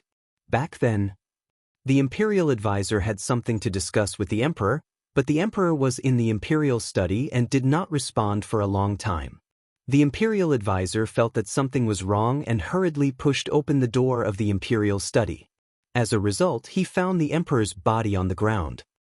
And the imperial jade seal had also disappeared. When the imperial advisor saw this scene, he immediately informed this old man. When this old man rushed over, the emperor had already died. At that time, this old man was very angry. Someone actually dared to murder the emperor of my great Qin. So, this old man immediately asked the imperial advisor to send someone to look for this murderer, but this person did it too secretly, and we had no trace of him at all. Later, this old man and the imperial advisor discussed and decided to set up a trap to lure this person out. Emperor Hong said. Marquis Xiao said, "So, you announced to the outside world that His Majesty had broken through to the false god realm and was going to give up the throne to the little prince?" This person killed the emperor and took away the imperial jade seal. He definitely wants to get his hands on my great Qin's rivers and mountains. Thinking of this old man immediately asked the imperial advisor to forge an imperial jade seal and announce the news of the little prince's succession. If this person is really coveting my great Qin's rivers and mountains, he will definitely appear on the day of the little prince's succession. Sure enough, as we expected, this person appeared. But this old man never thought that he was actually Qin Feiyang. Emperor Hong said with a pained heart, "Bastard! For the sake of the throne, he even killed his own father. This Qin Feiyang is simply crazy." Everyone immediately roared. "Isn't that so? But we also know that Qin Feiyang has a false god protecting him, so when Qin Feiyang took out the imperial jade seal, Emperor Hong did not expose him at the first moment. Instead, he attacked me together with old Qin. He did this to lure out the false god beside Qin Feiyang." The imperial advisor said. "So that's how it is." Everyone nodded in realization. Marquis Chenwu asked, "In that case, old Qin and the commander of the Kirin army also had a part in killing His Majesty?" "They have long been bribed by Qin Feiyang." Emperor Hong nodded. "How preposterous! His Majesty's kindness to them is as heavy as a mountain. They actually colluded with Qin Feiyang to secretly harm His Majesty and usurp the throne. They deserve to die 10,000 times." A furious roar sounded out from the crowd. It was Zhuge Wu Ho who was roaring. He was fanning the flames, because this way, everyone's hatred for Qin Feiyang and the other two would rise to a whole new level. As expected, hearing his words, everyone present was filled with anger. But suddenly, a voice sounded. Everyone looked towards the source of the voice, only to see that the one who spoke was Marquis Xiao. "Marquis Xiao, do you have any other questions?" The imperial advisor asked patiently. Marquis Xiao said, "This subject does not dare to doubt Lord Emperor Hong's words," but after this subject finished listening, a few difficult questions arose in his heart. "Speak." Emperor Hong said. "As far as I know, when the previous emperor created the imperial jade seal, he had fused with the purple gold dragon blood. As for the imperial advisor, even you, Lord Emperor Hong, could not distinguish the fake imperial jade seal.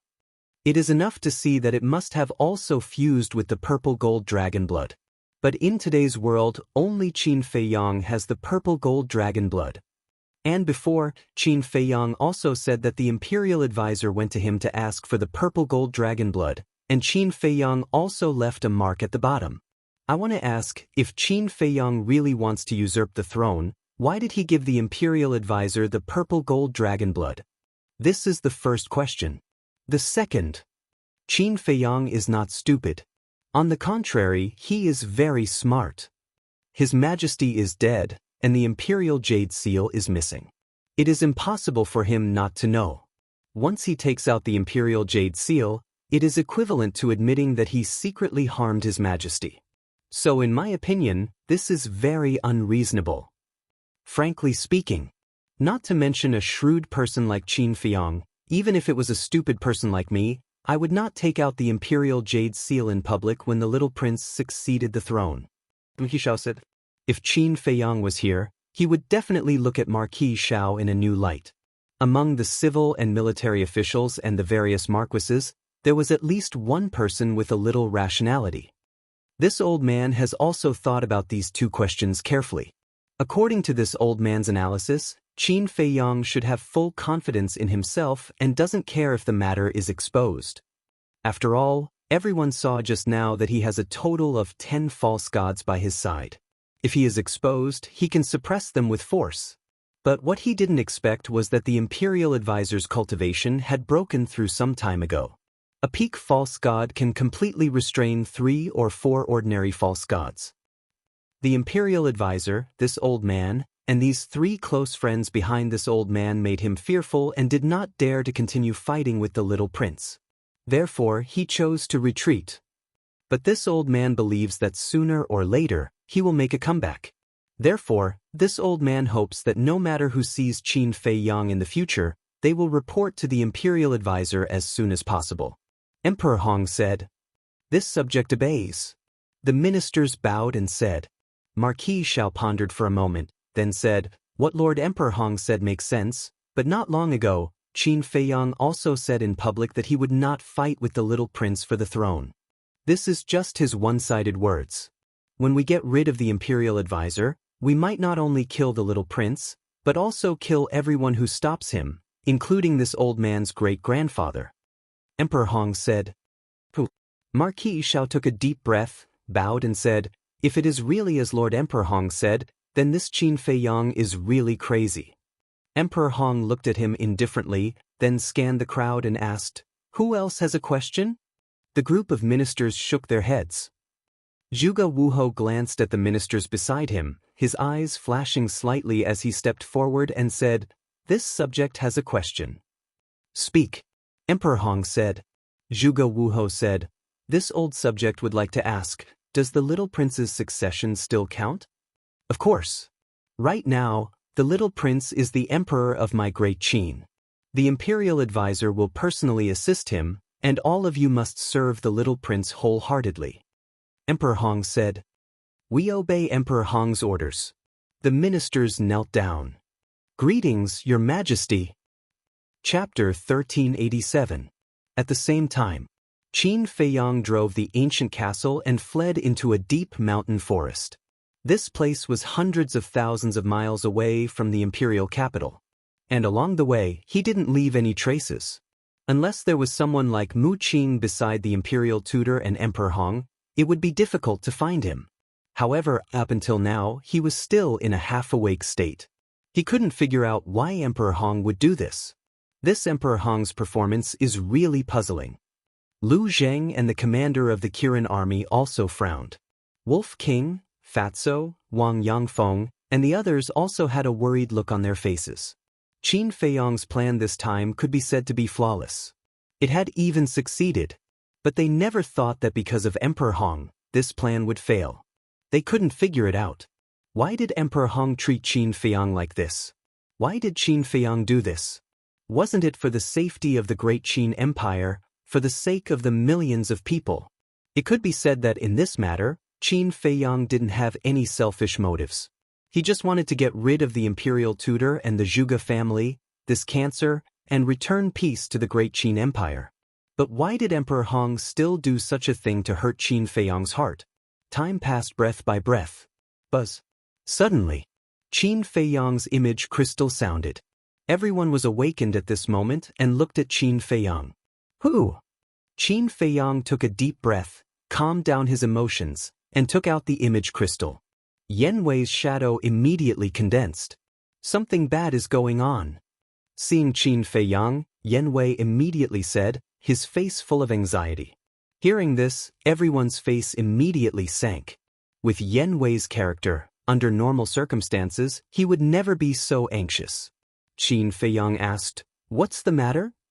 "Emperor Hong and the imperial advisor framed you, saying that you killed the emperor in the imperial study and stole the imperial jade seal." Yen Wei immediately explained the situation after Qin Feiyang left in detail. What a bunch of lies. Too much, too much. This old thing, how can he slander boss like this? After listening, Fatso was furious. Wolf King, Lu Hong, Ren Wushuang, Wang Yangfeng, and the others were also furious. We all know that Emperor Hong is slandering young master, but the people of Great Qin don't know. Right now, the entire imperial capital is abuzz with rumors that the young master is a heartless person who doesn't even recognize his own family. Young master, I really feel sorry for you. You've worked so hard to protect Great Qin, but what's the result? Not only did he not get any benefits, but he also ended up with a bad reputation. Yen Wei sighed. Fatso and the others also looked at Qin Feiyang, their faces full of grief and indignation. Qin Feiyang smiled faintly and said, "Before doing this, I never thought that I would be able to get any benefits." "You can still laugh." Wolf King glared at him. Qin Feiyang smiled faintly and shook his head. "If it were before, my heart would definitely be like you, filled with anger and unwillingness. But now, these can no longer affect my emotions. Your endurance is really admirable." Lei Bao snorted coldly. There was a trace of ridicule in his words. Lu Zheng heard Lei Bao's words, shook his head and sighed. "This is not a question of whether I can endure it or not." "Then what is it?" Lei Bao raised his eyebrows. "It's a kind of despair. Right now, little cousin doesn't have any hope for the great Qin, the descendants of the Qin bloodline, or Emperor Hong. In short, he has completely given up on Emperor Hong and the others. So, these things naturally can't affect him." Lu Zheng said. Lei Bao fell silent. It didn't understand before why a noble son of an emperor would fall to such a state. Why did he hate the people of the imperial palace so much? But now it understood. This was all forced out of him by his family. Qin Feiyang glanced at Lu Zheng. He didn't expect this amazing cousin to know him so well. He looked at Yen Wei and asked, "Is the imperial preceptor already suspecting your identity?" Yen Wei was stunned and puzzled. "No, why do you say that? Since he doesn't suspect you, why didn't he tell you about breaking through to the peak of the pseudo-divinity realm?" Qin Feiyang was suspicious. "So that's it." Yen Wei suddenly understood and said with a smile, "There's no problem because even Zhuge Wuhou, Zhuge Nanhua, and the others don't know that he has broken through." Qin Feiyang let out a long breath and shook his head. "I thought he had found out about your identity and deliberately hid it from you." Yen Wei said, "This old fox is so cautious. He hides many things in his heart." "Then you'd better be careful. Don't let him get hold of your weakness," Qin Feiyang reminded. "I understand." Yen Wei nodded. Suddenly, he seemed to have thought of something and said, "By the way, there's one more thing that I only learned about after." "What is it?" Qin Feiyang asked. Yen Wei said, "The chief eunuch has been killed." Qin Feiyang said with a cold smile, "This old fogey is really vicious and merciless." Yen Wei glanced at the Kirin army commander beside Qin Feiyang and said, "Also, Old Qin and the commander have been accused of treason by the imperial preceptor. What? The Kirin army commander's body stiffened. Fatso glanced at the Kirin army commander and snorted, "You were clearly doing it for the good of the great Qin, but in the end, you were accused of treason. Now you can understand how Boss felt in the past, right?" The Kirin army commander's face was full of bitter smiles. Frankly speaking, he was indeed very dissatisfied with Qin Feiyang's way of doing things in the past. But at that time, it was because he didn't understand Qin Feiyang. After this incident, he understood that he couldn't blame Qin Feiyang. Fatso suddenly looked at Qin Feiyang and asked, "Boss, don't you still have the emperor's handwritten edict? Will this handwritten order be of any use now?" The Kirin army commander was stunned and hurriedly looked at Qin Feiyang and asked, "What edict?" Qin Feiyang took out the edict and threw it to the Kirin army commander. The Kirin army commander opened it and looked, and a trace of anger crept up his face. He understood the emperor's personality. This edict must have been written by Qin Feiyang. Lu Zheng looked at the Kirin army commander, then looked at the edict and shook his head. "This edict is meaningless. Emperor Hong is determined to harm me. When I take out the edict, he will definitely say that I forced him to write it before killing the emperor. Moreover, I was the one who forced the emperor to write this decree," Qin Feiyang said. Lu Zheng looked at Qin Feiyang and the Kirin army commander and said, "It seems that there is only one way to prove your innocence." "What?" the Kirin army commander asked. Qin Feiyang said indifferently, "Is there a need to say? Naturally, we will find the emperor and let him stand up and explain everything." "Good idea." The Kirin army commander's eyes lit up. "Good idea?" Qin Feiyang sneered. The emperor had long wanted to kill him, and the current situation was probably what the emperor was looking forward to. How could he stand up and help him? The Kirin army commander said, "I know you have a prejudice against His Majesty, but His Majesty is not an unreasonable person. When he knows the truth, when he knows that you are doing all this for the good of the great Qin, he will definitely help us. Don't be naive. Can't you see the current emperor clearly? Except for himself, no one has anything to do with him." Fatso sneered. "He won't. I believe that His Majesty is not such an unreasonable person." The Kirin army commander shook his head. "You really won't give up until you hit the wall. In that case, boss, immediately send him to Yuzhou and let him die with a clear understanding," Fatso said. Hearing this, Qin Feiyang looked at the Kirin army commander and said, "You really want to go?" The Kirin army commander nodded. "Well, I will fulfill your wish." Qin Feiyang took out the space-time gate, handed it to Wang Yishan, and said, "Accompany him to Yuzhou." "Yes." Wang Yishan respectfully responded and grabbed the space-time gate. Immediately, Qin Feiyang waved his hand and sent the two of them out. Fatso snorted coldly and said, "This Kirin army commander is really hopelessly stupid. But it is undeniable that he is a selfless person like Elder Qin." Lu Zheng said with a smile. "That's true." Fatso nodded. Qin Feiyang looked at Yen Wei and said, "Have you found out the identity of the 10 fake gods that appeared later?" Hearing Qin Feiyang's question, Fatso and the others all looked at Lu Zheng. "I haven't found out." Yen Wei shook his head. "Strange? Who are they?" Qin Feiyang raised his eyebrows. To be able to dispatch 10 fake gods at once, in the entire Great Qin Empire, there was probably only. Thinking of this, he suddenly turned his head to look at Lu Zheng. Lu Zheng touched his nose and said, "Why are you looking at me? I didn't do anything." "Stop pretending." Fatso rolled his eyes at Lu Zheng and looked at Qin Feiyang with a smile. "Boss, not long ago, we saw with our own eyes that he sent a message to Second Grandpa asking for help. Is he really from the Lu family?" Qin Feiyang was stunned, and then frowned. "Then why did he call me young master?" "Of course it's to hide his identity. Because if you can think of it, the Imperial Preceptor and Emperor Hong can also think of it. In the entire Great Qin Empire, only my Lu family can dispatch 10 fake gods at once. Calling you young master in public is to make Emperor Hong and the others mistakenly think that they are your subordinates. This way, they will not think of my Lu family." Lu Jing said. Qin Feiyang suddenly understood. Fatso shook his head and said, "Your Lu family is so strong, Fat Lord really doesn't understand. What are you afraid of?"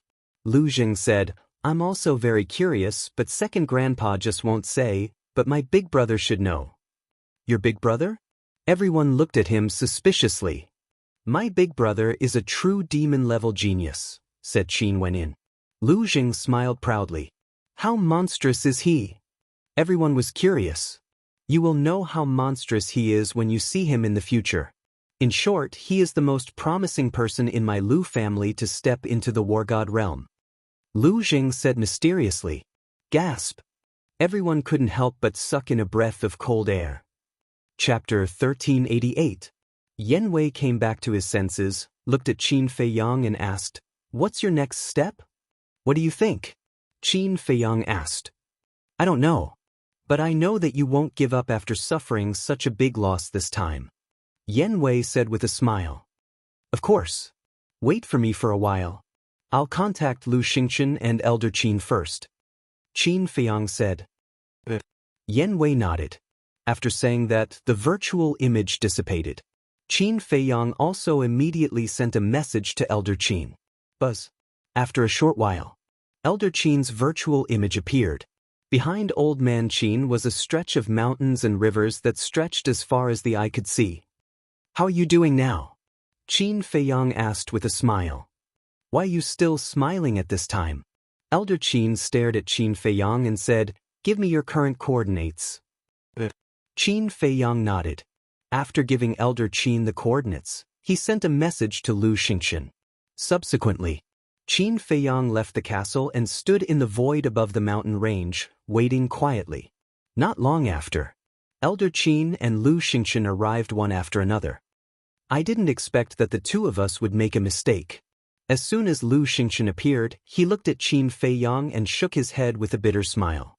His words were full of self-mockery. "We were one step behind." Qin Feiyang nodded and sighed. "You're not gods. It's normal to miscalculate." Elder Qin rolled his eyes at the two of them, looked at Qin Feiyang and asked, "Where's the commander of the Kirin army?" "He went to find the emperor," Qin Feiyang said. "Why did he go to find the emperor?" Elder Qin raised his eyebrows. "He wants the emperor to stand up and help us," Qin Feiyang said. "Alas, the little prince has succeeded to the throne. With the protection of the emperor and the imperial advisor, even if the emperor were to return now, he would still be powerless to reverse the situation." Old Qin sighed. Lu Xingchen listened to their conversation and frowned. "You guys really know where the emperor is? It has something to do with you?" Old Mr. Qin looked at Lu Xingchen.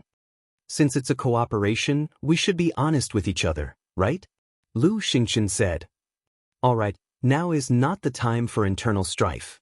This time, I fell into the hands of Emperor Hong and the imperial advisor. I don't know what you guys are thinking, but I'm very unhappy," Qin Feiyang said, his eyes flashing with cold light. "Then what do you want?" Lu Xingchen was stunned and asked curiously. However, Old Qin's expression changed abruptly as he hurriedly said, "Brat, don't act recklessly. It wasn't easy for us to escape." The imperial advisor had already stepped into the peak of the false god realm. Coupled with Emperor Hong, the current imperial capital was equivalent to a dragon's pool and tiger's den. Qin Feiyang smiled and said, "Don't worry, I won't act recklessly. However, I need your cooperation." Lu Xingchen said, "As long as you can vent this anger, no matter what you ask me to do, I'm willing to do it." This time, the imperial advisor and Emperor Hong had completely angered him. Old Qin looked at the two of them and hesitated for a moment. He looked at Qin Feiyang and said, "As long as you don't do anything to harm the great Qin Empire, this old man has no objections." "All right then, come closer," Qin Feiyang said in a low voice. The two of them looked at each other and walked in front of Qin Feiyang. Qin Feiyang immediately muttered in a low voice. After listening to Qin Feiyang's plan, Lu Xingchen and Old Qin couldn't help but frown. "What's wrong? You still don't dare?" Qin Feiyang asked. Lu Xingchen said in a deep voice, "This is not child's play. The Imperial Advisor and Emperor Hong are both supreme existences at the peak of the false god realm. With old Qin and my strength, we can't beat them at all. Qin Feiyang said, "Don't worry about that. As long as you rush over, I'll give you Chang Shui in case you need it." "That's good. With Chang Shui here, we might even be able to counterattack." Lu Xingqian's eyes lit up. "Counterattack? You're thinking too much. With their strength, if they want to escape, even if we have Chang Shui, we won't be able to stop them." Old Qin snorted. Lu Xingqian smiled embarrassedly and said, "I'm just saying." "Old Qin, why take it seriously?" Old Qin looked at Qin Feiyang and nodded. "All right, we'll be the bait. You're in charge of eradicating the Zhuge family." Qin Feiyang waved his hand, and Chang Shui appeared. Lu Xingqian's eyes lit up with greed. Qin Feiyang handed Chang Shui to Old Qin and said telepathically, "Be careful of Lu Xingqian. He's been coveting Chang Shui for a long time. Also, this is the last time I'll trust you. Please don't disappoint me again." Old Qin didn't say anything. He looked deeply at Qin Feiyang and reached out to grab Chang Shui.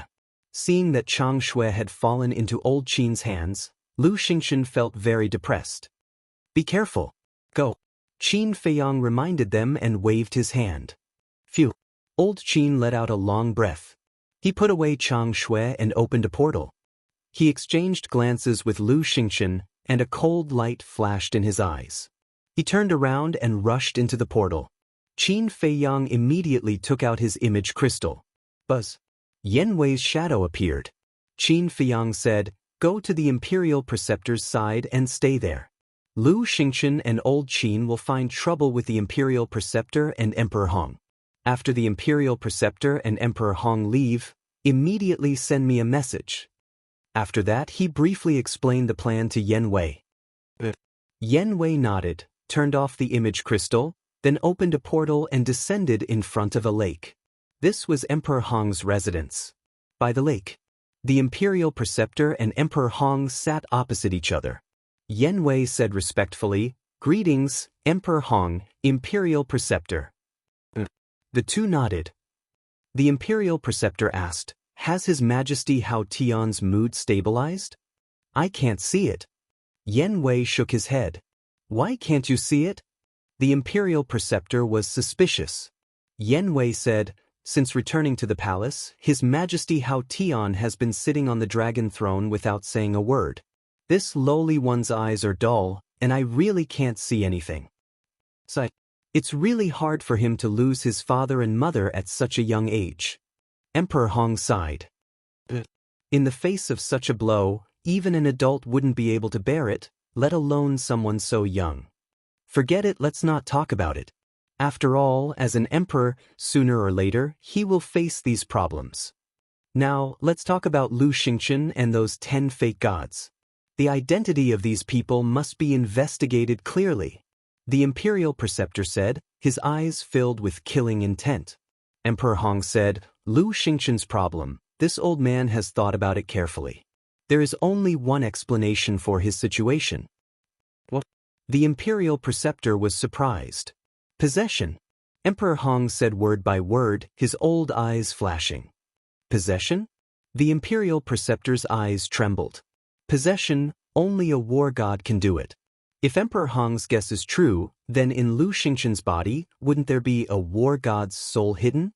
Emperor Hong said, "As for those 10 fake gods, this old man can't see through them." Yan Wei asked carefully, "Could it be the Lu family?" "Lu family?" The Imperial Preceptor's brows raised, looking at Emperor Hong, and said, "It seems that only the Lu family has this ability." This old man also thought about the Lu family.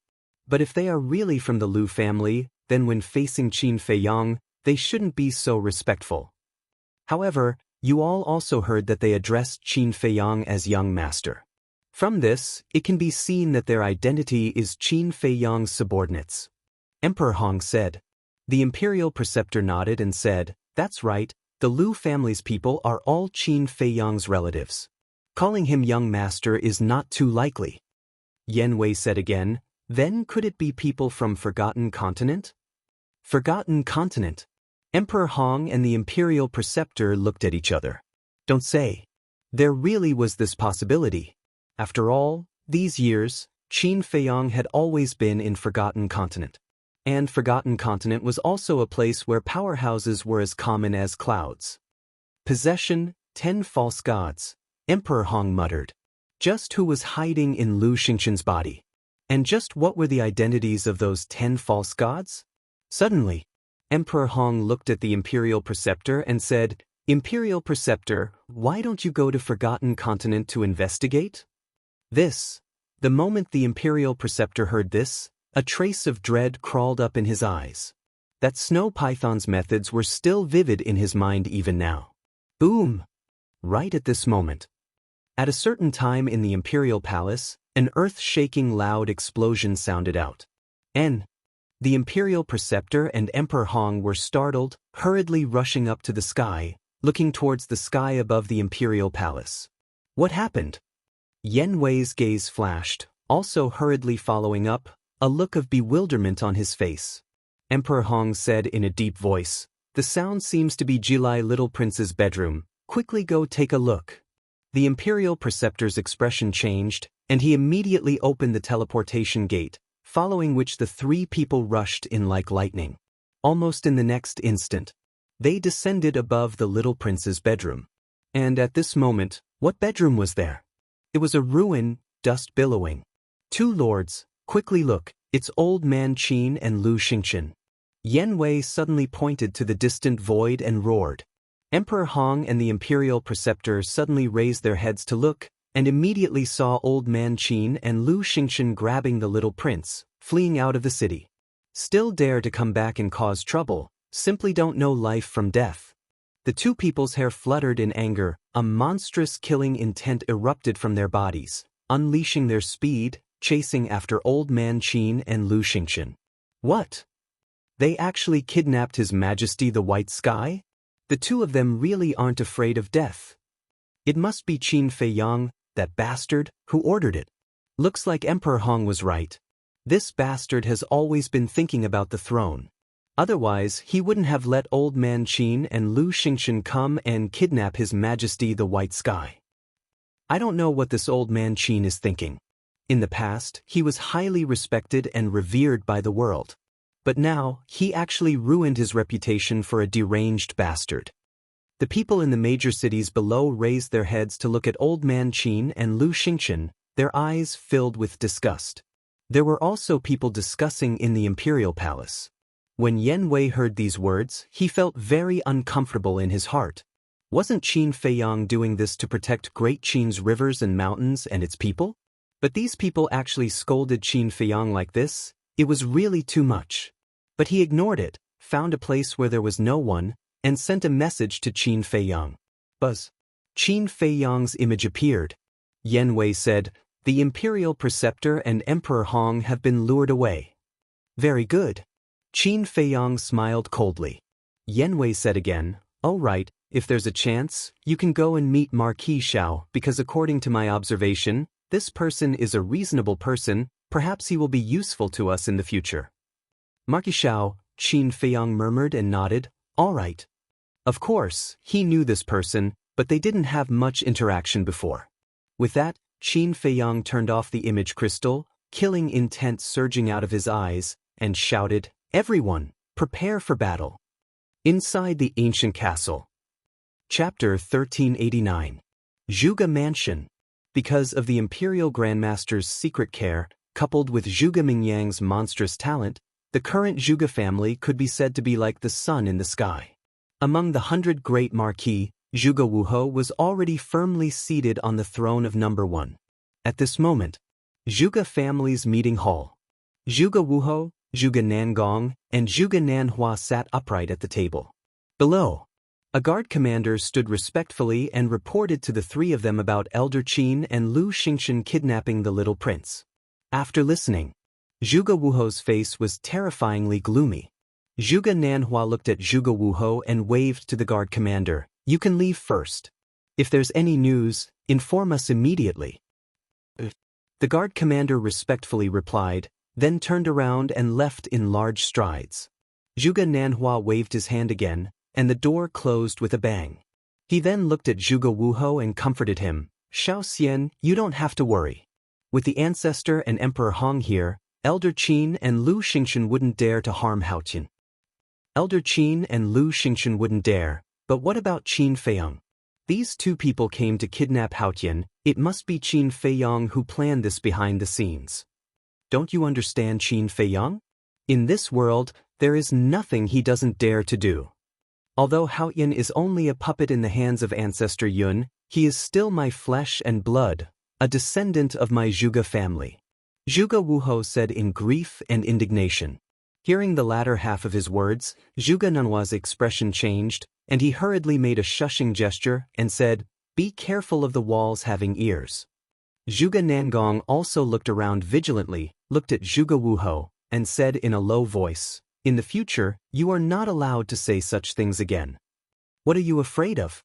Although the great Qin is still surnamed Qin, the control is already in the hands of my Zhuge family. So what if someone hears it? Zhuge Wuhou coldly snorted. Shut up. Zhuge Nanhua shouted coldly, you can be arrogant, but don't forget your limits. The great Qin Empire is not as simple as you think. That's right. Let's not talk about the fake gods in the back mountain of the imperial palace. Let's focus on the Lu family.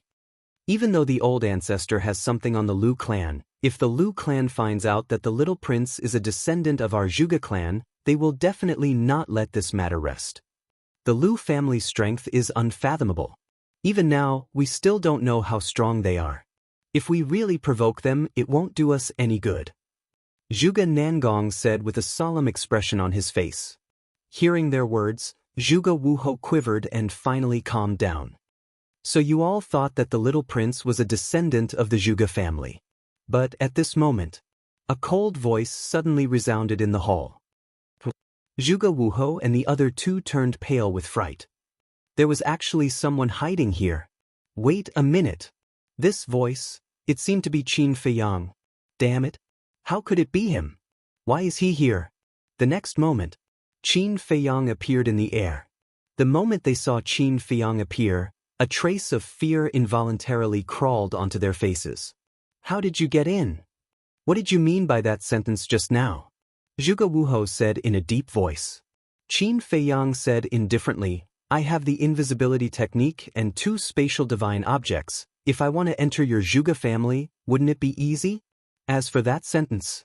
At this point, Qin Feiyang laughed in ridicule and asked, could it be that you have never doubted the identity of the little prince? Is there a problem with his identity? Zhuge Wuhou said in a deep voice. It seems that I have to make it clearer. I already know about you and that woman. I also know that the first prince is the illegitimate son of the two of you. And it is precisely because of your relationship with that woman that you have taken it for granted that the little prince is also your son all these years. But that's not the case. Qin Feiyang said. This. Zhuge Wuhou was stunned. In the past, I was the same as you. I thought that the little prince should be the same as the first prince, the illegitimate son of you and that woman. I even wanted to kill him. But to be on the safe side, I verified his identity. While the emperor and the little prince were not paying attention, I took their blood and put it in the water. Guess what the result was? Qin Feiyang said playfully. Don't keep me in suspense, hurry up and say it. Zhuge Wuhou growled. Is there a need to say that? The little prince has nothing to do with you at all. He is the son of the emperor and the empress. It is also because of this that I did not kill him and even helped him ascend to the throne. Qin Feiyang laughed. How could this be? Zhuge Wuhou muttered, his face filled with disbelief. Zhuge Nanhua anxiously said, Xiao Xian, he is trying to sow discord, don't be fooled by him. Zhuge Wuhou's real name was Zhuge Xiao Xian. Qin Feiyang laughed faintly. At this time, do I still need to lie to you? Impossible. That woman clearly told me that the little prince is my own flesh and blood. Zhuge Wuhou shook his head crazily, as if he was about to collapse. Qin Feiyang was slightly startled. The little prince was born of that woman, so she should know whose child he was. But why did she lie to Zhuge Wuhou? Thinking about it carefully, Qin Feiyang revealed a look of realization. Qin Feiyang raised his head and looked at Zhuge Wuhou and laughed. That woman is very smart. She knows that once you find out that the little prince is not your son, you and the imperial tutor will definitely think of ways to kill the little prince. After all, she is a mother and loves her son dearly. But this is only secondary. She is even more afraid of angering you. Because she understands the imperial tutor's personality and methods, so in order to protect herself, she lied that the little prince is your son. Of course. We can't rule out another possibility. She has her own ambitions and doesn't want to be controlled and manipulated by you. Qin Feiyang laughed. Damned woman. Zhuge Wuhou clenched his fists tightly, his old eyes bloodshot. Qin Feiyang said indifferently, she indeed deserves to die, otherwise I wouldn't have killed her. Xiao Xian, calm down, don't be fooled. Whether or not the little prince is your flesh and blood, we will know after Ancestor Yun rescues him. Zhuge Nanhua thought. He had always thought that Qin Feiyang was trying to sow discord. That's right. I haven't even personally verified it, why would I be angry? Zhuge Wuhou suddenly came to a realization, looked at Qin Feiyang, and said in a deep voice, Did you come to my Zhuge family just to tell us this? Of course not. Qin Feiyang shook his head. What? Zhuge Wuhou raised his eyebrows. Is there a need to ask? Qin Feiyang looked at Zhuge Wuhou strangely and laughed. The little prince has just ascended to the throne, and I came to your Zhuge family. Do you think it would be a good thing? Hearing this, the three of them trembled. All right, I'll tell you guys clearly. The reason why I asked Old Man Qin and Lu Xingchen to kidnap the little prince was purely to lure the imperial tutor and Emperor Hong away. Because if they are in the imperial city, they will hinder me from eradicating your Zhuge family. Qin Feiyang laughed. Boom. Hearing this, Zhuge Wuhou and the other two immediately blasted open the roof with surging Emperor's might and rushed out like lightning. Qin Feiyang has come to invade. Elders, please come out and kill the enemy. In the next moment, Zhuge Wuhou's voice sounded in the sky above the Zhuge mansion. What? Qin Feiyang is here? This demon is vicious and merciless. He kills without batting an eye.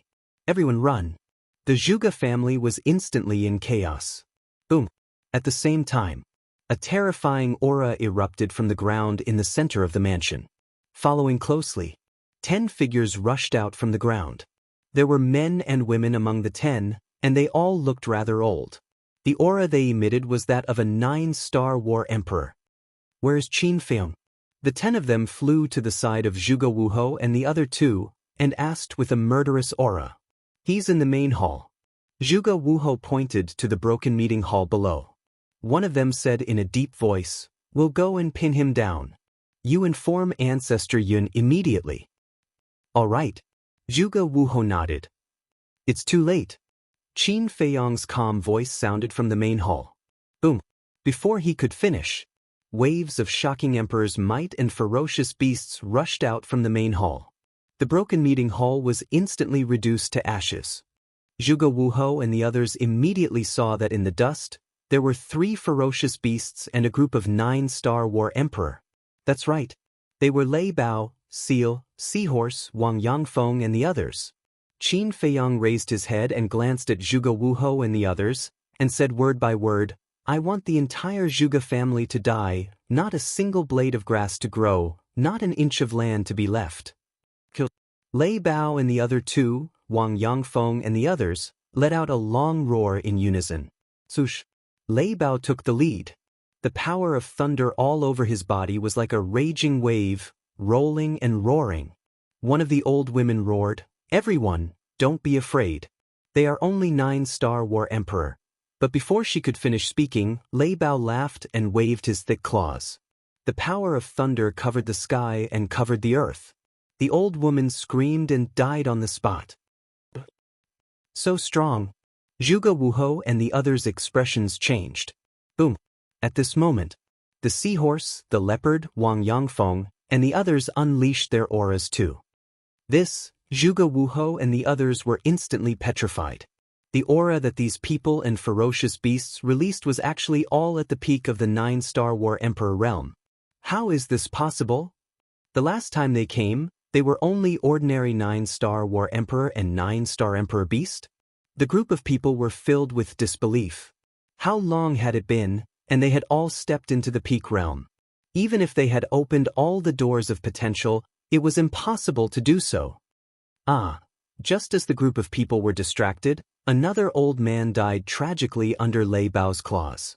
Seahorse, Seal, Wang Yangfeng and the others had already arrived in front of Zhuge Wuhou and the others. Quickly inform Ancestor Yun. Zhuge Wuhou suddenly came back to his senses and roared. At the same time, without hesitation, he activated his battle soul and evolved his divine art. A mighty divine power surged out. Zhuge Nanhua and the others were the same. In short, at this moment, they did not dare to hold back. Battle soul, divine art. Chapter 1390. Shua. Suddenly, Qin Feiyang waved his hand, and the white-eyed wolf appeared. I haven't come out to play for so long. I wonder if anyone still remembers me now? The white-eyed wolf scanned its surroundings, its eyes filled with hope. This closed-door training was the longest in its life. However, it was very satisfied with the results of its closed-door training. 3-star War Emperor. He was only one step away from catching up to Qin Feiyang. Qin Feiyang rolled his eyes at it and said, "Stop acting cool, quickly deprive them of their battle souls, and give them a show of strength." You're looking down on me, right? What show of strength? To think that you can say that. At the very least, I was once an invincibly handsome wolf whose name spread all over the world. Making them afraid, making them despair, is my style, understand? The white-eyed wolf said with dissatisfaction. I think it's notorious. Qin Feiyang was speechless. A boring person like you will never understand my charm. The white-eyed wolf glanced at Qin Feiyang with disdain. Its entire body emitted a dazzling golden light, and a terrifying aura spread out from its body. Charm? Qin Feiyang's face twitched. He really couldn't tell what kind of charm this ruffian wolf had. What aura? At the same time, sensing the Wolf King's aura, Zhuge Wuhou and the others' faces were filled with bewilderment. This aura was actually not very strong, but it gave them a great sense of danger. Come out! The white-eyed wolf roared, and a bright golden light soared into the sky. The next step was smooth. Between heaven and earth, a huge beast shadow appeared. However, they were unable to see its true appearance clearly. They could only see a blurry outline, and could not tell what kind of beast it was. At this moment, not only Zhuge Wuhou and the others, but the entire Zhuge family, and even the entire inner city, couldn't help but feel a sense of fear. That enormous beast shadow was like an ancient giant beast that had descended into the world. It was indomitable and intimidating in all directions. You pieces of trash dare to activate your fighting soul in front of me. You don't know your place. Take it away. The white-eyed wolf looked at Zhuge Wuhou and the others, his eyes filled with contempt. As it roared, the golden beast suddenly opened its mouth, and a gust of wind blew.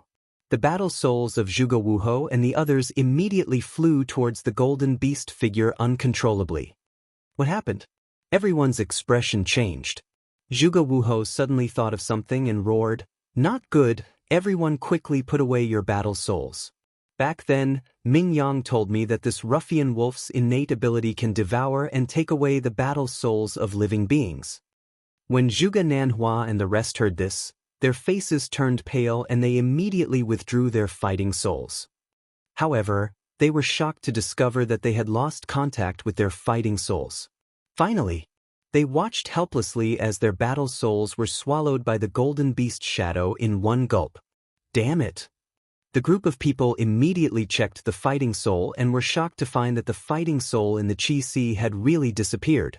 In an instant, they fell into deep panic and despair. Amazing! Awesome! Wang Yangfeng and the rest, Lei Bao and the other two beasts, were dumbfounded.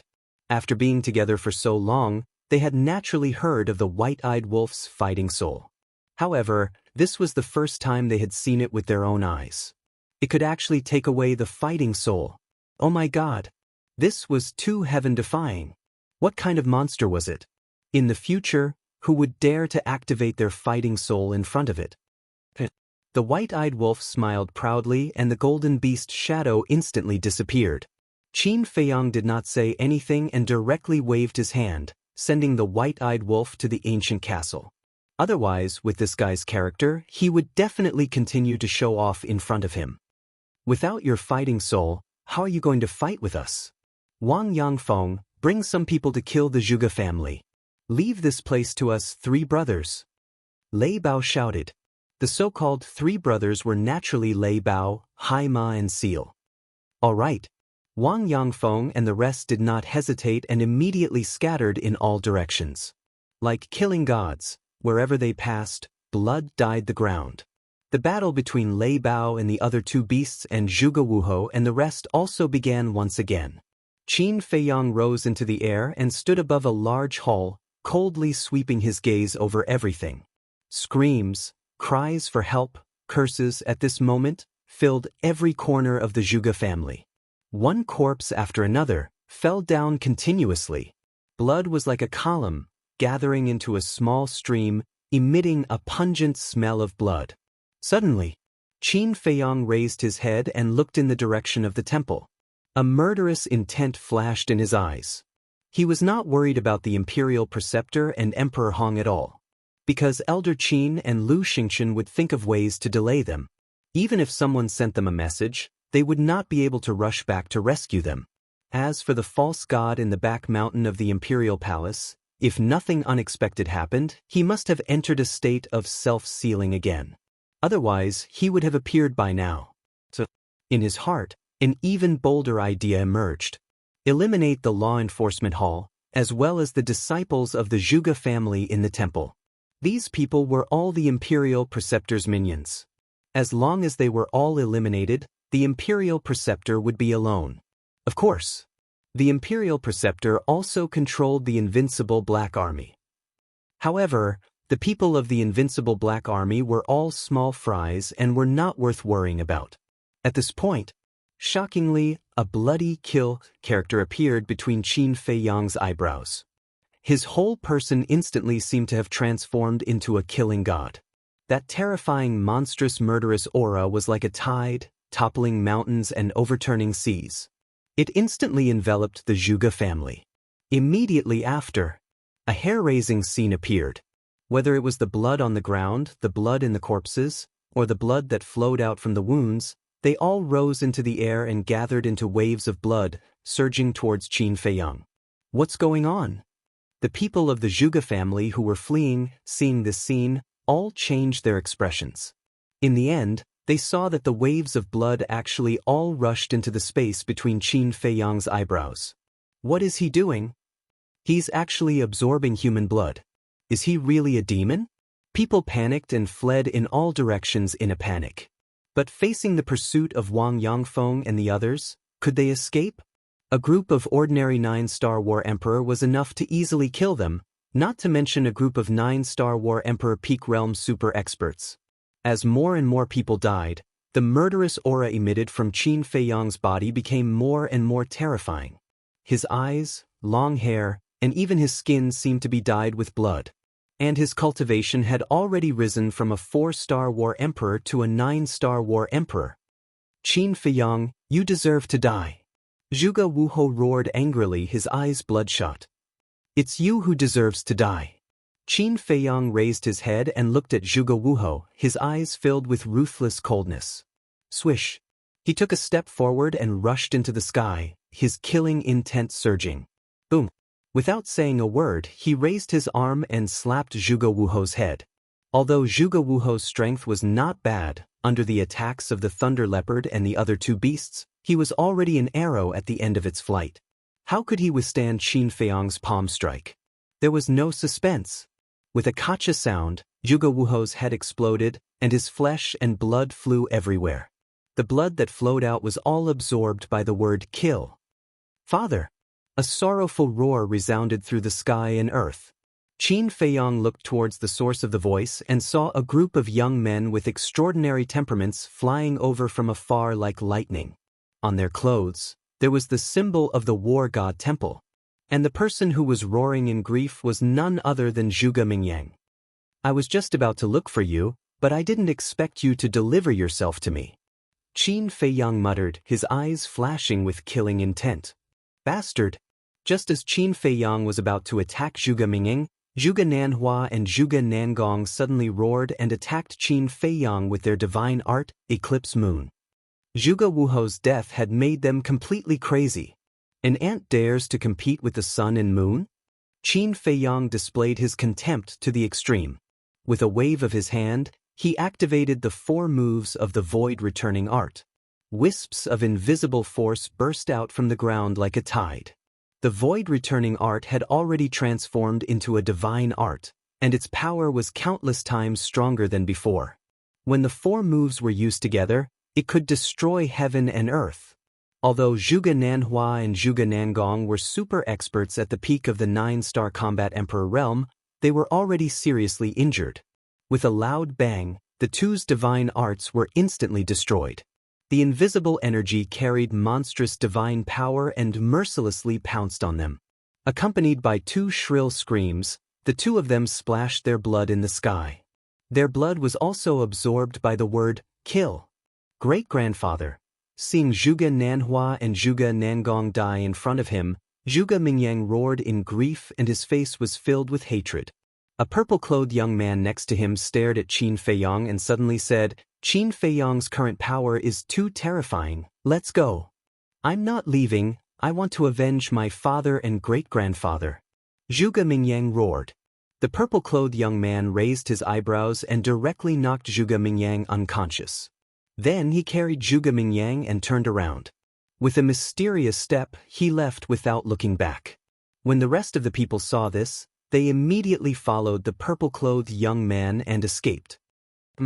Qin Feiyang looked at the purple-clothed young man in surprise. Previously, his attention was all on Zhuge Mingyang and he did not pay attention to the others.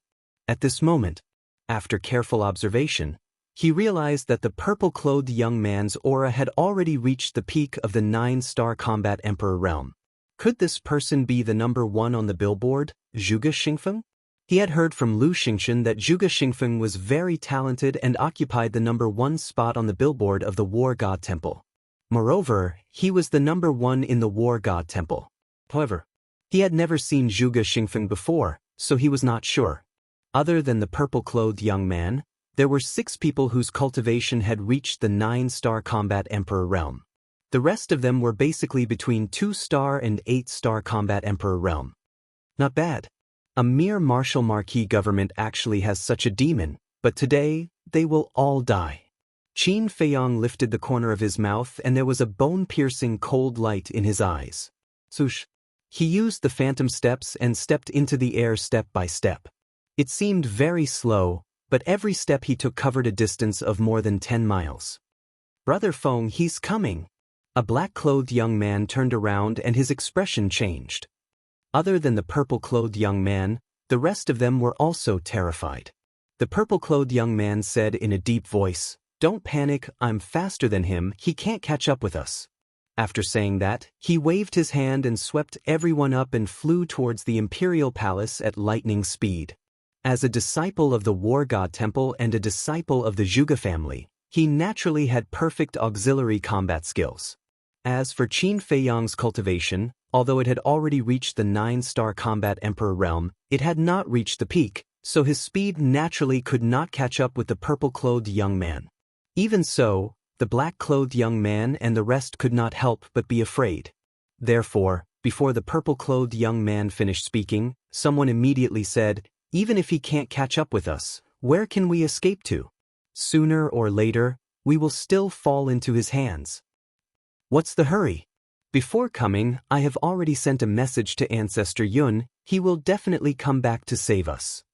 Now, let's go to the back mountain of the Imperial Palace. There is a false god guarding the back mountain, I don't believe that he will dare to chase us in. As long as Ancestor Yun and Emperor Hong return, it will be his doomsday."